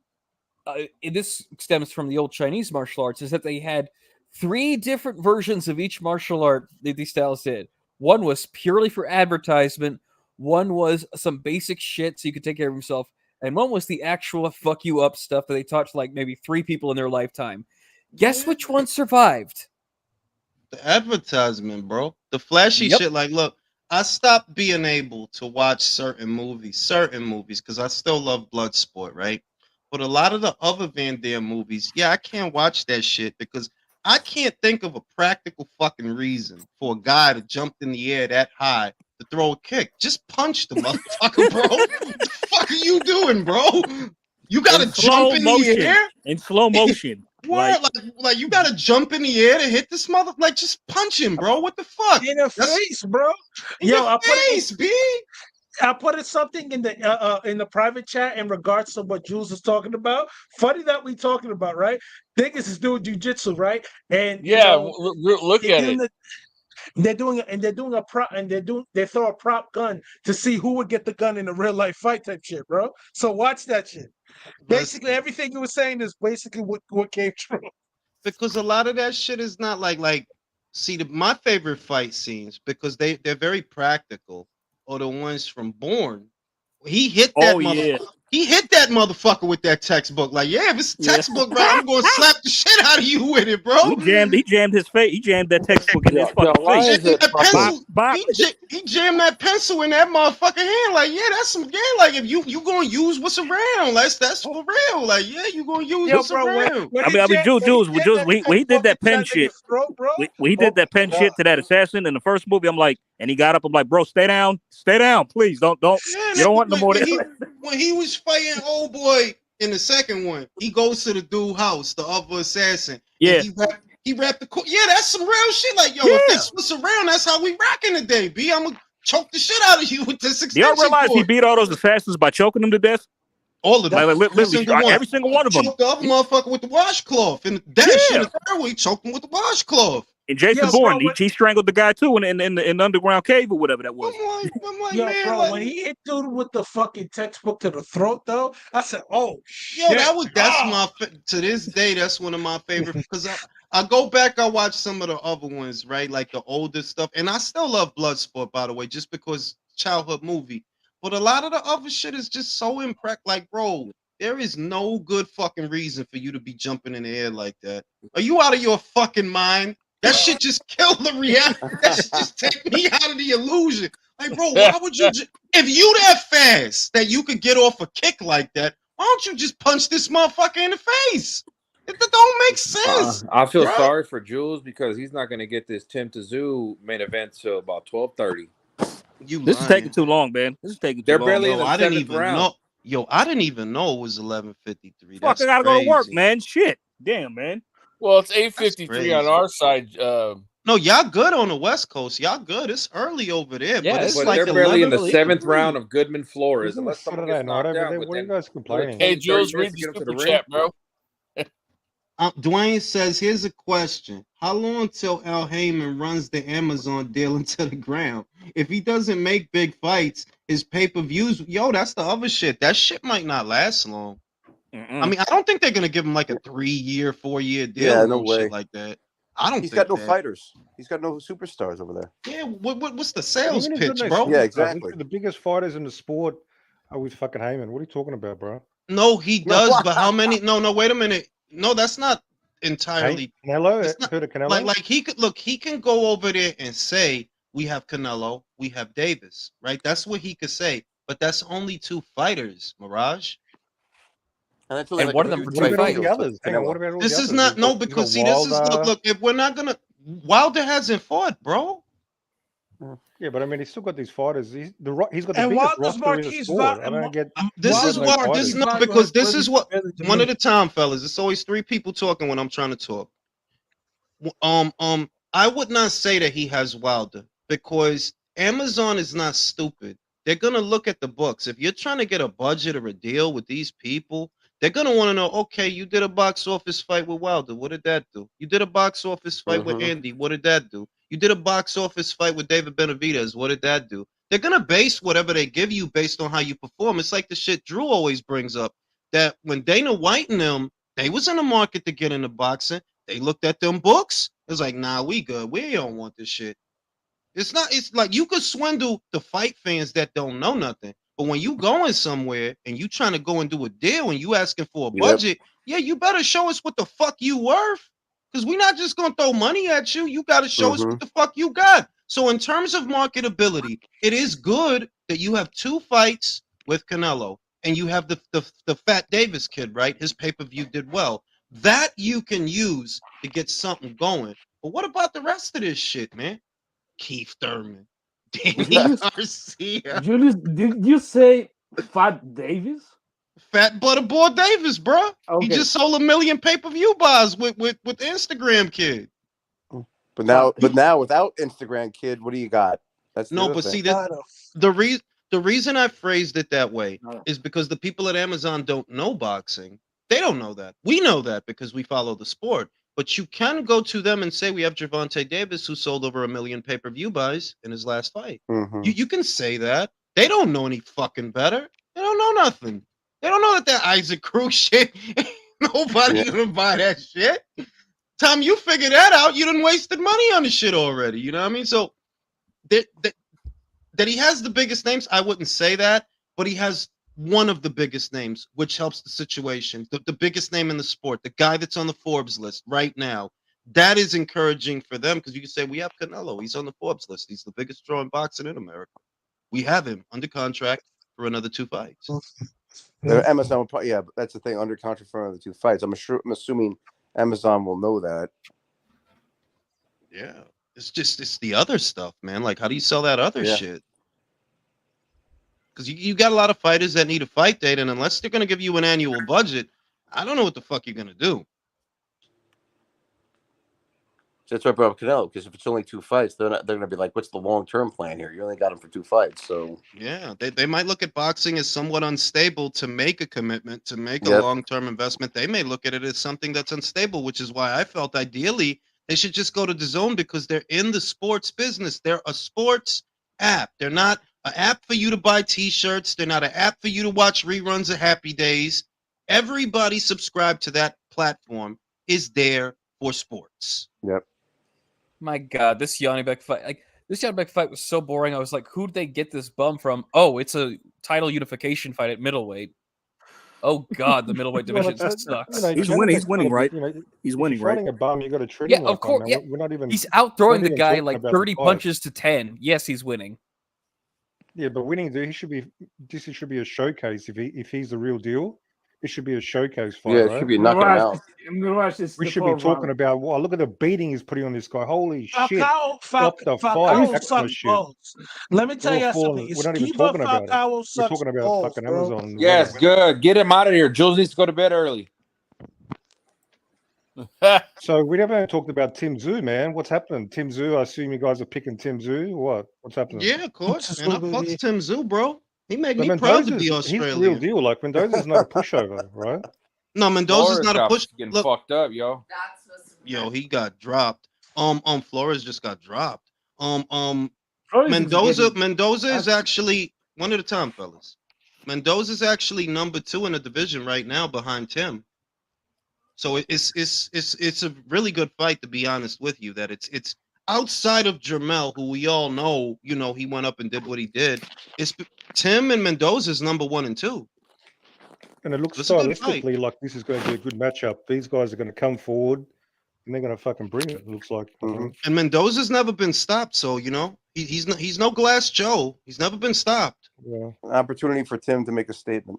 Yeah, he makes me proud. He makes me proud to be Australian, bro. Yeah, Tim really wants to make. He wants to make a statement. He wants to like go fucking really big time. So. Damn, Flores is getting pieced up. He's getting fucked up, bro. He's getting fucked. He just got a point. You just got a point taken away for hitting the other guy in the dick, like Flores. And this is who Leo Santa Cruz fought for the WBA title and shit. Yo, Janibek, man. Work, bro. Yeah, 1 Gotta start putting it on this dude. This dude's not even a puncher. This guy's got like 7 KOs or something. Janibek has limitations, man. It seems that outside of the jab and the straight, his variety is just ordinary. Yeah, it seems that way. That if he gets in there with a skilled guy, man, he's gonna have some issues. Yo, you stop Denzel Bentley, bro. He couldn't stop Denzel Button, and a guy that is regressed horribly. Felix Cash was able to do that. So, what does that tell you about the middleweight division? Hey, That division, Virtuoso asked in the super chat what he missed. You missed that Chris said he wouldn't take down this hot fucking 7'8" looking midget with a great rack. This motherfucker. Like I said, I don't got no fucking shame in my game, bro. That cooter must be tighter than a burrito, bro. I am in there. What? In there. Pause. All day. That's my nigga, bro. That's why I'm Because that midget, she don't have that everything face is where it smaller. No, because everything is smaller. So the canal, the inside peninsula canal, is mad small, bro. It's Okay, like, yo, I saw the tweet, and Chris, I don't know what you're doing. yeah, shit. That's some sick, nasty niggas. But I fuck with Why? it. Why is there 6? Somebody's going to, bro. Like, you acting like somebody going to. Why shouldn't it be me? Somebody is. Dude, the little bitch is hot. What the fuck? Bitch is good, yo, Leo. Yeah, I tell you, Leo, like shit. Watch your tone of voice. Don't talk to me like that, my nigga. Like it's like a Leo. That's true. Like that shit, she good to go. Like shit, my shit moved a little bit when I seen that shit. Like, yeah, I'll get in there. Yo, you sick. Yo, word is bond, you sick nigga, man. Word is bond, you sick ass nigga. It's time for the 3 seconds of excitement in every Janibek fight when he hurts his opponent and doesn't do anything. She's just little. Don't talk about her like she has some disability or something. Talking about her like she a leper or something, bro. Yeah. Yeah, that's a fact. Yo, Leo, I'm sorry if I disappointed you, Leo. Leo said, like, what the fuck is wrong with Chris? Yeah. Like, not because the everything is, the torso stuff is proportionate. I ain't gonna front if I look at the bitch feet. Yo, It's you like, see? It's kind of gross. Well, other than that, yo, I'm red, man. I'm ready, man. Shit. Ready. Virtuoso said, if you don't hear macaroni sounds, you not hitting it right. Or it's gonna sound like macaroni on Thanksgiving.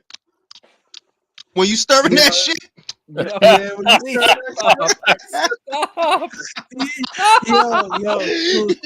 Yo, mac and cheese. When you gotta make sure the cheese is all up, it's distributed evenly. This chat just proves that men never grow up, man. Nah, we damn sure don't. Never. Damn sure don't. But nah, man, Chris, you gotta expand your horizons, bro. Shit. You sick as hell. Nah, son. I Look, imagine you that expand shit. your horizons by expanding a midget's gut. That's all you got to do, man. I'm telling you, like, yo. Well said. Well said. Listen, that shit probably tighter than a motherfucker, man. Yeah, you's a sick nigga. That's why. How? Are y'all gonna watch this Burchell fight? It's about to start. I'm watching Yanni. Yo, Janibek is basic as fuck, man. And that's why I hopped off the fucking Demetrius Andrade hype train, bro. Because real talk, like he really disappointed me when not fighting that dude. Brian Valoria's training him now. He not with Buddy McGirt no more. Oh, this is why. No, because I think this is their first fight together, though. I think this is their first fight together.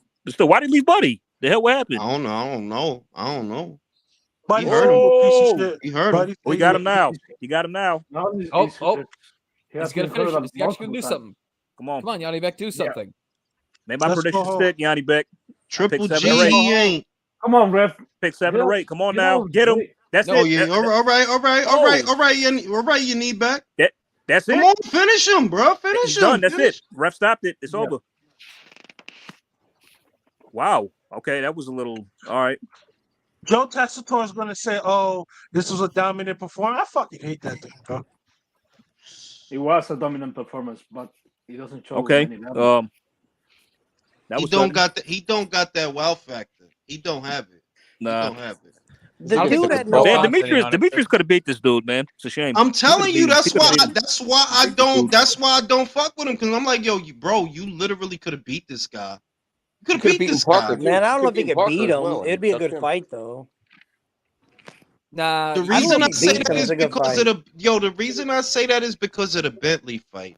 You see what I mean? Yeah, That yeah. Bentley was able to make Janibek a little hesitant, a little bit Yep. uncomfortable. And Demetrius, bro, you an Olympian, bro. You got experience. Yes, you could win a points decision against this guy. You could. You could potentially stop the motherfucker, bro. What the hell? Yeah, Nah, Probably man. get a knockdown early. That's the dumb shit that you even avoid in fights with guys that you could beat. Nah, I don't got time for you, bro. But let's not remember. Let's not forget Nicholson knocked him down. So let's not forget a tomato can like Nicholson. You're right. But that was after a long layoff. And I'm not in the business of making excuses for him. I'm just saying that's not the most applicable thing, because when they ordered that fight, it wasn't long after the Quigley fight. Like, yeah, you was fighting, you was active, no ring rust. You know what I mean? You in the market, you trying to get a 7-figure payday or whatever it is. Yo, go to Top Ring. Yo, work with me, man. I'll fight your boy. Give me 7 figures. He I'll should have. fight your boy. He did duck him. I mean, that's no doubt. He ducked him like he's outright. Like, bro, that's a duck, bro. Yeah, that's a he duck. outright ducked him, and that shit still gets me tight because he moved up the division. You don't give him a pass because he moved up. Because he didn't have the fight. See, this is the thing. He didn't fight Zach Parker. He could have fought Zach Parker too at 168. One at a time, fellas. I'm trying to answer the question. Now, the shit is, it would have been cool if you would have did the Parker thing. You didn't do that. And the only reason you fighting David is because you don't have a fucking choice, bro. Yep. You don't have a choice. Nobody wants you and nobody needs you, bro. So this is your last hoorah to be in a fight that somebody care about. Because you done duck guys from 54 to 60 to 68. You've been avoiding fights.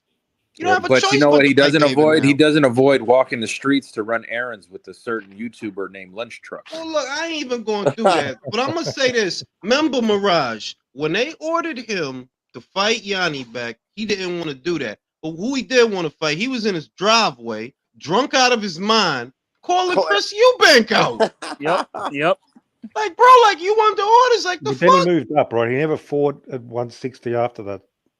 Nah, he didn't. He didn't. He turned down a Parker, I mean, seven-figure he really top-ranked Parker's payday nobody, for an man. He undercard really on ducked Tank for Parker. like $200,000. Bro, it's a duck, bro. It's a duck. It's a duck. He ducked I a gotta lot of say, guys, bro. I gotta say, Triple You G. know, has wait, made you know people why think- it's a duck? He went on a Boxing Voice, and I remember him saying that if it were Jamal, he would stay at 60.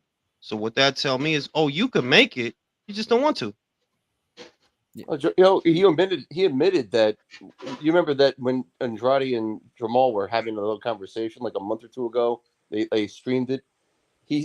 Jamal asked him, "Why'd you fight my brother?" And Andrade was like, "What do you think?" And then you mean the tender Jamal phone did the call? money sign, and he's like, "Yeah, that's why I did it. Your brother wasn't making anything, so he crapped out of that because he wanted more money."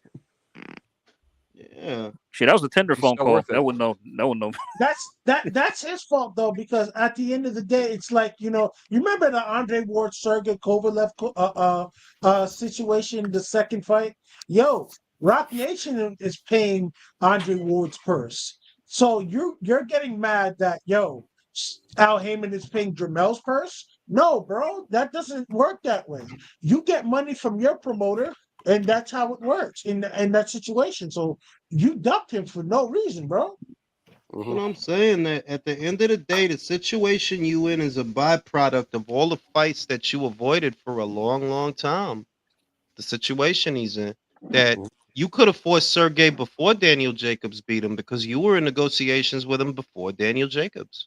Yep. You just don't want to fight nobody live. That's all that, or at least you didn't want to, but now you have no choice. He didn't want to lose his O too, because he would lose his bag or a chance at the bag, and that's why. I think he was just on some mercenary shit. I think he'd fight anybody, but he just wants the bag. But like the shit don't make no sense. You can't now. We can't even say he would fight anybody because he didn't fight anybody, bro. Like he didn't fight nobody, bro. That's why I appreciate fighters like John Ryder, because they the ones that keep boxing moving. Like, yeah, I'll fight your boy. I'll fight your boy. Yep. You know what I mean? Those are the guys that keep boxing moving. guys like Demetrius, I'm sorry to say, like, look, I ain't trying to pigeonhole him, but if it was a lot of guys like him, and it is, that's bad for boxing, bro. It is. It's He wasted his whole boxing. prime for ducking all this Nothing. shit. I mean, but we just switch gears just a little bit here. Triple G had us feeling a certain kind of way about Kazakhstan fighters that so far has not lived up to the hype. None of them, not a single one. Not the girl Sharapova, not Yelusinov, not Janibek, not because I've seen about 3-4 Kazakh fighters come in behind Triple G. None of them did what he did. None of them is Gennadovich. None of them was young Gennadovich, bro. None of them. Bro, young Gennady out here, the serial killer out here, B. Yeah, bro, I ain't gonna hold you. I hope he doesn't turn into a psychopath because he has all the makings of one. Quiet, probably got punched in his head mad hard, way too many times, but he just doesn't wear his psychopathy like that, like Carlos Monzon to be frank. But like, I'm telling you, he might go a Bivol round because we all thought Bivol was a cool dude. Nah, Yo, Gennady too fat and happy. Gennady's out there living his best life. Like he's got a fucking sports drink out there he's now. semi-retired You've seen right him. now. Semi-retired. That man's fat as fuck. He ain't Nah, got yo, the upper shit is he not even fat. That was muscle. They showed him in a t-shirt that like, nah, he swole. He not fat. He looked fat. He ain't got nothing left to prove. He's done, man. I mean, Yeah, like, Cashed look, out I with the don't. last Canelo fight, man, and he's happy. Like I don't. Yeah, like I don't even think it makes sense for him to come Oh, back. he wasn't Do fat. what, That was bro? that was muscles. That's they showed him in a t-shirt because I guess the jacket. Maybe he got like a little gut. The Maybe jacket maybe it was a puffy jacket he was wearing or something. So. could have been that because they showed him in a t-shirt and like, yo, that dude look keck. B, that dude look swole. But some of these other Kazakhstan guys are like really disappointing. Like Ditchko is not getting in the ring enough, and Ditchko has like I think some power and whatnot. But, ain't he Polish? Ditchko? Ditchko, no, he's I think he's Ukrainian. I think he's Ukrainian. Kazakh. Ditchko is Kazakh. Oh, he is. Yeah, you remember when he knocked out who's that guy that Anthony Joshua beat early in his career? Dennis Baktov. Yo, he had him fucking twitching. I was like, God damn. You're talking about Vladimir Klitschko? No, Ivan Ditchko. Oh, Ivan Ditchko. Not a bad fighter, but yeah, he's flying too low on the radar. Yeah. Way too low. And he was an Olympian, I mean. The shit is that if you got K's and T's and C's and H's in your shit, bro, the Americans is just not gonna fuck with you, bro. They not. If you got too many consonants in your name, forget it. If you a Kasakovich or a Vilanovich or some shit like, forget it, bro. Or Vucevic or some shit like that. No, shit like that, like forget it, man. Like a Drozdik or any of that crazy shit that has a K in it. Forget it, bro. That's why, like, I feel bad for Jalilov because he's supremely talented, but there are serious limitations on how far he can go in the American market. Serious limitations. Well, yeah, but now Top Rank has him though now, right? So yeah, but they haven't, bro. He's been signed to Top Rank for months. Tell me, when have they showed his fights? Yeah, well, he's not fighting anybody. That's right. He hasn't fighting any big names yet. There was a fight that he had that initially it was going to be part of the show, the televised portion of the show, and then they pulled it because he still has ties to Pro Bellum. But he's still young though, so I think you give him time. He's like 27, 28. Let's hope, bro. That dude got a unibrow and all that, bro. That's not that young in boxing years. Well, for heavyweight, it could because he's right. For a heavyweight, that's young. 20-something, that's young. Old for a heavyweight is approaching 40. That's old for a heavyweight. True. He's trying to make the Olympics too. I think he's going to make the Olympics. He's going to fight again in the Olympics. So he might as well, bro. No, he's going to. Yeah, I already saw announced that he won a fight to get on to try to make the Olympics. So he's still because these guys are professional amateurs, bro. They're professional amateurs. Shit, bro. That's really fucking corny. Leave these fucking kids alone because at the end of the day, they trying to make fuck that shit. Beat the shit out them kids, man. Fuck them. But if one of these kids end up really hurting one of these pros, stop, bro. What does that happen, bro? Fuck it. Get your money, Jackaloff. Jackaloff. But yeah, it's a nickname. Bakadir Jackamoff. Fuck these kids. Like Fuck what's Deion Sanders' kid's name? The quarterback from Colorado. Oh, who's yeah, like, worth it's a strange $5 million with $5 million now. Like what the Shador? fuck? Yeah, Shador worth $5 million now for what? Sucking at Colorado. It's the truth. Like a lot of I wondered. I looked up. I remember I was just doing research because I was curious about why some of the girls that won gold medals and some of the guys, how were they holding up in the pros? You know, some of the ones that have won medals in the last couple of Olympic cycles and shit like that. Just the different, right? in the different divisions and shit. And I'm like, yo, they're professional amateurs. That's what they are. Like they're not going in there with the intention of one day going pro and doing the whole shebang. No, some of them, they're literally professional amateurs. And Bakadir Jakimov, he's a professional amateur, bro. I can't say he's a Speaking of professional amateurs, Jules, what do you make of Pacquiao going to the Olympics? Do you like it? Do you care? I'm fucking tired about hearing about Manny. Like, bro, why don't you just retire, bro?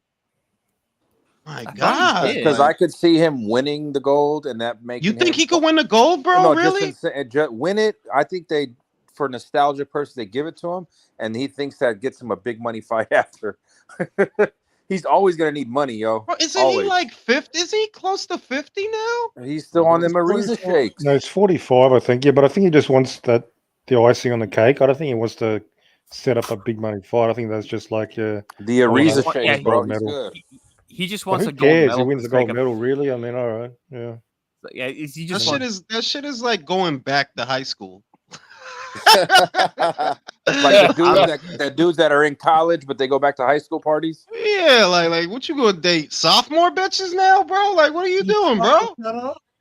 I mean, Manny was homeless for a long time, so maybe he should go back to high school. Just saying. He's probably gonna start doing those circus fights like Floyd. I mean, is he gonna do that? I don't know. It just feels like he feels like punching down, bro. Like, bro, you done been in that. You're literally a legend. Like, Manny is literally a living legend. The fuck are you doing, bro? You gonna go back? I don't think anything's gonna come out of it. Let's keep it a buck. You got put niggas to sleep and fuck they bitch. What's wrong with you? Yeah, Multiple times. Fuck, you gonna go back there? You gonna fight fucking what, 16-year-olds and shit? Like, come on, B. The fuck is good? You fucking bully. You a piece That's of what I'm shit, saying. Like certain, it's degrees to the shit, bro. You not any old body. You are an 8th division champion, bro. You are one of the finest boxers that the Philippines ever produced. The fuck you look like going back there fighting kids in 16, 20. Like, come on, B. You damn near almost killed fucking Ricky Hatton on international TV, you fucking scumbag. The fuck, leave these kids alone. She's a piece of shit. There we go. Move Tim these Tszyu. kids, Is it almost time yet? Tim Tszyu. Almost, bro. Come on, Timmy. Nah, man. Manny needs to show them if they actually want this life. He's gonna show them if they actually want it. Oh, you want to be a boxer? What if they really fuck Manny up though? Like they just find a way to beat his ass. Like, yo, you still want to do? Then that person's gonna earn a lot of money. That person will have earned themselves a lot of fucking money. They'll be able to live off that for a while. I'm not gonna lie to you. If I was like, literally one of these amateurs, I would try to train my hardest and try to get the best I possibly can. Because if I do have to fight one of these pros, I'm gonna try to really fucking embarrass them. Like they really just like, yo, they're gonna get so mad they're gonna try to punch me in the back of the head on some Bernard Hopkins shit. That's how bad I'm gonna try to embarrass them. Because what the fuck are you doing, man? You're trying to fuck up my life. Chris, now you're getting it. You need to treat this as an opportunity to learn and grow from a professional. That's what you need to treat this as. No. It's an opportunity to punch an old man in the kidney. I'm going to try to knock you the fuck out. I'm going to try to I'm going to try to hurt you, dog, because you don't got to do that, man. Your life is already set. And disqualified for excessive violence. He probably fucking spent all that money on fucking Filipino hookers and shit like that, bro. Got a question. Because this the shit. You not still out here looking for fights and looking for shit to do because your money's straight. You know what I mean? Like, come on, Julius, go sit down, bro. Julius, you know very well what Manny Pacquiao spent his money off. His political campaign. Yeah. and I think he doesn't have anymore. He probably, that's the shit. He probably does, like on some real shit. He probably doesn't. He was never. He was great fighter, great fighter, but he never had any kind of business savvy. Think about it. He signed with He signed with Paradigm for absolutely no fucking reason. None. You didn't need to sign with Paradigm to do a fucking Mikey Garcia fight. You didn't need to sign with them to do a Conor McGregor fight. If you were going to do that, you didn't need to do that either. It's not a requisite that you sign with them to do any of those fights that that they were working on. But he signed to them and further convoluted his own situation because his manager was Sean Gibbons. You already have a management team. Well, your manager, right? So what the fuck do you need Paradigm for? So that Audi Attar could turn around and sue you? Speaking of Tszyu, like in this fight, what's the story with him if he wins? I mean, is he going to fight Jermell, or what's the story with the belts over there? Bro, great segue. He's WBO champion already. Wasn't Crawford given? Are they going to make Crawford the mandatory or something? I heard somebody saying. He has that. No, he has that option that because he's undisputed champion, he's been undisputed 2 times. He can petition the WBO to become Tim's mandatory. I don't know if he has yet, but he does have that option. That's how he became Jeff Horn's mandatory. I hope that's what he does. Fight than beating up Spence again. I'd rather see that, They're fighting bro. in February, aren't they? Aren't they supposed to fight in February? That's the rumor. I fucking want to watch fish face trout mouth Spence. I don't want to watch it. Troutmouth Spence need to fucking go Danny Gersha for the BA, bro. Go to 60, man. Get the fuck out of here, bro. Yeah, because he's gonna cash out. He wants that big payday to call it to right off in the sunset. But that's the shit, villain. It's not that big a payday when you think about it. How many people are gonna buy that ass whooping again? But they got guaranteed money. My question is, what bigger fight does he have out there that he can make the same money? There is no other fight out there. We don't know how much he's making and how much he would make with Tim, though. Aren't we just a big assumption there? I think that I think that look, if you want the money, right? And this is the caveat. If you want the money, that is a very big fight in Australia. Crawford versus Tszyu, you could fill up Marvel Stadium with that fight. If you could get George Kambosos and Devin Haney to fill up Marvel, I am confident you could get Tim Tszyu and Crawford to fill up Marvel Stadium. Yeah, I have to ask you this though, guys. What would Tim Tszyu have to do to win that fight? Constant pressure. That's your best bet is constant pressure. Use what you have over Crawford. And be able to take Crawford's punches as well. Yes. Yeah, because you can't, if we're talking about this fight in a realistic sense, you have to use what you have over Crawford. So what do you have? Size, perhaps power. Size definitely, perhaps power and youth. So make the old guy feel like an old guy. The problem is this is Crawford, bro. This is Terrence fucking Crawford. This ain't Joe Blow that's 35, bro. Let me ask you this question: who has got a better ring IQ than Crawford right now in boxing? I don't know. Not many. I don't know. Can I make a suggestion? In a way, maybe. It's a 1A, Okay, 1B with Inoue and him, and then Or Usyk too. But like even my pound for pound, it's Inoue, Crawford, Usyk, and that's it. I only have 3 guys that have separated themselves. There's no reason for a top 10. It's those 3, maybe Canelo added as number 4, and then, as Jules once said, the rest of y'all's the rest of y'all. Yeah. Because pound for pound, at first, it was usually just one guy. Yeah, honestly, it didn't even used to be a top 10 conversation at its beginning. It would be one guy. This guy's great. Now it's 10, and that's cool. But as far as ring smarts, yeah, he knew he's a motherfucker too, man. Yeah. That up jab of his is a motherfucker. He don't throw a regular jab. He throw an up jab. No.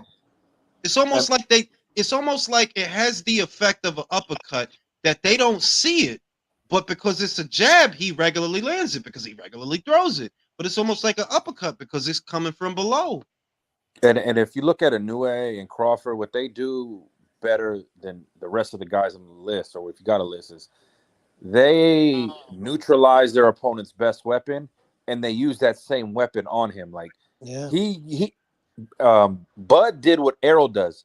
I came forward on y'all ass southpaw and I applied the pressure and I went to the body. He was a better southpaw than Errol, bro. Think about that. I did what you did better than you do, and you've been doing that all your life. That's crazy because that's That is exactly true. what he did. Inoue did the He same with Fulton, dominated though.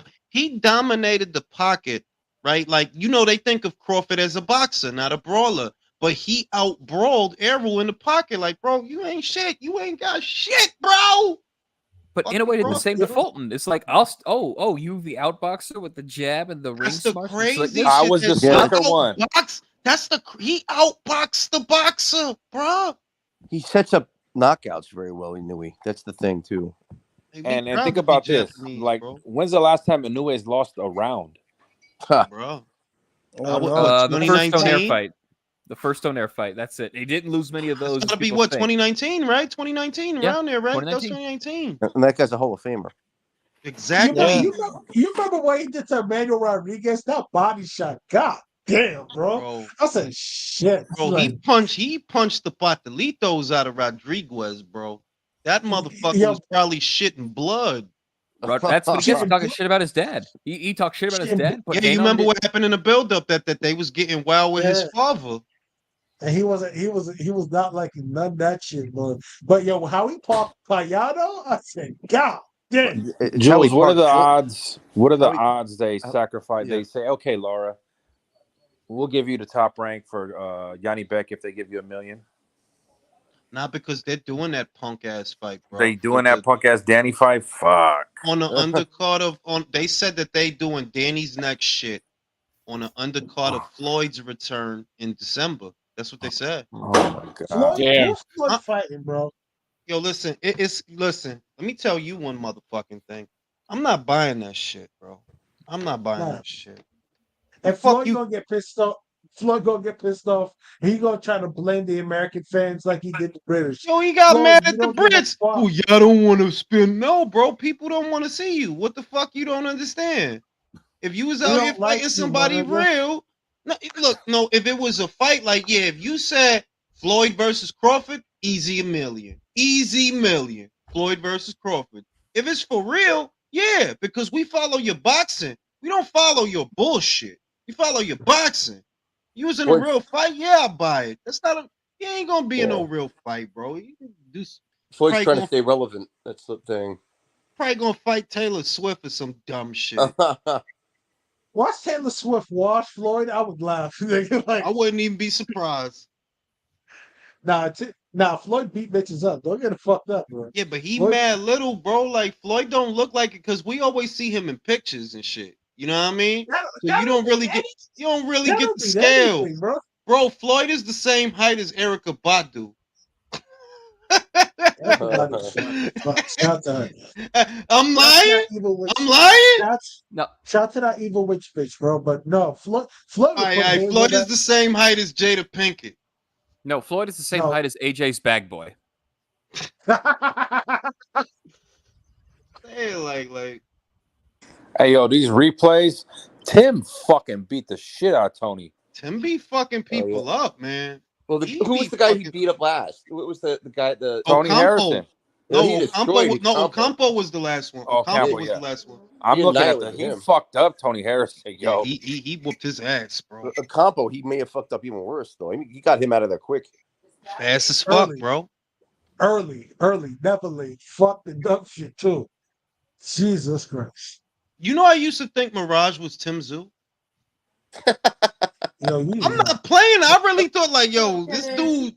I thought Mirage was Tim Tszyu, bro. Mirage is just a fucking. Mirage don't even watch boxing like that. He just hates Canelo.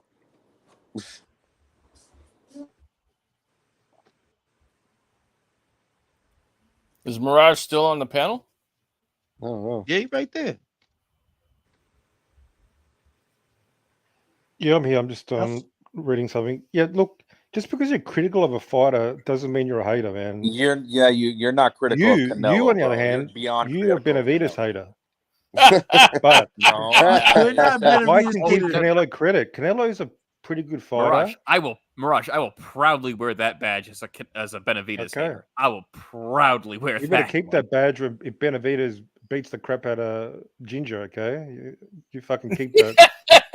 Mirage, but, man, I can give Canelo credit. I give him credit, just not as much as a lot of people. So I don't think I'm a hater. Why are you worried about Canelo beating David? That won't even be in his top 15 wins. If Canelo beats David, that might argue be his greatest ever win. To be honest with you, no, it's not. Yeah, of course it would. Of course it would. A young lion in his prime. Come on, a guy that's not even going to be a Hall of Famer. David is not a young lion. He's more like a young sea otter. Okay, young meerkat. A 10-year professional. More like a giraffe. He's more like a giraffe. A 10-year professional is not a young lion. Stop it. A young ostrich. He's a young ostrich. Young Skippy. He's big. He's hungry. He's a young alpaca. He's a young alpaca. All right. Oh, he's hungry. We can tell. He's young.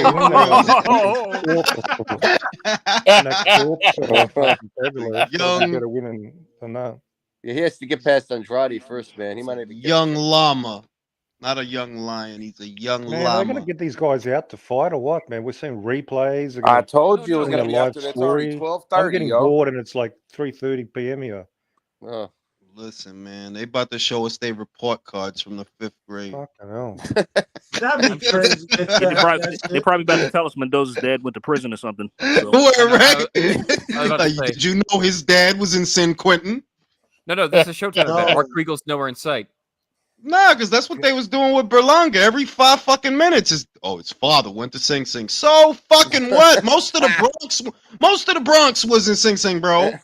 What is your point? His father was in prison. His mother was sucking cock on the weekends to put him in college. Did you know that Edgar's mom was sucking the neighbor's dick while his dad was in Rikers? Who fucking cares, bro? I figured that. Like, yeah, what the fuck else was she gonna be doing, bro? No wonder Belong is, overrated. Yeah, terrible, bro. If I was Edgar, I ain't gonna hold you. I'm stepping to one of y'all niggas and say, what's that shit that was talking? The older Al Bernstein gets, the more he looked like the troll from Cat's Eye. Who remember Cat's Eye? I do. Y'all remember the shit that I showed y'all? You take. Y'all remember the shit I showed y'all that he was liking on Twitter? Or some wild, he was liking all that porn shit. Wild freak bullshit, bro. Nah, but I ain't even mad at that. Like, yeah, you want to fuck these hoes. Like, why would I be mad at that, bro? Man's old and rich. Let him enjoy his time. Shout out to that freaky ass nigga, though. That nigga is a wild boy. Why is Abner Mares wearing fucking sunglasses indoors? And fruity sunglasses, too. He don't want ultraviolet light getting it. Yo, you saw what happened. You saw what happened to his eye, bro. His eye is fucking cooked. Yo, his eye's lazy as fuck, bro. It never used to be like that. Yeah, like his shit be drifting. Tokyo he drifting. Tried to make a comeback with that lazy ass eye. Nigga called it Tokyo Drift. Yo, I ain't gonna hold you. I can see why these boxers really will want to fuck up some of these civilians because we dead after some wild disrespect shit. I say nothing bad, B. This shit be wandering. But you got to worry about these civilians shooting the shit out you because Jules look like, nah, bro, you're not gonna be beat me up like how you do these other niggas. Nah, I'll shoot the shit out you. I ain't even gonna say nothing, man. Just leave me alone. Let me be, bro. Cause Jules a foul nigga, B. Jules will dead ass do it to a nigga like, yo, what the fuck? You shoot that nigga like 50 times? Oh my god, Jules? they gotta start. You knew better. Are they gonna start? Matter of fact, let me smoke a goddamn cigarette. Hopefully they in the ring by the time I come back. No, Jules, you can't do this to us. You can't, you son of a bitch. You son of a bitch is hilarious. Oh my god. Too late. He did it. All right. Well, okay. We're about to start. We're about to start, everyone. All right. Yes. Quick bathroom break before if you need it, because introduce. Anybody hear about Burchell? Did he win or did he lose? Yeah, he won in pretty good fashion. He knocked the other dude out, or at least he stopped the fight. He broke the other dude's hand. The other dude broke his hand, but yeah, it was a dominant performance. He won in like 2 rounds, I think. Maybe, yeah. It was. Fair play. It's quick business.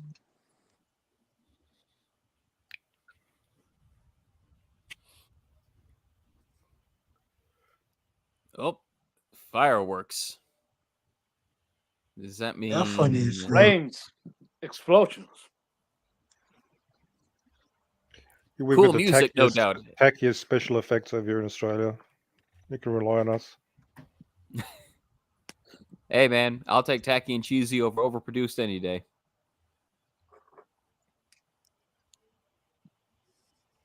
Homeboy got slumped by fucking Oscar Valdez. I don't know if his chin is ever gonna recover from that shit, bro. Because he got hit with nasty shit. That left hook, like, damn, bro. Like, Well, he Nigga looked ran like he right got- into it, though. I mean, he was chasing Valdez, man. He was actually looked like he got he looked was like he in got on that shot, fight. bro. Yeah, that was because I actually had him ahead in that fight. I think, if I remember my scorecard correctly. How the fuck did you have him ahead? You had who ahead? Who? When Gilbert Chow, he was getting his ass beat. He was getting pieced up. You get fucked up. Fight.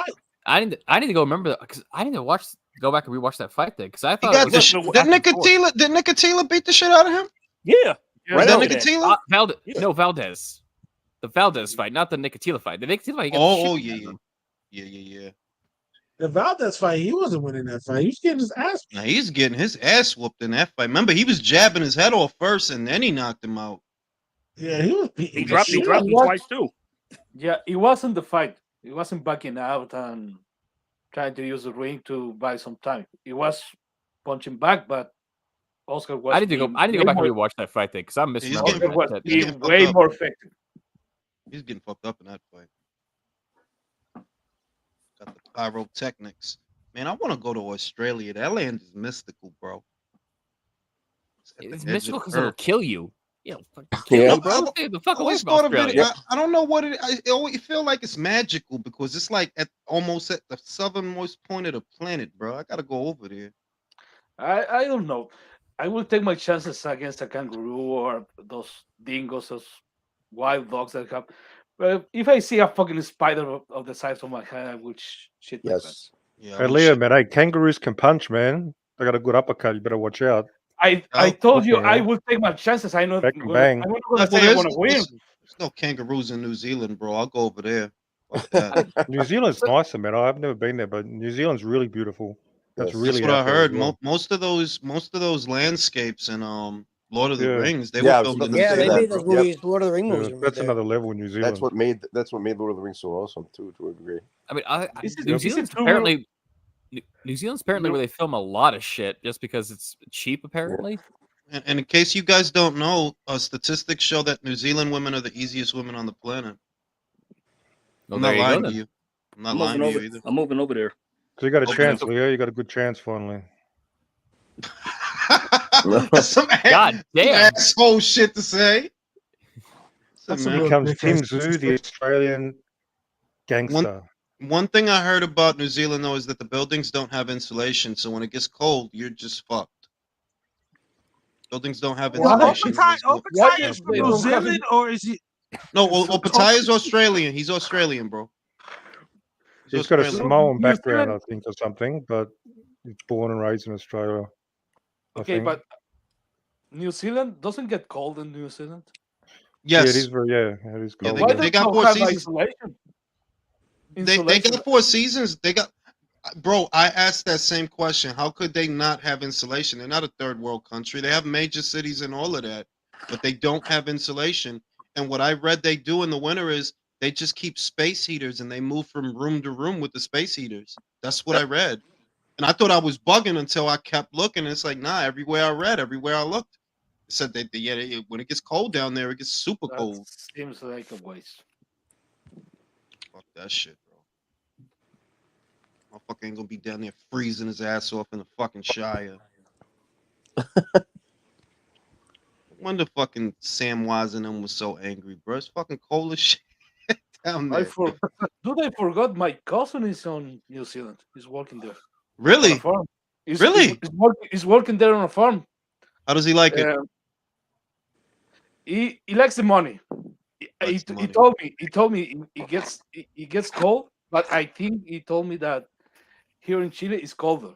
But I don't know if it is the humidity or if it's something else. But I asked him, is it colder there or here? And told me it's colder in Chile. Really? What's the weather like Maybe in it's where Chile? he is. Maybe it's where he is. Leo, can you describe like what's the weather usually in Chile? You It's guys, maritime weather, isn't it? It's by the Pacific. Yep. Chile is really fucking long. That's what you have to realize.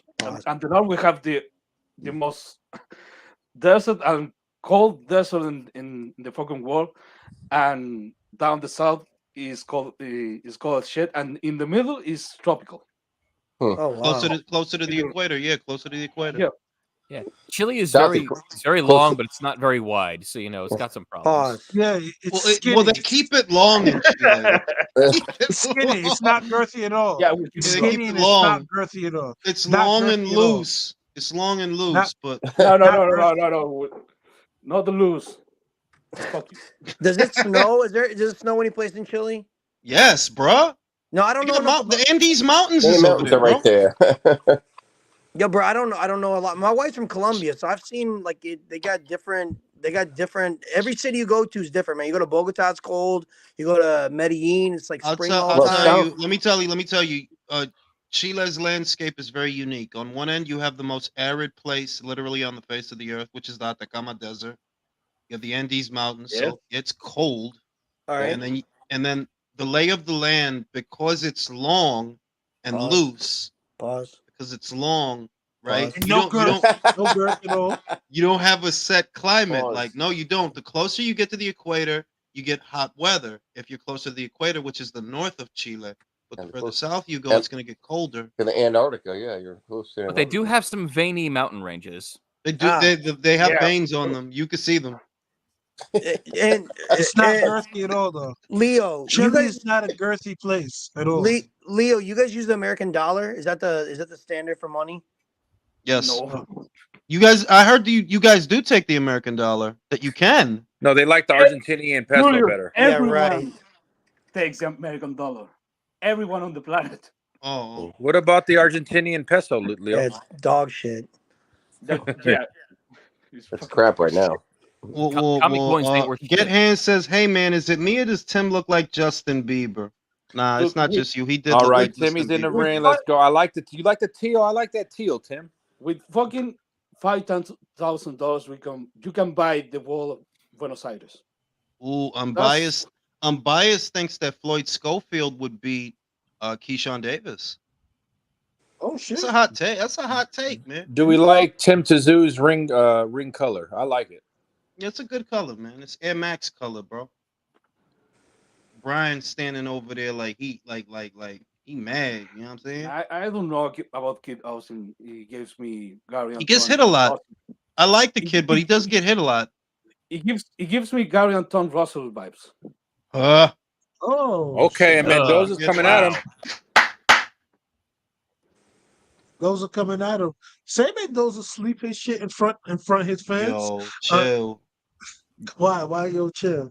Why you chill, yo? I'm Mendoza with the double jab. He's showing a double jab. Mendoza's not shy. He's not gun shy at all. He knows who he is. USA. But what is the game plan? You tell him if you're Salas, Jules. Double jab and go to the body. Make it decisive. Double jab. Don't let him gain Double jab. momentum. Double jab, uppercut up the middle because he uses the high guard. Keep him on the back foot. Oh, nice right by Tim. Double jab right into the dick. Come out with the left hook to the up top. I was actually talking to some people who thought that Mendoza was going to smoke Timmy. Like, how would you think that? Well, they see what he did to Jason, who doesn't take a great punch, and then they see what he did to Fundora, and he's on a hot streak. That's the predicate. Ooh, that was a good right hand. But it's I don't really rate the Jason Rosario win because even though it's a good win over a former champion, that guy can't take a punch. He can't. So he should have definitely moved up to 160 a long time ago. Probably 68. 60, I would say. He doesn't have the frame for 68. Good shit from Tim. Good shit from Brian, though. Good shit from Brian. He's Good showing shit some from Brian. All I know is Boots Ennis ain't elite till he fights Tim. Easy. Matter of fact, Boots Ennis ain't elite until he fight Morrell. Stop ducking Morrell. Stop ducking Morrell, bro. Yes, niggas out. Gonna be as unreasonable as possible, bro. Yo, but I ain't gonna hold you. As much as I love fucking Boots, Morrell would kill him. Oh my Saying, bro. god. Like, yo, Morrell's a problem, bro. Like, I know he hasn't fought the Why you think Boots is ducking him? No. Motherfuckers want fucking Canelo to fight Morrell. Like, leave him the fuck alone. Cause like, all right, this is Tim, a good little shit. bit more on the front foot. Close out the round. This is good shit from Brian, though. Brian's letting him know I ain't here to lay down, bro. I ain't no compo now. Good jab from him. Oh, okay, Timmy, come over with that right. He want to set up that overhand right. It's good shit. It's good first round. Good first round. Yeah. Mendoza round, I think. I would say so. But this is Australia, so hook a crook, motherfucker. Hook a crook, baby. Love a good robbery. No, I don't, because at the end of the day, good robbery I'm fuck up. bullshitting, bro. I'm bullshitting. I mean, I love a good robbery if I have the money on the guy. So shit, it's fucked up though. Ooh, that counter right from Tim. I like how he brought that over. Like, no, bitch. Good round. Good round. One thing I like about Tim, he can be static with his high guard, meaning that he doesn't use his jab and he doesn't control the range with his high guard. Like, he sometimes just walks in straight lines, and this is not good. Yeah, sometimes he holds it a little bit too long without doing nothing. Unless the I other think guy throw. That's how Mendoza was able to win that round, because he was just throwing punches where filling up space that Tim was leaving. Mm-hmm. And if you're not going to throw, motherfucker, he will. That's why Mike Tyson's high guard was the best. Because Mendoza kind of looks like Drew. Drew, where are you? Drew? I'm here. Yo. I was about to say, like, how we know that Drew ain't Mendoza? You know what I'm saying? Yeah. Shave they shit the same way, you know what I'm saying? Now, I think the way Tim needs to do to turn this around is to lean back onto his back, spread open his legs, and stick his butthole out in the air. Yeah, and invite an umo no plata.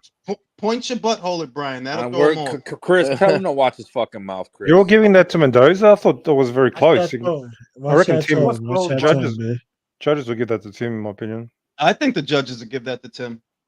Yeah. Brian showed a good jab in that round. Good jab, but them right hands was eye catching. And I seen Tim get in at least two of them shits. But Brian's not letting himself be bullied, and that's the good thing. He's initiating these exchanges. He's busy with the jab. Yeah, and the jab is working. He is landing.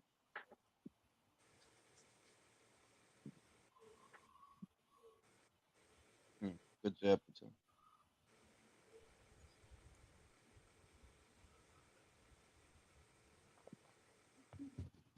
And Brian definitely knows he's the underdog. He's fighting like an underdog. I'm so happy to see that, because how many guys do we see come into a situation where they know the judges aren't going to do them any favor and they still fight like an asshole? Yeah. Carlo.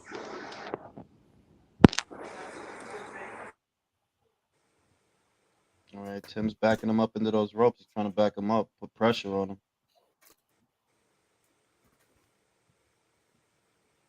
That jab's bothering Tim.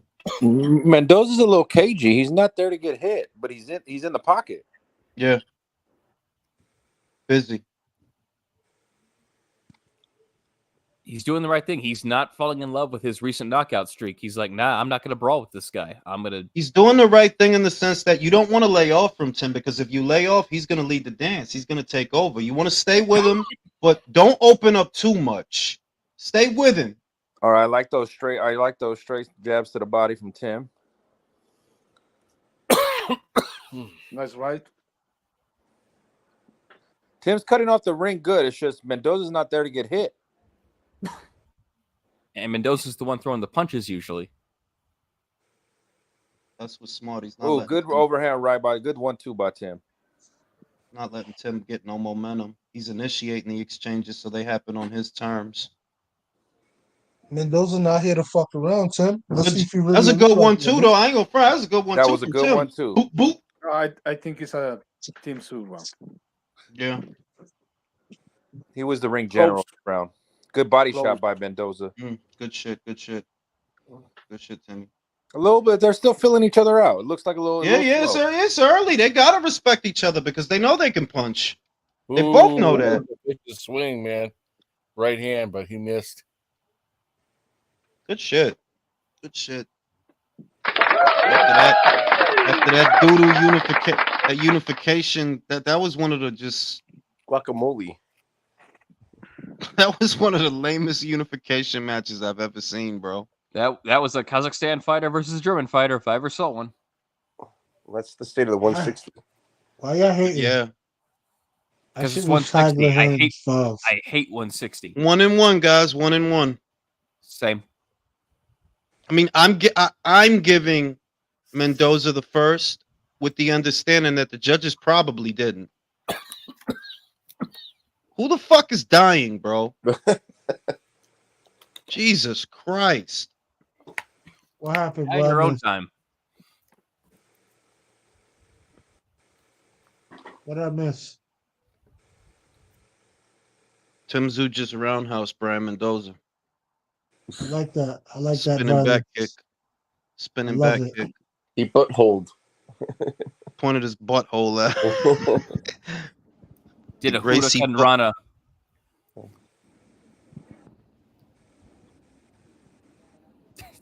A lot of respect from both men. A lot of respect. Neither man is throwing more than a 2-punch 1-2. Mm-hmm. They don't want to open up too much. Fear being counted. Yeah. But Brian is doing the right thing in the sense that he's staying with him and he's not letting Tim initiate. That even if it lands on your arms, I'm not going to let you step into your shit. I'm going to keep working. Keep your guns holstered. A lot of that shit that he throwing ain't landing, though. That's the thing. That you wasting a lot of punches, though. A lot of that shit. Nice body shot by Tim. Yeah, nice. This is Tim's third fight this year, right? Mm-hmm. Because he had the Harrison and the Ocampo, then this. Oh, good body shot, Tim. Yeah, that was real nice. That was a good body shot. Got that hook in there, too. Right around the guard, right around the side. Tim's trying to break him down, I think. That's the thing, Brian. You if you're gonna throw punches and hit his guard, fine, but can't let him hit you back. Good shit. He keeps trying to loop that right around Tim's guard and hit him in the side of the head, but it's not working. Mm-hmm. I'm not here to fuck around, you heard? It's real shit out here, yo. Chris, who won that battle? Who won that battle? Jada Kiss or Beanies? Beanie. I'm gonna be real New Just York say Beanie, bro. You and I both know Beanie won that shit. That's speculation all over. I mean, it's not fair though. It took all of Rockefeller ghostwriting just so they could beat him. Word. Did they beat him though? Stop it. Now, okay, he made a better diss. He made a better diss track, but like in a cipher, bar for bar, who you taking?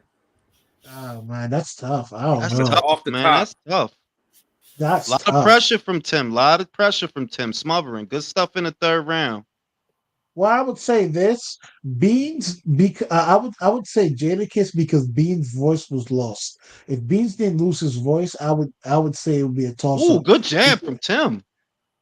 Yes, keep beating him up, Tim. I think Brian's feeling those punches now. Brian's feeling the pressure. They're like, you better keep throwing because I'm gonna keep coming forward. Force you to work. You were saying, good Chris? counter right. That was a good counter right.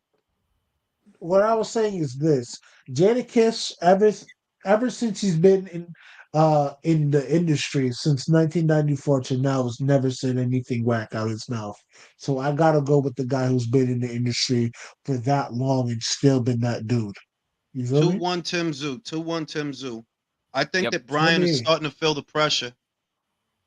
The body shots, the counter right. Brian Tim seems to be landing that jab to the face and then goes to the body real quick. Real nice. Hard jab in that nigga figure.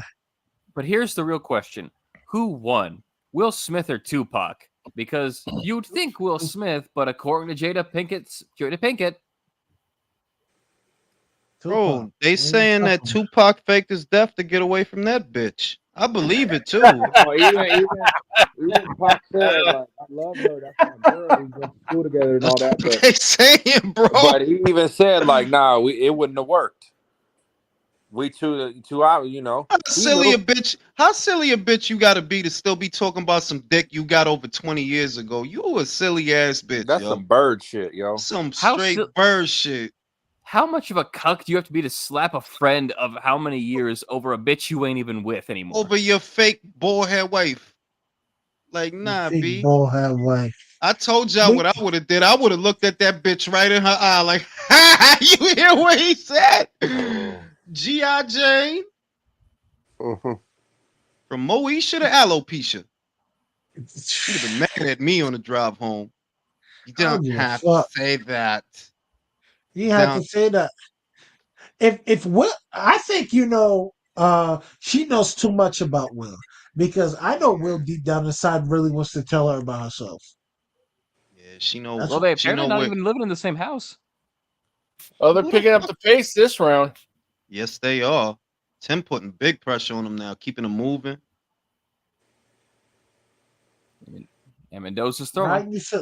Brian needs to land something big to keep that pressure off of him. That uppercut was mean as fuck. As it should.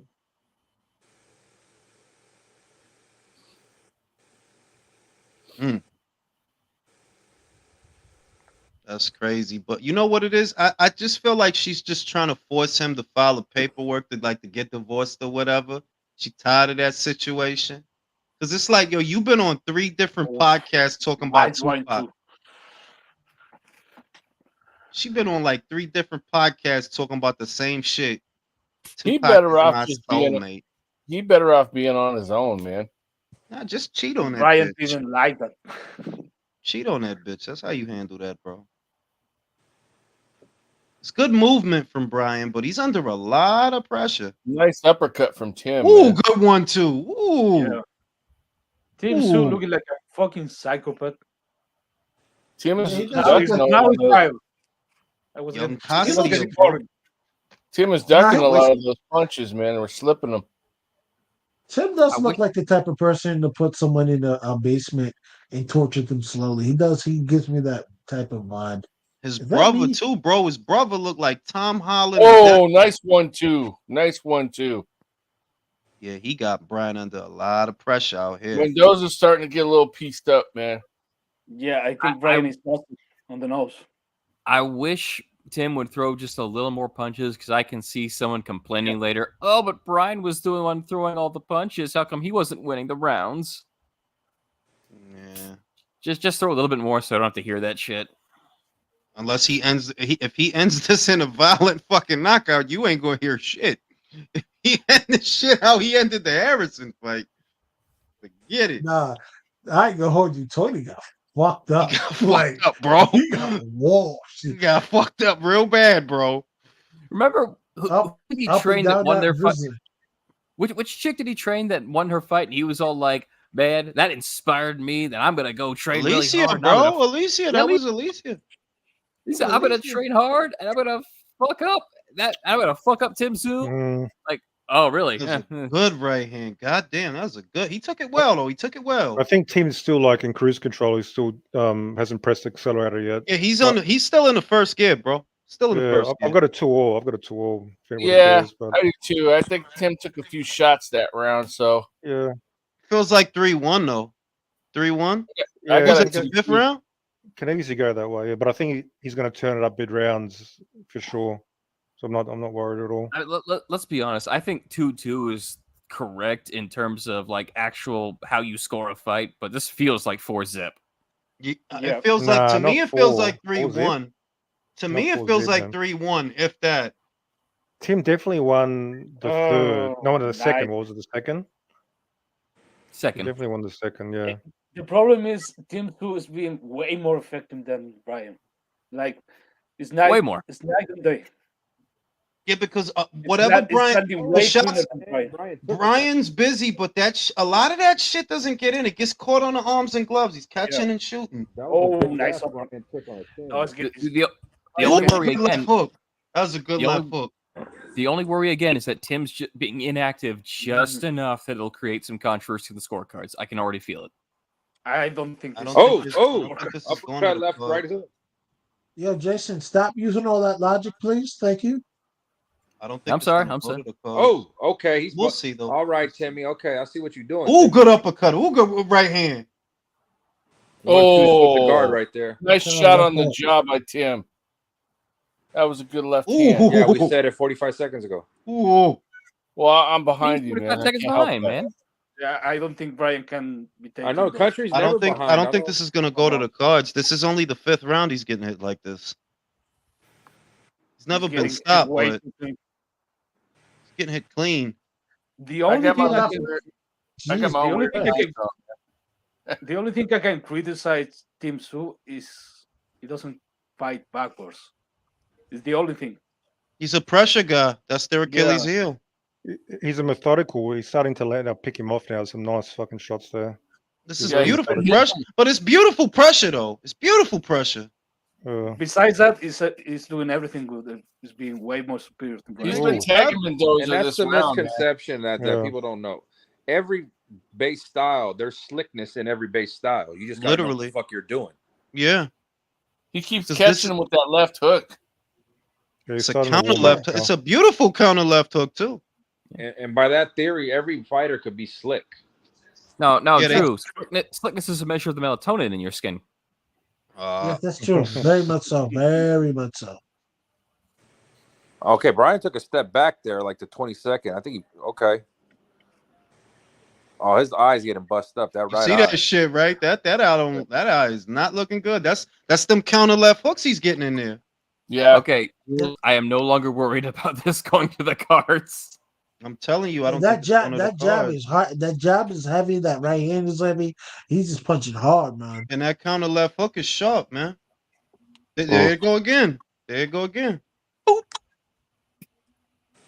Gotta love it. Tim make me proud to be Australian, man. Him and Ja. I hope Justice Hooney got to fight fucking this guy, man, Andrew Tabiti. I don't know what that fight gonna look like. You know Andrew sucks.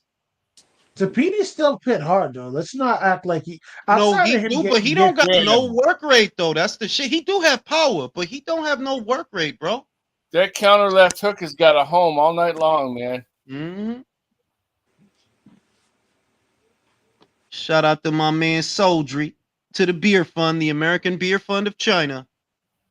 Somewhere, someone is doing something. Man, poor Cesar Chavez Sr. Yeah. What's wrong with Julio Sr., man? He's got Julio Jr. That's what's wrong with him. Julio Jr. still has a better championship resume than David Benavidez. Shit. And more Mexican fans. Yeah, exactly. And more title defenses. Talk about it. Talk about it. You know what? You know what the difference between Chavez Jr. and Benavidez, Mirage? Chavez Jr. had the balls to go up to 75 and fight those Jr. guys. is a bum? He's not a bum. He's got the balls to go up in 75 and fight those guys. Got more title defenses, too. Yeah, you What see happened Brian to him when he went up? Brian trying to assert himself here. And he almost stopped. Actually, Sergio Martinez. The point is, he went up. He dared to be great. The point is, you're trolling, Drew. Nice right by Brian. Chavez Jr. Come on. Brian's trying to assert himself here. He's trying to lead the dance. This is why Brian is not. This is why Brian's not shit. He realized the previous shit wasn't working, so now he's trying to come forward. He has to. Chavez Jr. has arguably one of the greatest 12 rounds ever. What does David have? Nothing. Good right hand from Brian. That was a good counter right hand. Yeah. I know we're having fun. I know we're having fun, but can we put a moratorium on Dare to Be Great? Because if I have to hear that shit one more time. Yeah, I am so sick of hearing that shit. Think about that, Raj. In 10 years as a professional, David has no iconic moments in boxing. No. Oh, he dared to go up and take a bigger paycheck. Fuck off. Big pressure from Tim. Big pressure. Brian's not discouraging him at all. Even though Brian's landed some shit in this fight in this round. He landed some decent shit in this round. He landed a good counter right, but it's not discouraging Tim from coming forward. Yeah, and I think Brian is winning this round. Yeah, he is. But Tim hasn't not. Tim is not starting to get to him. It's starting to get Tim to is him. not. Yep. You can see the way he's moving. He's moving more like in a panicked sort of way, very herky jerky. Yeah, Tim is starting to put the pressure on him, man, because Tim has been on the front foot since the second round. He can't. Okay. Beat him to death, Tim. Beat him to death. Sure. Tim's out here saying your resistance only makes me harder and longer. And stronger. I hate when you say that. Hey, yo. And veiny. Hey, fucking yo. What's wrong with you? Tim said, I'm not First of myself all, when y'all I'm wanna hungry, fuck. so I need a Snickers. Love that counter left hook, man. You can give this round to Brian Mendoza. You could. Hey, yo, man. Y'all want to fuck midgets? Y'all talking about veiny penises? Like, y'all need help, bro. Is there any other kind of penises? No. We don't want to fuck midgets. We want to fuck that midget. Exactly. Like the fuck. I know. Get it right, man. Yeah, Get it straight. I ever thought about therapy? Like, You need assigning it, bro. generalities where a specification was Listen, offered. don't threaten me with a good time. Shit. Oh, yo, Mendoza got a piece on the ropes. Jesus Get Christ. all in that Smurf joint. Yeah, I think that round to me could go either way, man. That was a tough round to score. Mendoza was on the back foot that round. He had a lot of left hooks. I don't know how you can give it to I think it's Mendoza. 4-2. I got it 4-2. You could have gave that round to Brian. 4-2. 4-2 for who? Tszyu. Yeah, me too. 4-2. 4-2 Tszyu. Is it me or Tim Tszyu's left hook is damn near landing at will? It is. It is. Why you think his eye look like that, bro? It should look bad, bro. Like, Yeah, his left hook has been counter left hook's been landing all night, man. but outside of that, he is like outside of that left hook, he's not getting hit with them right hands no more. But yeah, It's a lot of partially landed shots. it's two skilled fighters. Like, this is like one of the first times I've seen Mendoza fight, and yeah, man, he's gonna be a problem for anybody else. Can someone check Twitter and see if it says Tim Tszyu exposed? Here we go. You know it's coming. Here we go. But what? Nice. If he was shit. If he was. Yeah. What is going on? Oh no, Brian. Yeah. No, Brian is good. Oh, that fucking up. Oh shit. 2, 3. Fuck. Oh shit. No, it's good. It's good. He's in the fight. Go, Tim. Oh. See, I'm behind, man. For once, I have the same scorecard as Steve Harhood. He is ready, man. He's ready. He's fighting back though, fighting hard. Oh, nice right hand. Fighting thick. Oh shit. Long. Oh, veiny. Tim's trying to rip his fucking. Hit him. Yes, Tim, love that dirty shit. He holding you, hit him. Fuck that Damn. 3 uppercuts in a row, and he was fucking jacked. Right, wear him out, wear him out, wear him out. He wants to escape. Wear him out. I don't think this is lasting to the 10th round, boys. Ouch.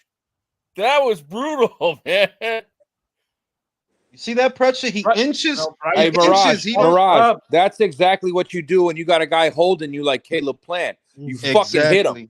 You fucking hit his ass, bro.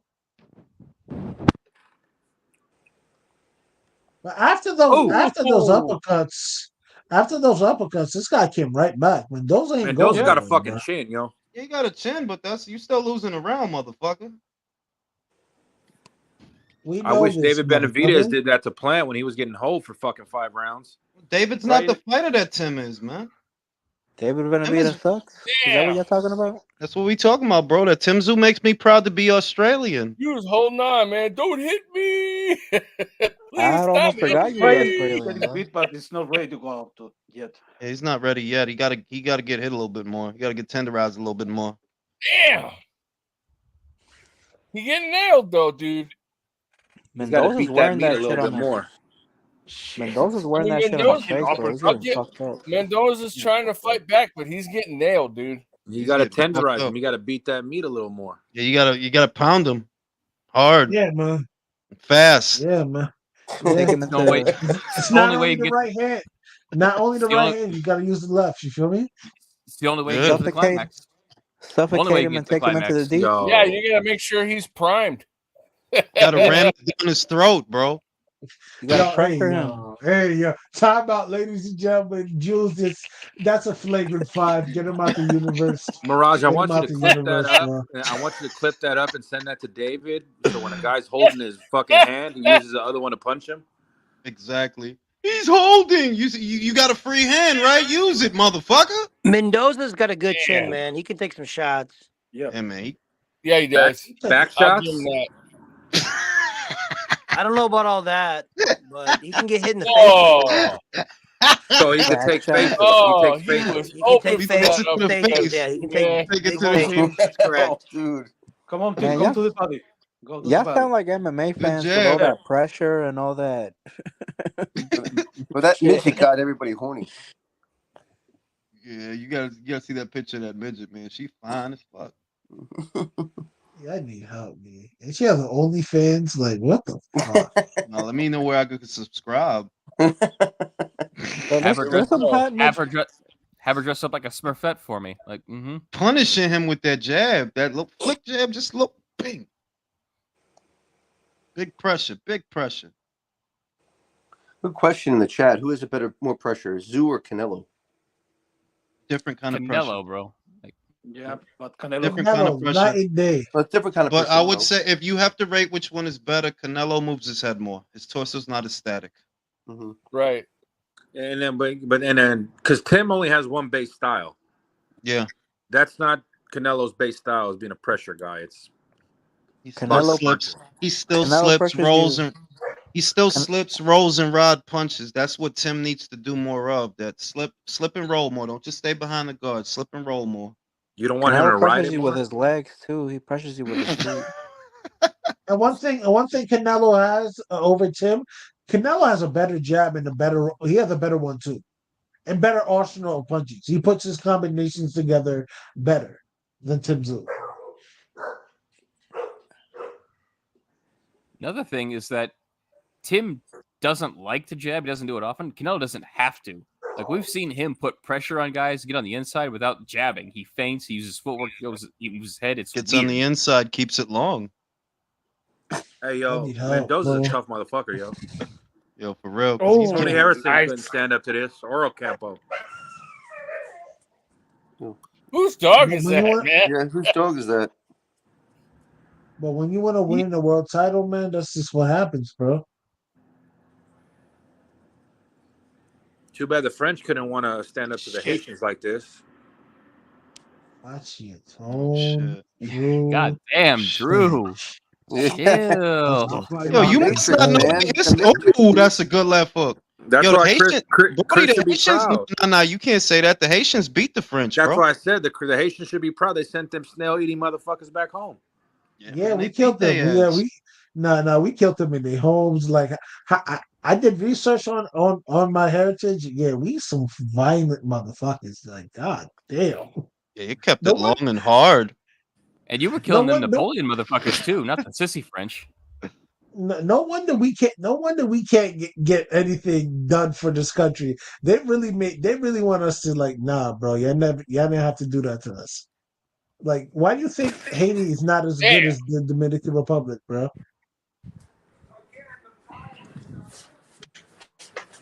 Yeah, I think Tim's gonna stop him.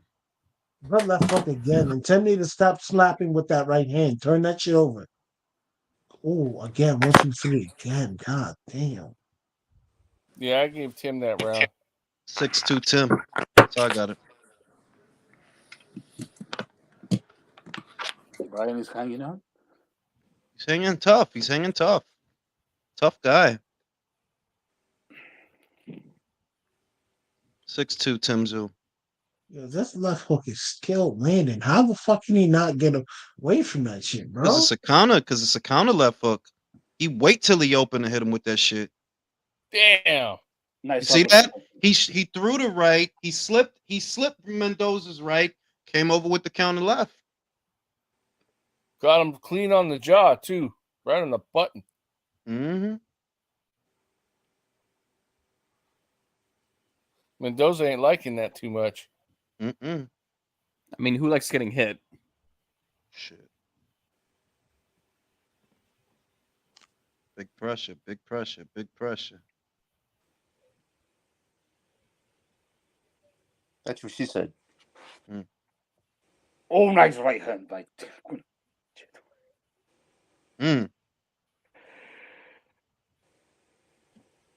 Those is a tough This guy. motherfucker Mendoza. That dude is Doesn't want tough. to go That's a out. good uppercut. He don't want to go out. He's stubborn as shit. Oh, he's title. He never fight for another. Cause think about it like this: Brian Mendoza is a tough fight for anybody at 154. Madrimov, Soro, Mm-hmm. anybody, took that right bro. hand well. He took that. That's a hard right hand he took. Yeah. Took it well. Go to the body team. Yo, Damn. I still think Israel Madrimov can give Tim Tszyu all types of problems. Yeah, bro. I do When's like the last that time fight. he fought? Oh, nice right hand, 1-2. I do Oh, think Madrimov is up and coming. He still needs to get fights in though. When's the last time he fought though? I don't know. I think it was It feels like it's been. Wasn't it that Soro fight? That was like a year No, he ago. fought since then. He's fought He since did? then. Yeah, he ain't won. He's not ready though yet. yeah, man. Mendoza's eating a lot of right hands, dude. Oh, right hand again. I think his corner will stop it before he gets knocked out. Or the Pull ref. his ass Maybe the ref out. might Pull his stop ass out. He's working. He's No, I don't think fighting so. back though. He's not Tim is like gonna he's have not throwing punches back. Tim is gonna have to force the stoppage. This guy is not gonna go out like that. I don't think Tim's is gonna stop him no more. He seemed to recover. Mm-hmm. He could get him with another uppercut like a couple of rounds ago. Yeah, it's like I said, either the ref's gonna wave it or his corner's gonna stop it, but he himself's not gonna get knocked out, I don't think. And that's sometimes the worst type of beating to take, bro, because you can be too Yeah. tough for your own good. No. Yeah, you don't want to take too much punishment if you ain't got to, especially if you're not going to win the fight. But it looks to me that Brian Mendoza is in dog ass shape because he's still moving. And like you know how people like their bodies when they take some horrible punishment, their bodies would feel it. Like you would see in his leg, he's wobbly. He just can't take punches anymore. You can He's see still sharp. attention. He's still there. You know, he's still cognizant. He's still in the fight, but he's not winning. He's not winning. His face is getting marked up. That's it. Yeah. Yeah, that happens in the fight, man. Sometimes, man, it is what it is. It's a big old right hand he took. Ain't got a chin. Big old right hand he took. I got that as another Tim round. So do I. My thing is this: he's showing all these feints. He's showing a lot of things. It's just like Tim isn't biting on it, or it's just like he's not doing anything off those feints. Mendoza. No. Tim's too dumb to. Tim's too just dumb trying to fall shake for him feints. off. He's trying to shake him off. That's what like what Brian's doing mainly is shaking him off. Trying to survive. But if you're gonna do that, man, you can possibly land something. Tim can be dropped, man. Unbiased, I agree. Hey, Jules, you think this is the last Showtime boxing card, like non-pay-per-view, that they're gonna host, bro? I think this is probably the last one. What else do they have? Like they didn't announce nothing else for the regular schedule. And they probably wouldn't have had this, but it's just because this is with limited promotions. And Yeah, like they exactly like they're not the ones paying for this show. You know, they just showing it. They're not paying for it.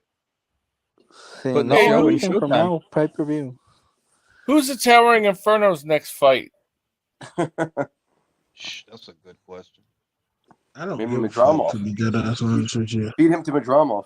That'll be good comeback fight for Madramov. Madramov is over there at Matchroom, bro. Yeah. They're not gonna send him over there. Yeah, I know. Good lead right hand. So is Virgil coming back to 54 or 60? 54, they said. Come on, Mendoza, what are you doing? Good little short hook. Good little short hook. Yeah, Mendoza's He's like- form is falling apart. He's like Ryan smacking tried- him on the side of the face with his glove. You know, it's like, come on, dude. Mendoza trying not to get knocked the fuck out. Yeah, he's tired. He's just trying to smother. He's taking some real big punishment, and this guy has been I moving. think he's ready to go. I think he's ready to go. Honestly, I think he's ready to go. Tim just He's not fighting no more. He's not fighting no more. He's just moving. Nice.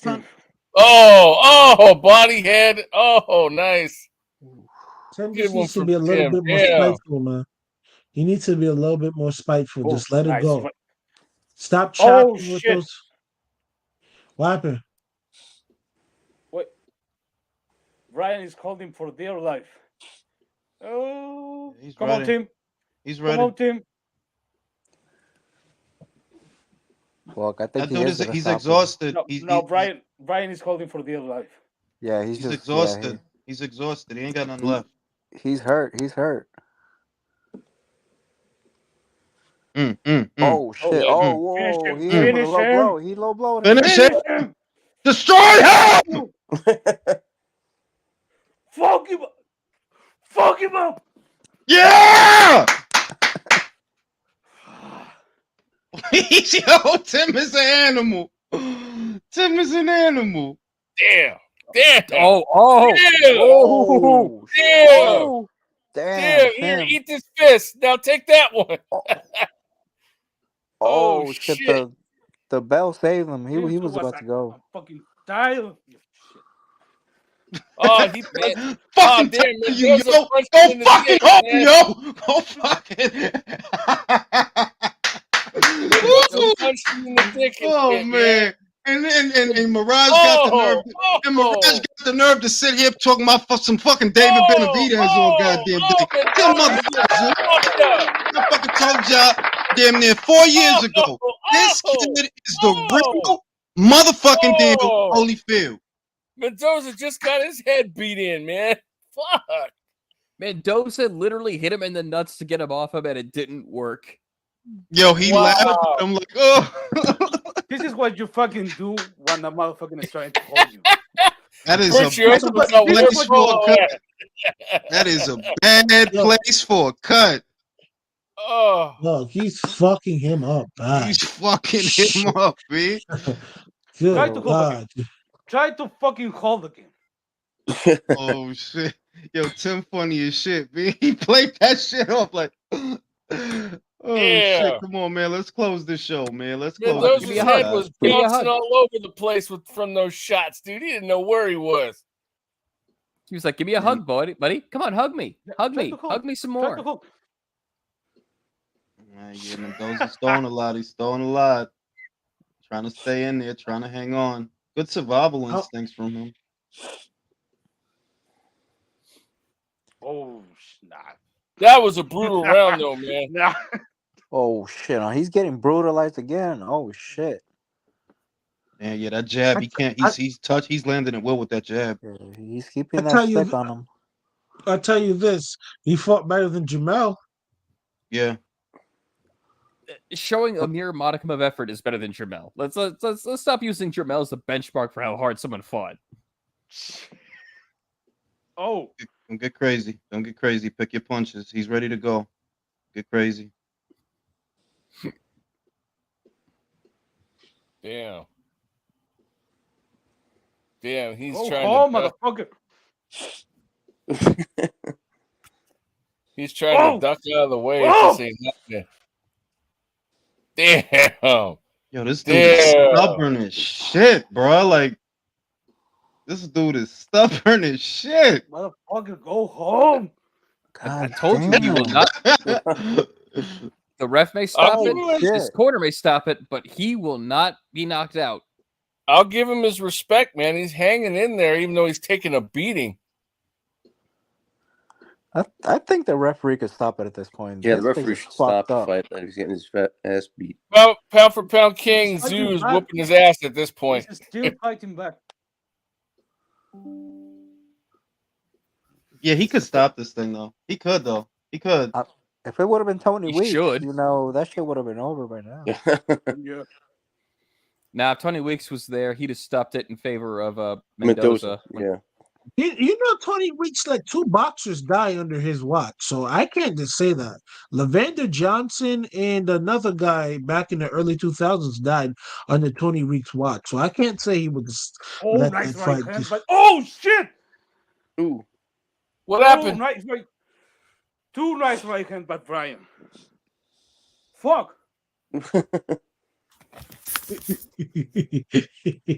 Leo, calm down, man. Did it do anything to Tim? Nah, I think I don't just think saw so, it. Nah, I but didn't really they- do much. Fuck, he's not gonna go down, bro. This dude Yeah, is fucking Tim was getting stubborn. too crazy.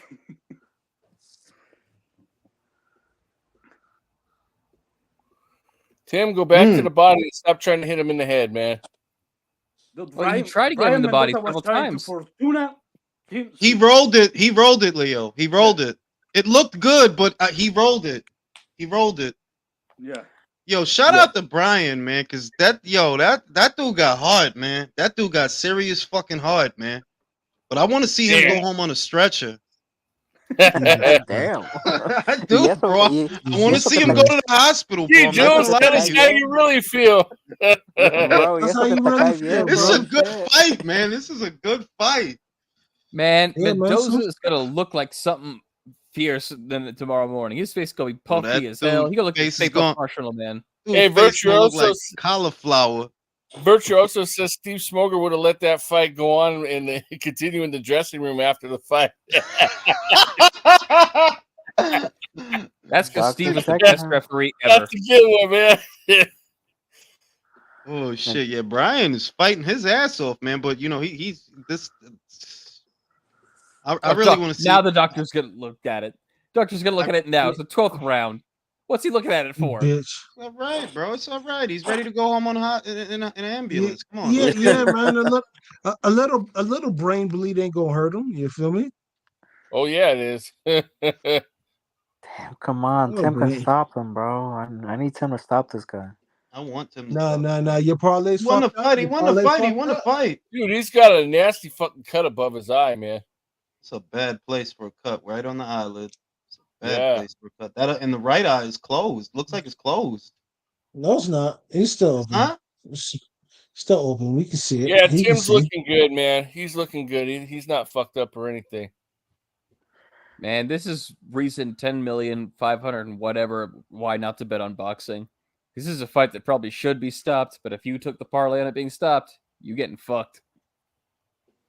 Yo, and I want to see Brian Mendoza in better and more fights now, man. I want to see him in more fights because he's gonna give you value for money, and he can beat a lot of these dudes. Like a lot of these dudes are Let's not get as good as Mendoza him. versus Spence.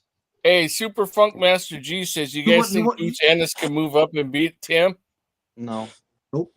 Not at this point, no. I think he's overhyped. He couldn't even beat Mendoza. I don't think he could even beat Mendoza, bro. Yo, bro, they always say he was bad. They always say he couldn't handle pressure in the amateurs. And when someone was pressuring him or on the Well, I same, think he got over level that as him, because he showed that in the Roman Villa fight that he can handle pressure. He can work around it now.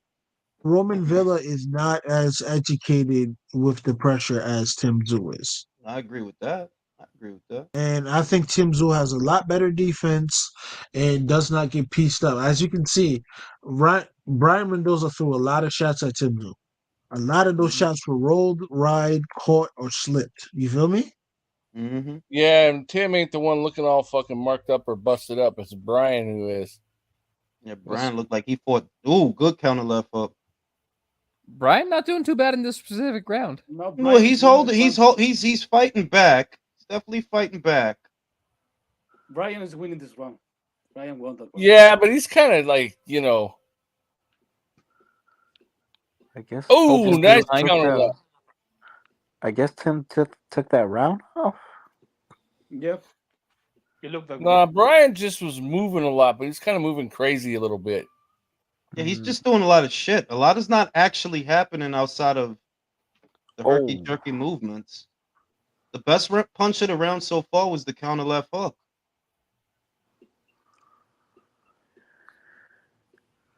Yeah, Tim's legit, bro. Nothing's getting in for Brian. You see, he just counter left hook him again. He just caught him with the counter left hook 2 times. Yo, man, you really think Crawford could beat Tim, bro? Yeah, that's a hard fight. That's a hard fight. The way you beat Tim is with your feet. The way you beat Tim Tszyu is with your feet, not your hands. That's how you beat him. You beat him with your feet because at the end of the day, Crawford's going to be active with his guard and his punches, and Tim can be static. That high guard is not as active as it needs to be. Hey, I'll put it to you this way: if Castillo Clayton can knock him down, I think definitely Bud could knock him down. If Yeah. Not Castillo, Terrell Gachet, but yeah, you're Terrell right. Gachet. I mean, I'm sorry, you catch him coming in. You just got to play at the angles. The way to beat Tim is to play at the angles. Don't fucking spend all night taking a tour of the turnbuckles. That's not how you do it. You got to pivot, turn him. Right. Turn him, hit him in the blind spots. Great fight. Tim won, in my opinion. Yeah, I give Brian Mendoza his flowers, though. I mean, he hung in there to the end. Yeah, that tough fucking guy, man. Because he got hurt like what, 2 times? Yep. 2, 3 times? More than that. Yeah. Well, like 3. He dared to be great, Yeah, he actually did. Yeah, he dared, and he wanted to win. He wanted to win bad, man. But I think he can take some take a lot from this performance, and I think he's going to get better from this. I honestly think Brian Mendoza is a dark horse in this division. He just came across the best. Mendoza versus Castano, anyone? That sounds good. Mendoza versus who?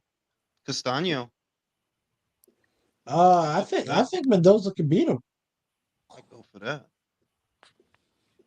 I'd pick Mendoza too. Yeah. Yo, so Tim Tszyu versus Brian Castano, who wins? Right now, I would go Mendoza because Brian hasn't fought in over a year.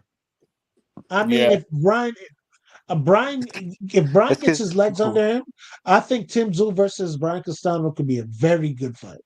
Oh yeah, that'd be a great fight. Can Brian still make junior middle is the question now, because he hasn't made it. He hasn't fought. Brian Castano, he's not that much of a big guy, bro. He can. No, él es gordo. Él es gordo. He's not a tall guy, but he gets fat between fights, bro. I think he can make 60. I think he'd do really good at 60, actually, because there's I nobody would like there. to see him beat the shit out of Danny Garcia. Ooh, hell yeah. That'd be a good fight. Brian Mendoza versus Charlo, Jermall Charlo. That's a good fight. That'd be a good fight, right? Like, good fight. Jermall's a bitch, though. He is. He can do good against I mean, is he even gonna come back to 154? You guys think? No. Not right. 160. Jermell. Jermell's going to be at 160, I think. He's gonna go to 60, bro. Yeah, I think he's going to go to 60. Yeah. Juan Holguin was saying Victor Ortiz versus Tim Tszyu. Victor Ortiz. Or Virgil Ortiz. Virgil. I was about to say like Victor Ortiz, bro. You know. Yeah, I meant Virgil. I'm sorry, I got it mixed up. You know what Victor's gonna do, bro. Yeah, headbutt. And quit. I meant Virgil Ortiz though. Good fight. Tim Tszyu versus Chavez Jr. Oh God, no. It was a good fight. I mean, Brian is underrated, man. Brian is underrated, man. That dude is good. That dude could fight. Brian is really underrated because that the way he hung on and recovered and you know, it's a good fighter. So what does Tszyu do now? I would say Tszyu should go after Bakram Murtazaliev if things don't work out between. Like, we're gonna see out that situation shortly because they only gave them 30 days to negotiate. I don't actually think Jermell is going to fight Bakram. So if you're Tszyu, right, get Bakram in the ring. See if you can pick up the IBF. Yeah, if he becomes unified, definitely the Crawford fight and the Jermell fight could happen, and Yeah, those would be big fights in Australia. it's a good fight, man. This is a great fight. I think Tim Tszyu versus Crawford would be big here in America too, bro. I think that could sell. It could, but it's just it could. Like I don't dismiss that. It's just that down there, you know, he has a country behind him. You know, they could put 52,000 people in Marble it'll Stadium with sell that more fight. there than it would here. I mean, yeah, you're right. Like, cause remember, bro, Kambosos versus Haney was a stadium fight down there. This would be way bigger than that. Crawford and Tszyu, that'd be Not real only big that, over there. not only that, it would also fit the pattern of the old school fighters traveling abroad to other countries to fight for titles. You know what I mean? Like, not many fighters are doing that these days. So, And they are world titles. They do call them world titles for a reason. No, and the other thing is Tim is the champion. Tim is the champion. Yeah, he is. In that situation, Crawford would be the challenger. So, I mean, we'll see. You know, I don't know how he feels about going to a, you know, because he's done it before. He went to Scotland for Ricky Burns. Yeah. But now at this point, I wonder, you know, how open is he to traveling? Because it is a big fight in Australia. It's a very big fight. yeah, I think we're going to get some really good fights in the future out of Brian Mendoza, man. I definitely want to be watching some of his stuff. Yeah. I hope he's willing to go to other platforms because there's work out there for him if he wants it. He's a good fighter. Don't just limit yourself to what PBC has to offer sitting on the shelf. There's work out there, man. Right.